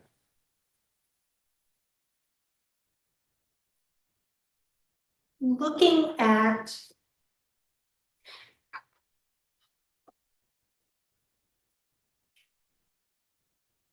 Exhibit 4 of the big binder, Big binder, hang on. Okay. Big towards four. the back is the child support worksheet. Hang on, I'm just figuring out what 4 is. 4 is the 24. Okay. Yes, and it's towards the back of that tab, the child support worksheet. Okay. Got you. All right. In that 2024 child support worksheet, there was an inclusion for the cost of Melanie. You are faster at navigating through these. Can you give me like an A10? Page 3 of the child support worksheet. I can come up and help. with Thank it. you. No, it's okay. I just didn't want you guys to sit here while I dug through 4 pages, reading line by line. You can see that there was an inclusion for nanny Melanie. Is that D1? Schedule D, number 1, the 6,383? Yes, Your Honor. Okay. Yes.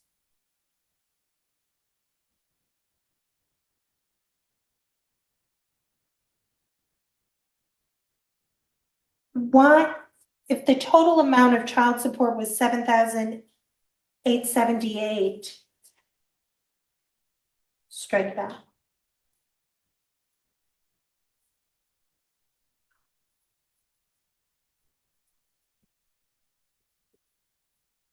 Oh, flipping the page to page 4.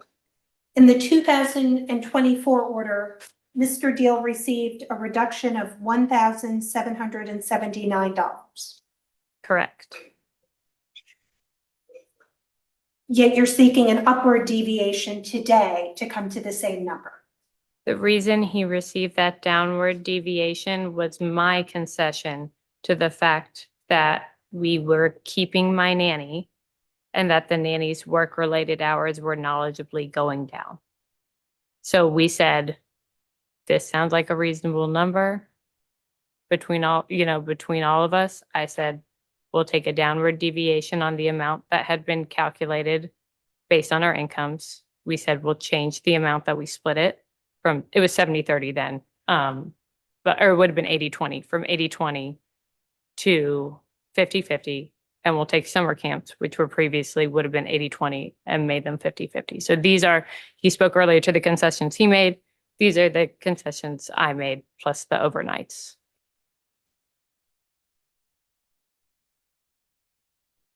Ms. Goldie receives 3 weeks off during the summer while the kids are with Kyle.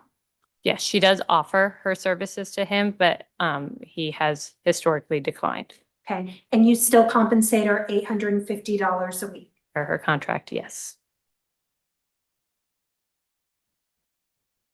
Ms. Goldie, per her contract, gets another 2 weeks off per year, correct?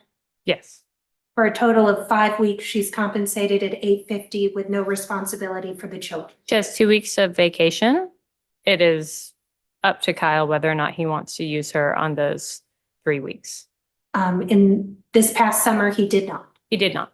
The summer prior, he did not. He has always chosen to decline. He's traveling with the kids. I assume some of that time, yes. That's just part of, I mean, that's part of having a nanny all year, is they will not stay employed for you if you're like, I'm going to go on vacation this week and I'm not going to pay you.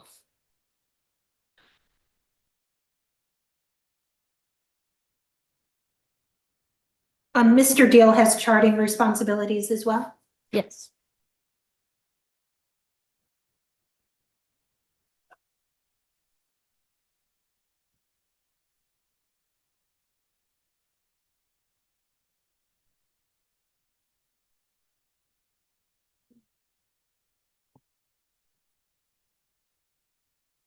Thank you.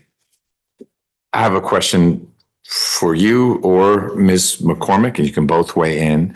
If you look at page 5 of respondents 14, so it's the child support schedule D.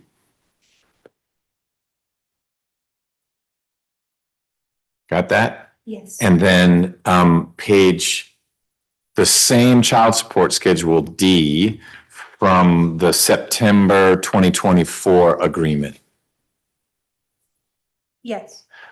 Help me get from 6,383 to 3,683. Why is it almost $3,000 less now than it was then?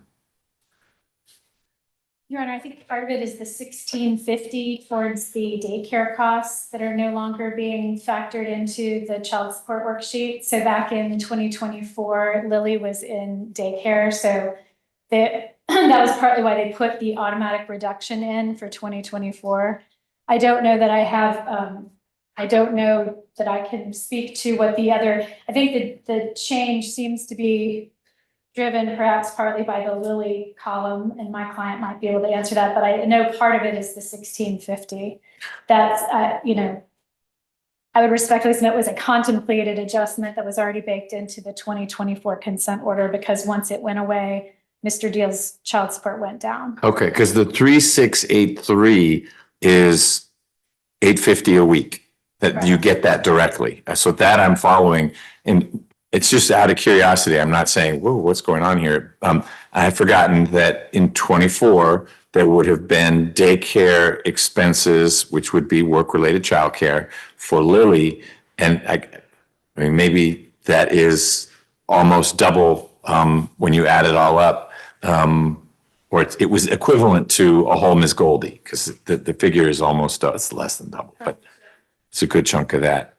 Was there anything else going into work-related childcare? Well, I got lost on what we're looking at here. Sure. So if you are on, Here, I see also I needed summer camp in the summer. okay, I needed summer camp in the summer, which we have, as we have discussed, it's not cheap, because this would have been before. it would have been all 3 kids going to summer camp back in 24 when you were, Yeah, okay, back in got it. 24.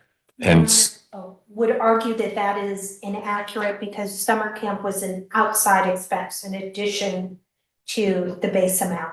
okay, we don't need to go too far down the rabbit hole. I just was trying to figure out how it was that high. And that's not a critical description, just it is 6,400 versus 8,400. So it's, 3,400. It's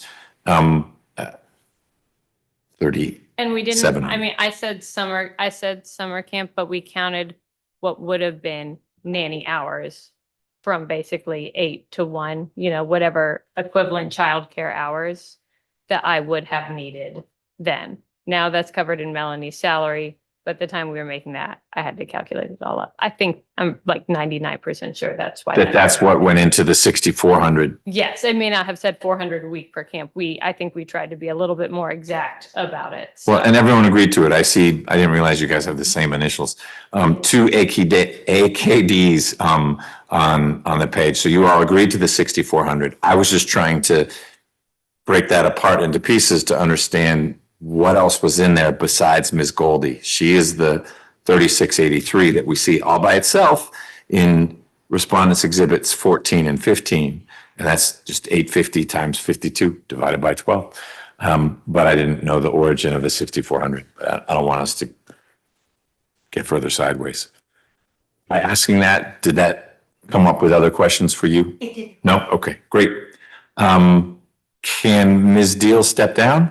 Yes, Your Honor, I know this is all kind of bonkers, and I also know that it's maybe driving my favorite court reporter crazy, but I just find it to be more efficient this way if the court's willing to let us do it. It's much more efficient. I mean, we've heard from Ms. Deal now. So you don't have to talk about it twice. You can step down, Ms. Deal. Thank you.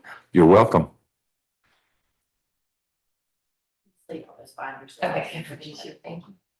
Ms. Hanrahan Freitag, do you? No. All right. Ms. McCormick, do you have evidence you want to introduce beyond the answers you got to your questions and the exhibits you've admitted through the various witnesses? I do not, Your Honor, and I do not anticipate calling anyone else. Okay, then the evidence is closed.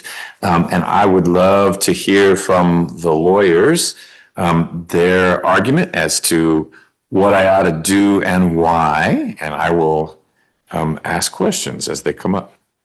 I defer to Sarah.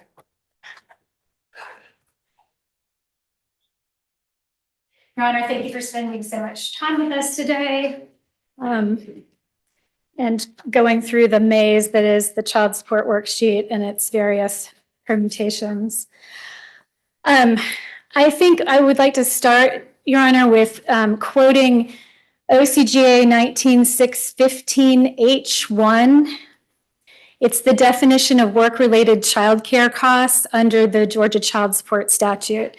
I will say, Your Honor, that every time I read the statute, I learn something new because it is so long. But in OCGA 19615H1A, it says work-related childcare costs necessary for the parent's employment, education, or vocational training that are determined by the court to be appropriate and that are appropriate to the parent's financial abilities and to the lifestyle of the child if the parents and child were living together, shall be averaged for a monthly amount and entered on the child support Schedule D. So I would respectfully submit, Judge, there is another portion of the child support statute, it's variable childcare costs to be taken outside of the worksheet, but the default setting that the Georgia legislature has set for this type of a case is to include the work-related childcare costs inside the worksheet. And that we believe work-related childcare costs are not subject to the extraordinarily narrow definition that Mr. Deal would have this court believe, which is you only get credit for the childcare that you're incurring for the seconds, minutes, and hours that you are actually at work. The child support statute has a broader definition than that, which particularly looks at the financial abilities of the parents, the lifestyle that they established while they were married, which we've had some testimony about, and certainly everything that is related to child support is supposed to be looked at through the lens of the best interests of the children. And so I believe we've had testimony today of what benefits Ms. Goldie in her 3-year relationship with the children has given to them, how she has supported their welfare, happiness, this consistency between households, but particularly in Ms. Deal's household.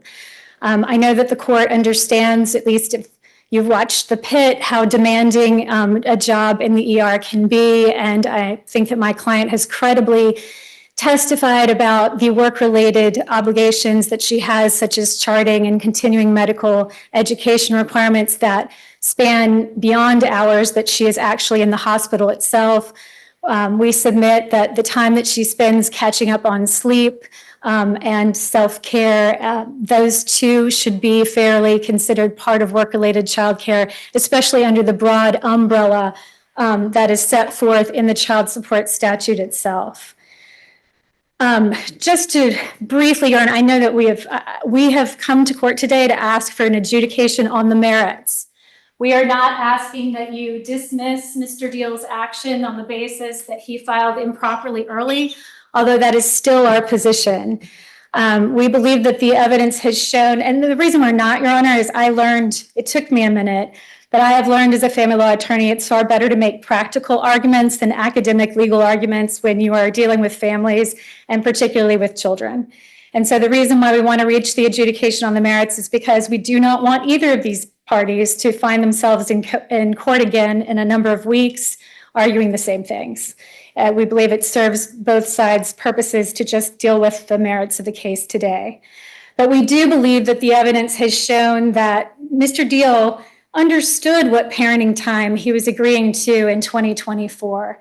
It was very important to him, he testified during the course of the negotiations, to get the increased amount of time. And I believe that he has shown that he's a very smart guy. He can calculate how many nights he's getting under a calendar in addition to what was originally given to him in his divorce in 2022. And despite getting those extra overnights, that he was willing to pay the amount of child support that he agreed to. And he represented to the court that it served his children's best interests. And there were a lot of details in that 2024 consent order. It specifically said that my client would continue to employ the nanny, Ms. Goldie, and that she should be able to have either Ms. Goldie or her equivalent. My client has testified that she is paying the market rate for nannies to be available reliably and flexibly. They have to receive a certain guaranteed amount of income to occupy that role that really isn't tied to hours as much as it is to flexibility and reliability.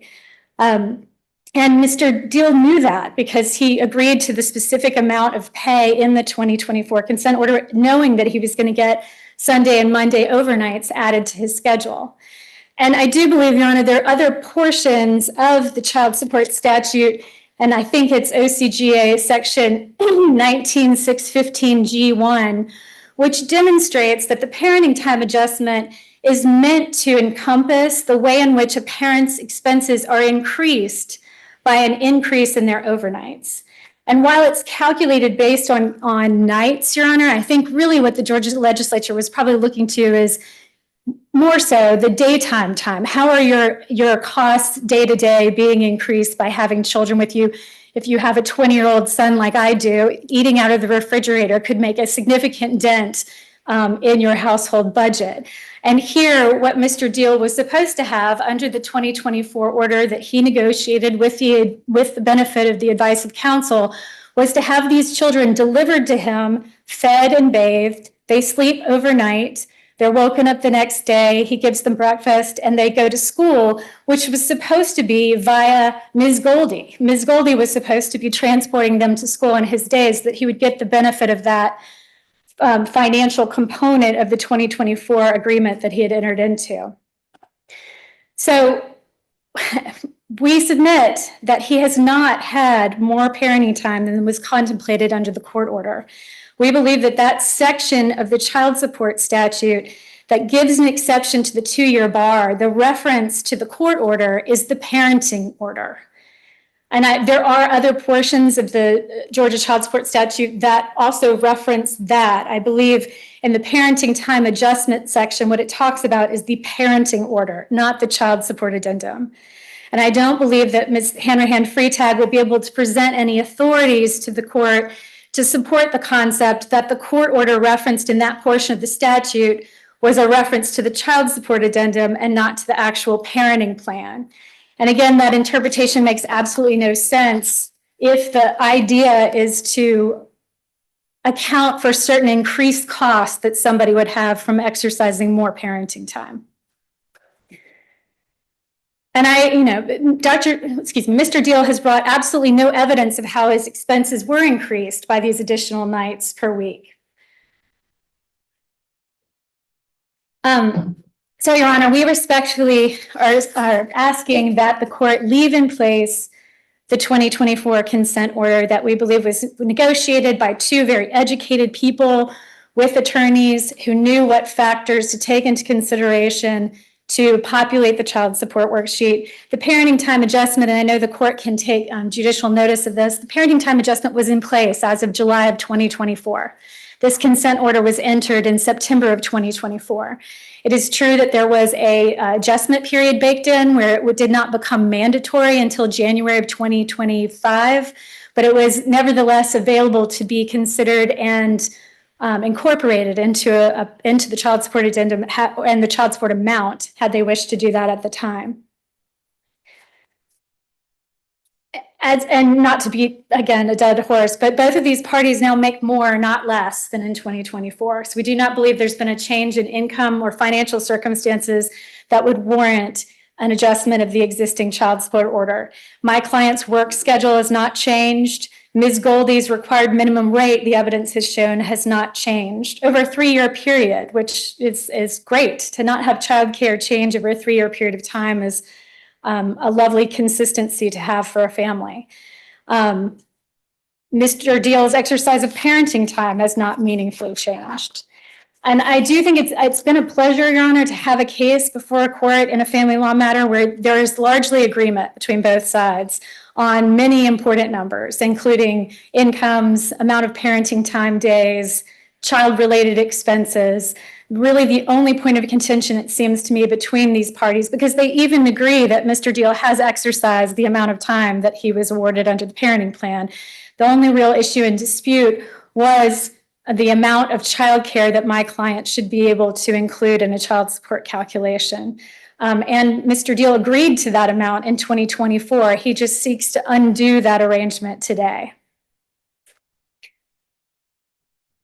We believe that Ms. Goldie's services are appropriate to the parents' financial abilities and to the lifestyle of their children if they had been living together. My client testified that they have always used nannies both before and after their divorce, and that the rate of pay paid to the nannies was consistent with this concept that the nannies must be paid a certain required minimum amount in order to work any amount of time at all. And under that kind of idea, Your Honor, any amount of time that she works is work-related, because she wouldn't work for my client for a minute if she was paid less than what she's paid under the negotiated minimum rate, regardless of what sort of activities are happening during the times that she's working. I do think there's been some amount of time spent on Mr. Deal saying that he would gladly take over Tuesday overnights, and I heard, Your Honor, loud and clear when you said that you would be amenable to that sort of concept. It's nice to be able to have a parent take care of a child versus a third-party caregiver. But the nuance that I want the court to think about is the fact that Mr. Deal could have asked for that if he had abided by the 2-year bar, the 2-year prohibition, because you can only tweak parenting time once every 2 years. So if he had waited until September of 2026 to pursue this action, he could have, I would like that extra amount of time so that a parent could be caring for my children and not a third-party caregiver. But he couldn't wait, because what he really wanted to do was have the battle that he had already had in 2024 about whether or not the child care amount that my client needed was appropriate. And if he had just waited the 2 years, he could have tried to alleviate some of the aspects of need for childcare by eliminating that overnight shift, but he didn't. And so we are where we are today. I do believe, Your Honor, that to the extent that Mr. Deal's child support worksheet does not include the costs of work-related childcare, that is not consistent with Georgia law. I do believe that if you don't have a variable childcare cost, that you have to put it into Schedule D. And so we believe that you should reject his child support worksheet to the extent that it does not include work-related childcare costs.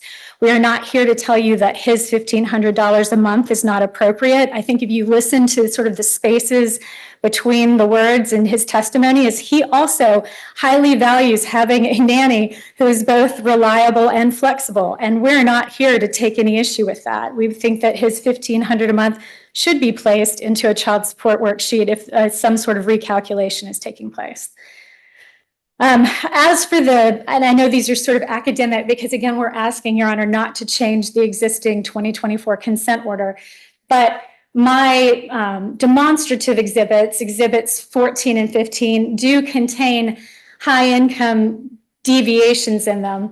And I think what I would want to share with the court is those deviations, whether they're 1225 or 1558, I'm probably not remembering them perfectly, they represent 1% of Mr. Deal's gross monthly income. I think that Your Honor is going to see people come before you, probably in your tenure on the family law bench, where they make $70,000 a year and have 3 children, and they have childcare for the 3 children. They, making $70,000 a year, are going to have to pay child support ranging from $1,500 to $2,000 a month. So we don't really believe that it is a huge stretch to ask that he, in order to sustain our argument that the 2024 consent order should remain in place, if we say that in order to reach that idea or to support that idea, we have to have a high income deviation in place that represents 1% of his gross monthly income. We really don't respectfully believe that that is much of a stretch. And Does the high income deviation make sense in a scenario where both parents would fall into what I think the casual observer would say is high income? One is higher, there's no question about that, but we don't have the scenario of a $70,000 annual income with loads of expenses. We've got a much higher amount. We've got 5x that. well, I think, Your Honor, it's completely within the court's discretion, but I will say that if I'm recalling correctly, the child support guidelines, a high income deviation can only be used by the court if the combined income is $40,000 or more. So I think what they're really looking at is both parents and not necessarily the disparity between one parent and the other. Okay. Let's see. So, Your Honor, in short, I think thank you for spending so much time with us and for letting us leaf through our pages and try to make sure that we've asked you all the questions and entered all of the exhibits. Again, what we're asking is that the court find that there's been a lack of meaningful change to the parties' incomes or financial circumstances or the needs of the children in the sense of work-related childcare, and that Mr. Deal be left with the benefit of his 2024 bargain for at least another 2 years. And we are asking, Your Honor, and I know that the court, it's hard to get attorney's fees ever, Your Honor, in family law court, but we are asking that he be made to pay my client's attorney's fees in the amount of approximately $25,000 because we believe that Mr. Deal should be sent a message that this is not the place to come and serially litigate disputes between families, that the court's resources are limited, taxpayers' resources are limited, and that you cannot just willy-nilly litigate your interpersonal disputes when the merits of the case do not really call for that. And if the court declines to modify the 2024 consent order, then my client would be deemed the prevailing party for the purposes of the child support worksheet. And then, of course, Your Honor, you have the discretion to find whether or not the interests of justice would be served by an award of fees to her. And that's all we have. Thank you for spending the time with us today. You're welcome. Question. We heard a fair amount about difficulties the parties have had in ensuring that money flows from Mr. Deal to Ms. Deal. And I don't, from the record I've heard, attribute that to anyone withholding money or playing games with, I'm going to pay you later, but they just haven't found the right mechanism. And so I'm going to ask Ms. Hanrahan-Freitag the same question. What do you recommend? Just shove everything through our family wizard because then it's one channel and it's just going to have to be in pieces? Or for the piece that's not variable, that would be the child support piece, that's the ACH debit or whatever we call it. I'm open. I would love to remove that burr from underneath the Deal parental saddle because it's got to be frustrating on both ends. Mr. Deal's saying, I did what I'm supposed to, and Ms. Deal's saying, well, it didn't work. And it's not because he's trying to pay in pesos. Right, Your Honor. Thank you. I had meant to raise that in my closing and forgot. Yes, I think it would benefit both families to be able to have a streamlined process for the payment.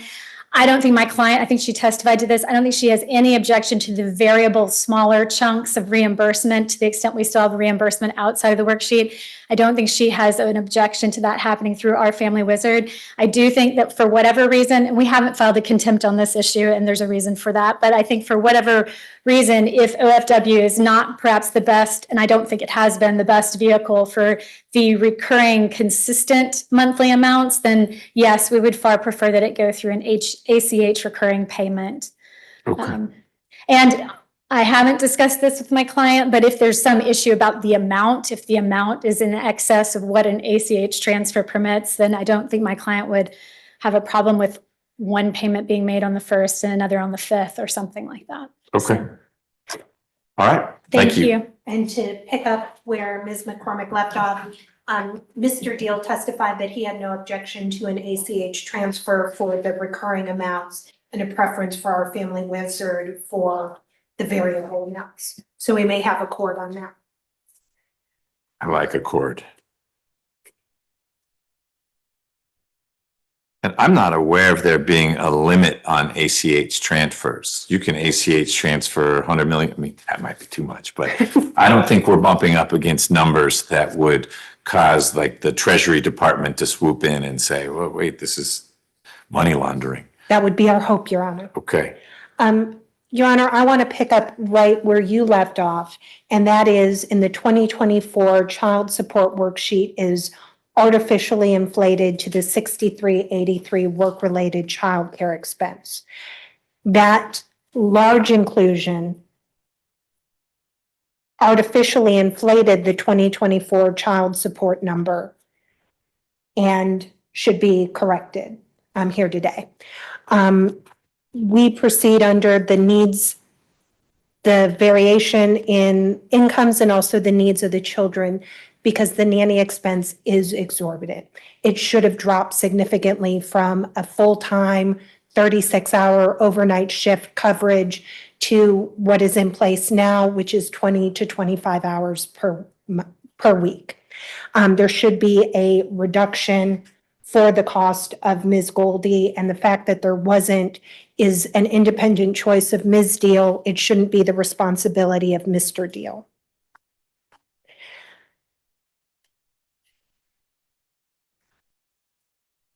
Speaking to Ms. McCormick's point,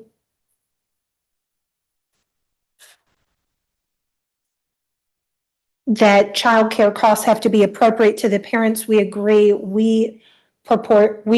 Our position is that the cost is exorbitant, that Ms. Goldie is working approximately half the time and earning the same salary. She has 5 weeks, 2 weeks of her own vacation, plus the 3 weeks the children are with Mr. Deal, that are paid and unworked, is more than most people in a salaried position have the privilege of.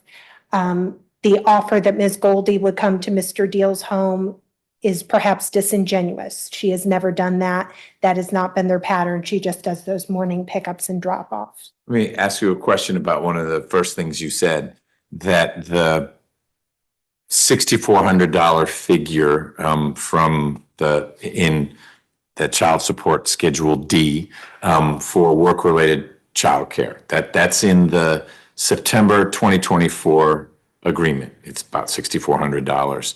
And you're saying that that was inflated and it ought to be lower. And of course, everyone is identifying it as a lower number in the new proposed child support worksheets. Ms. Deal then gooses the number back up with the income deviation. Are you saying you really don't disagree all that much? Do you have a proposed child support worksheet, or would you adopt respondents 15 minus the high income deduction?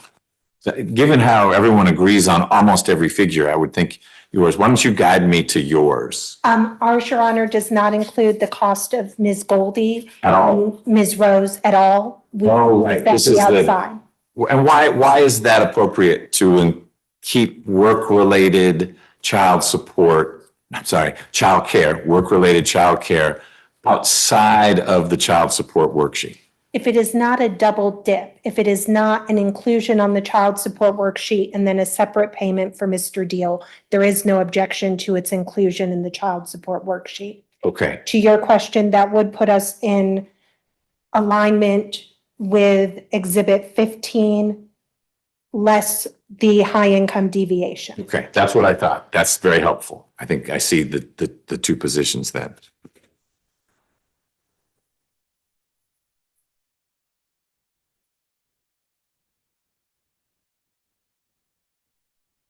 The connection that Ms. Goldie has with the children does not go to the reasonableness of the work-related childcare expense.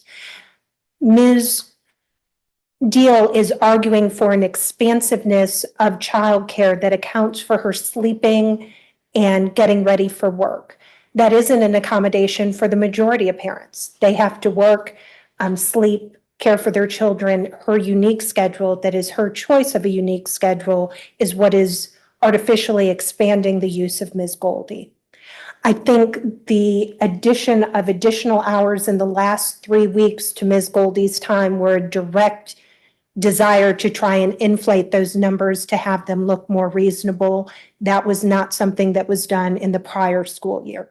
How do we work through the fact that Ms. Deal works night shift? You said that's by her choice. I don't know. The testimony is that she prefers night shift versus day shift, but let's assume for a minute that that's actually true. It's like I'm a vampire, whatever it is. She likes working the night shift. That choice would preclude any parent from getting support from the other parent for childcare during the day when the kids are awake because the parent has to sleep then. I think that's your argument. Right. We think that it is an additional category of childcare that would not be necessary if Ms. Deal worked days. And what's the evidence that she can work days? None, Your Honor, it's her preference to work nights. Okay. So if this were a situation, it's not this case, where the only job Ms. Deal could find is on a warehouse and it's the night shift, because that's where they hire. If you come in, you start on the night shift, no one wants it, so that's where you got to be. And so at least she's working. We celebrate that. So that income is better than no income, but it's got to be the night shift. In that scenario, would childcare for the kids because they're not in school yet, from when they wake up until when parent wakes up, would that be work related? Because the parent does have to sleep. We agree the parent has to sleep. Certainly. We would suggest that, taking it back to the scenario with the Deals, the children are in school during the majority of Ms. Deal's sleeping hours. Mhm. We would argue that she is available at 1:30 or 2 o'clock to do those evening, afternoon hours. Okay. We have no objection to her using Ms. Goldie. We have an objection to being required to compensate Ms. Goldie for that. Well, I understand. I would hope that this wouldn't be I don't like the way you live your life. That's not what anyone's saying. But what you are saying is you've chosen to live your life in a certain way that in your household necessitates the nanny to be around during hours when in a standard employment schedule household, you wouldn't need a nanny. And that choice of work shift, not to create a financial obligation for your client. Exactly, Your Honor. But in my scenario where it wasn't a choice, it was, this is the job I could get, the night shift at this warehouse. My argument would be that you're sleeping well. Yes, there is a sleep period necessary during the time when the children are awake. But if the children are in school, that would overlap and not create a work-related childcare expense. While they're in school, but there would be at least the window. What I heard is that Ms. Goldie basically works two primary windows. The AM window, where she is getting them to school if she's picking them up from Mr. Deal, or she's actually getting them ready and out the door if it's days where she's at Ms. Deal's house because Ms. Deal is asleep. That would be only a couple hours after she got home. So she's out cold. I don't know how hard she sleeps. What I've heard your pushback was on the afternoon part. Like, hey, you know what? Get by with whatever small number of hours of sleep that would be and go pick your kids up from school. Much like she does on Friday, much like she did. She testifies that she occasionally does when she feels available to do it. Okay. The threshold requirement of coming back into court for a modification of child support was adjudicated by Judge Ellerby. She found that the number of days was significant enough to come forward. While the parenting plan established it, it was not simply a Scrivener's error that it was only listed at 117 days. That was part of the negotiation and it was inaccurate.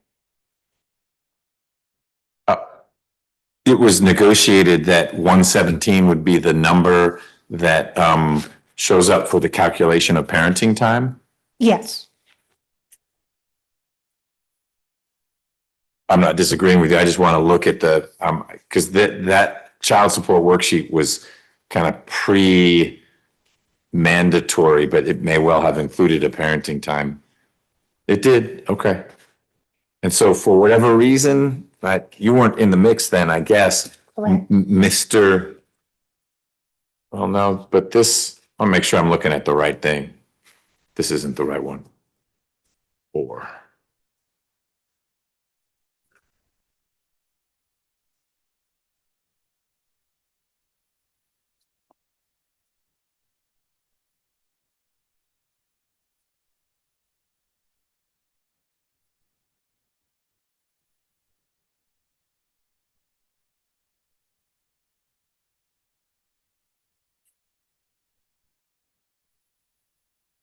Where your exhibit 4 is the consent final order. Correct. And there's Judge Ellerby's signature. Page 4 of 6 of the child support addendum. It's at the very bottom into page 5. Addendum, it's not in the, okay. Okay, but then I misunderstood what you were saying. I see that there. It may well be a typo, but if it's not, how did that 117 result in have any influence on the child support worksheet calculations? It was it is not an inclusion in the child support worksheet. Okay. It had to do with our overall discussions and negotiation. I know you're having to rely on, I guess, what other people told you, but who benefited from the wrong number being included in the child support addendum? Because Neither. 117 is not the right number. Your client was spending many, many more days and nights. Projected to, yes, as part of this agreement. Right.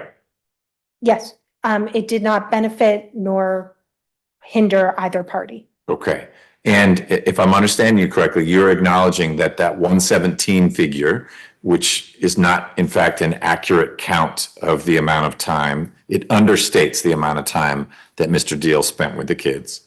That figure 117 didn't have an impact on the child support worksheet that yielded the amount that Mr. Deal had to pay. Correct. They did not include an Exhibit C. It was voluntary at the time and they did not do that calculation. Okay.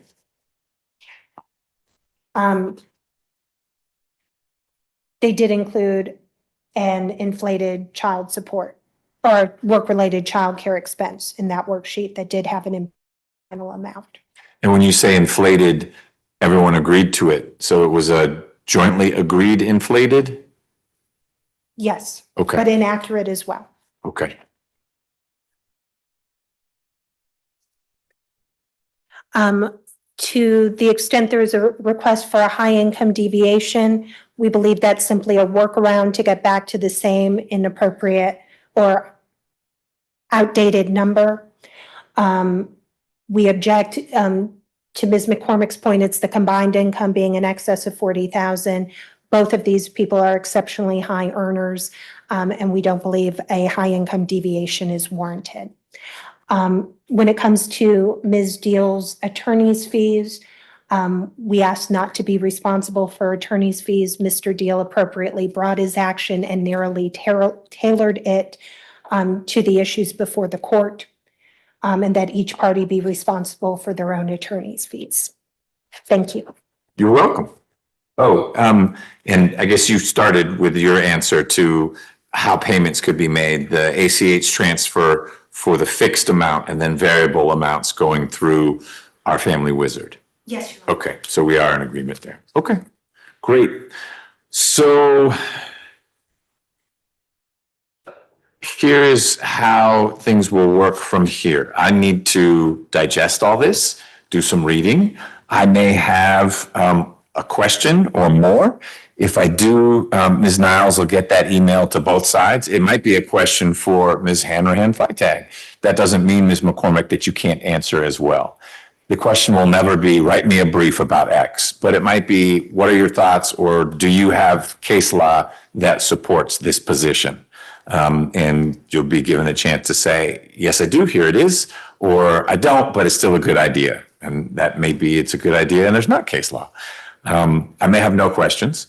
I also may have Ms. Niles send out an email that says, all right, here's where I've come down. I'm handing the pen to one of you to draft a proposed final order.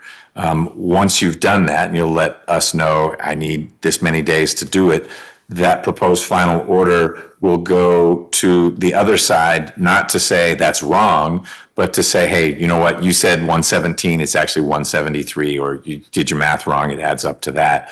And then in Word format, it will come to me, and I'll take it from there.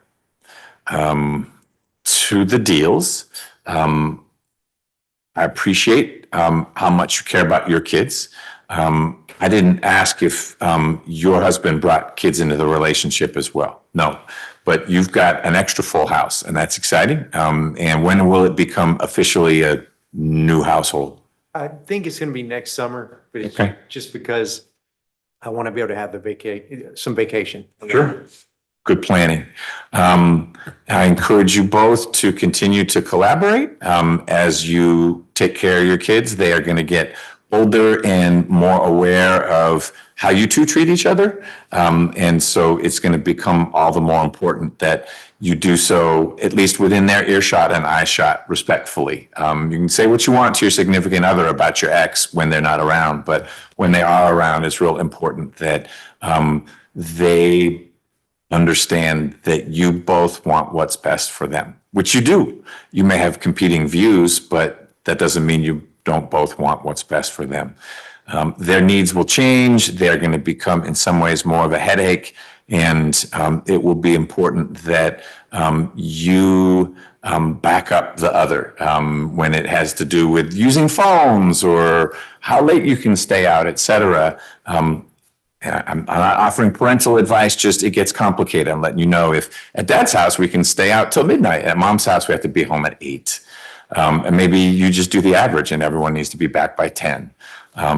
You will have new challenges as you move forward. But I appreciate your dedication to your kids, as well as your service to people with medical needs. That's important work as well. Counsel, thank you for your time. I will be in touch through Ms. Niles, and you both need to make sure that Ms. Jordan is taken care of. Thank you, Your Honor. Your Honor, if I may, I have, I'm going hiking around Mont Blanc from September 2nd to September 15th.